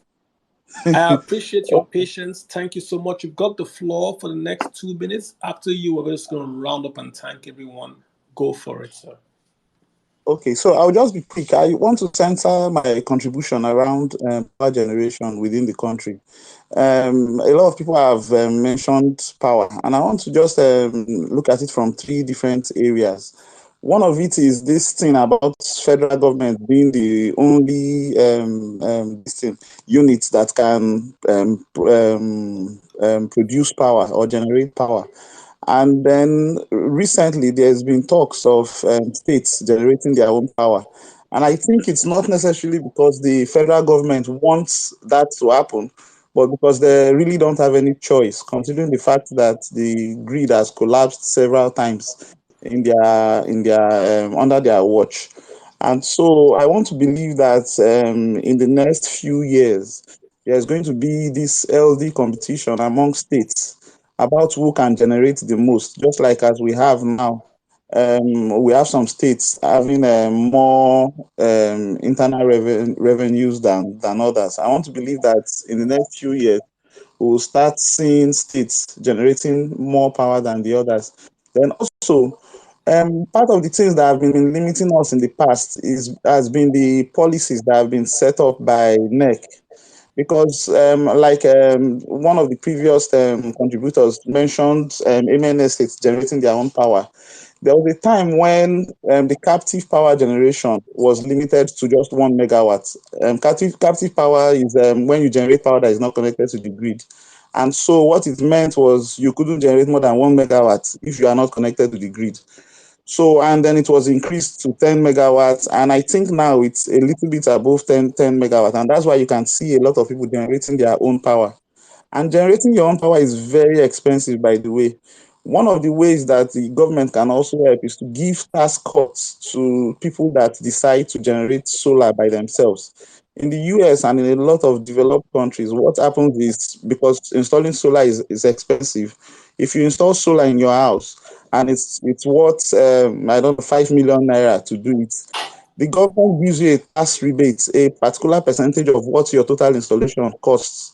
And then when you want to pay your next tax, you can easily deduct it from that total cost. That would also help individuals to be able to at least power their homes. And then on a national level now, with regards to generating power from gas, because that's like the primary means of power generation, there's really a big challenge with even getting enough gas to provide for industries now, before you even talk of the country. There's a gas pipeline that is currently being constructed. It's the West African gas pipeline. and a section of it is currently operational. The section running from somewhere in Onitsha down through Delta and up to Lagos. And that section, the southwest section, is currently operational. What we've noticed in the few months, because I currently work for a company that injects gas into that line, is that there is a lot of demand along that line from companies that wants to utilize that gas to generate their own power. The Dangotes and the Nestle and a lot of those companies actually pull gas from that line. And then the gas we have in the line is not even enough to feed the customers that are available and are just waiting to pull more gas from the line. And one of the reasons is because the projects, the cost of the project that is required to put gas into that line is very, very, very high. And so you have people flaring gas all around the Niger Delta region, but the capital that is required to channel that gas from flare down into the pipeline is very, very, very, very high. And as a result, there is usually this lag. So in order for you to complete one of such projects, it may take you 2 years and 3 years. But I want to believe that in the next decade or so, we will be able to have sufficient gas to provide power for the industries and then on a larger scale for the country as a whole. Can I ask a question? What's up with would you know about the gas going up north to Ajaokuta, to Kano and all that? Do you know, is it the AKK? Do you know about that? Yes, that's the AKK line, the Ajaokuta, Kano, and Kaduna line. It's also going to be interconnected to this line that I just mentioned. So that line is still ongoing. It's still ongoing. The project is still being constructed. But just like as I have said, even all the producers of gas, let me use that word, to that line, the amount of gas that we are currently putting in is not even sufficient for the Southwest alone. So that's to tell you that we still have a lot of work to do. A lot of work to do. Okay, Why? Yeah, go ahead. So I just want to clarify. So the pipeline lane is going on, but we have an issue Yes. with even putting the gas, even if the pipeline was connected. Is that what you're saying? Exactly. Because now, once the pipeline has been completed, you have people that are putting gas into the line, and you have people that are taking it out of the line for generation. Now, in order for you to put gas into the line, you first of all need to get land close to where there is a flare point. Sorry, you have to get compressors to now pick the gas, process it, and then compress it and send it into this line. That's like a central storage. It's just like a very big battery. And then it is when you now have sufficient gas that you can now allocate the gas to users. And unfortunately, the industries now are the first users because they are willing to pay any amount to just get gas to their location because they already have the gas turbines just waiting for them to use. And so that is why, in a way, the country may not be noticing the changes that are occurring in that regard. When do you think? When do you think? Is it a year to get this pipeline done? 2 years? 10 years? What do you think? When do you have an estimate? NGC's projection, though, anything project that government is constructing, it's difficult to put a timeline to it. But NGC's projection is that by 2025, you should at least have the Nigerian section of it complete, because there's also, because of the ongoing war in Russia and Ukraine, the Ajaokuta Kaduna Kano line is actually not even going to end there. It's going to end up getting to Algeria. So there's this push from Europe to take that line through Niger and then Algeria. But like as I have said, until we don't have any use for the gas in the line, it wouldn't really make sense to start exporting to other countries. And the West African gas pipeline will eventually even get to Ghana and Togo and Benin and so forth. Okay. But the pipeline itself to Kaduna and Kano should be completed by 2025. So the pipeline for Kaduna Kano 2025, they want to the West Africa. Okay, I saw the pictures. West Africa on via the coast all the way through Mauritania, all the way through into Portugal. Yes. Currently, the one going to Kaduna is currently at around the Kogi area. So it's just Kogi, just Ajaokuta. Yes, it's just around that area now. So it's just starting towards that area. Wow. That should have been a priority project, don't you think so? As in, number one, take the money for fuel subsidy and build this pipeline. So that the northern part of Nigeria gets gas to power the textile firms and to employ millions back in. Don't you think that should have been a priority? It is, but you know the truth is when you are in power, that's as a government, there's usually a lot of things that are priorities, and actually this pipeline is one of them. Why I mentioned the fact that generating enough gas into that pipeline is a problem in itself is that if we already had excess production, for example, let me use that word, it will drive the laying of that pipeline. I think they are just actually dragging their feet simply because they know that there's not even enough gas. We are just laying the pipe. Let's just lay it, and that's why there's that dragging of feet. So all this gas we're flaring, you are telling me there's no gas, but we're flaring gas. Make sense for me, bro. Seriously, yes. So now we are flaring gas more than we have need for. The gas we are flaring is enough to generate up to 100,000 megawatts of electricity for Nigeria to consume. But what is now needed is the capital to pick that gas going to the flare, pass it through a processing line so that it meets pipeline quality.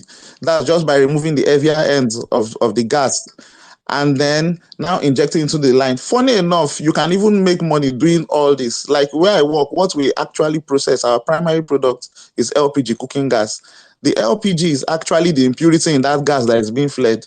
So you would actually extract you will actually extract the heavy end, sell it as cooking gas to these trucks that will load, and then the light end, methane and ethane, C1 and C2, is what is pipeline quality gas that you now send into the pipeline. But you would need a processing plant, you will need compressors, gas compressors, to be able to push it through the line up to the location where you want to inject it into. Yeah, but and does all it that. cost a lot of money to get this equipment to stop the flaring and connect the gas to the pipes? Does it cost like $100 million, $1 billion?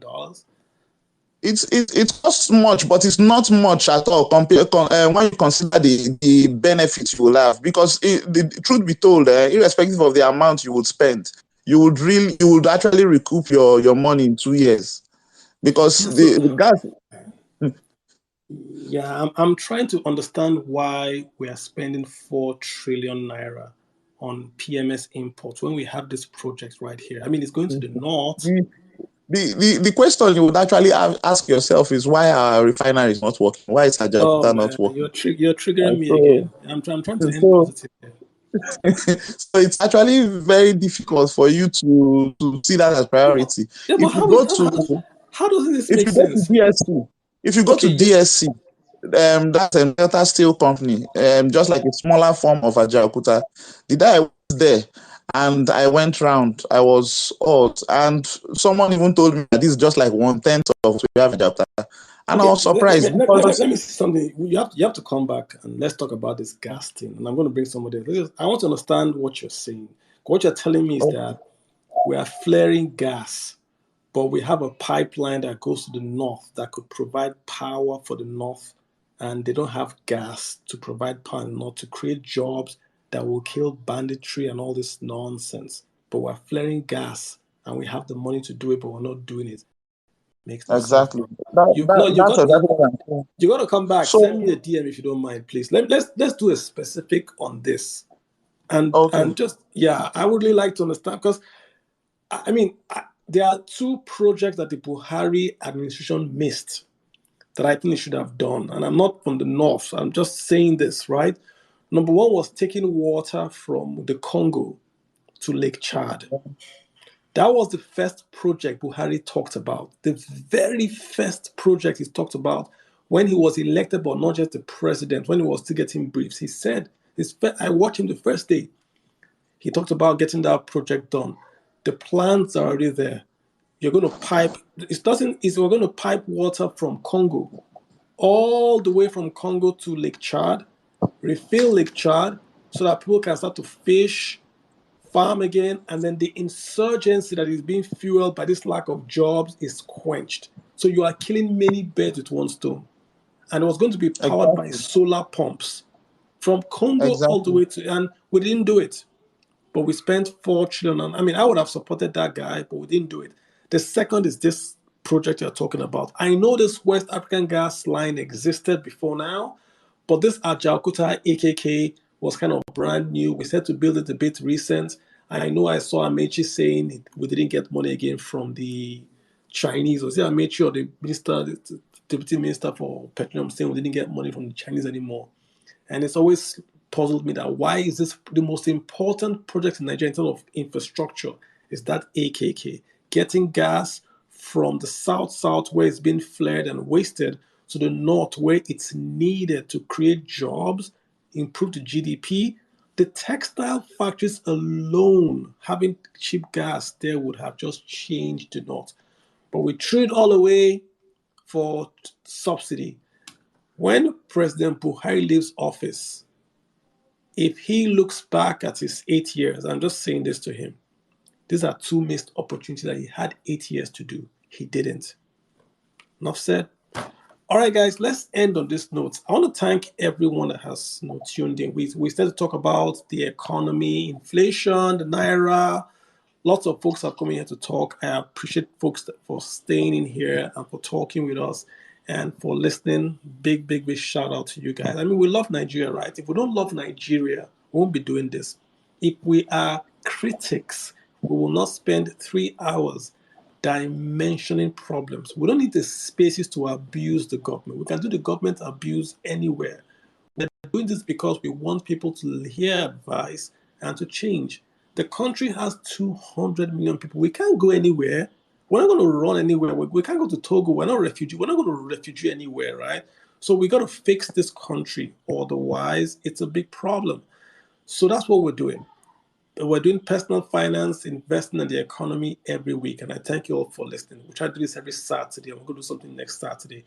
Guys, most of this talk is going to be recorded on Twitter, also on my YouTube channel. I will share the channel immediately this is over. I guess maybe tomorrow you're going to have the recording so you can go back and listen. If you do want to support me, guys, get my book. My website is www.mynamekaluaje.org. Do get my book. It's fantastic.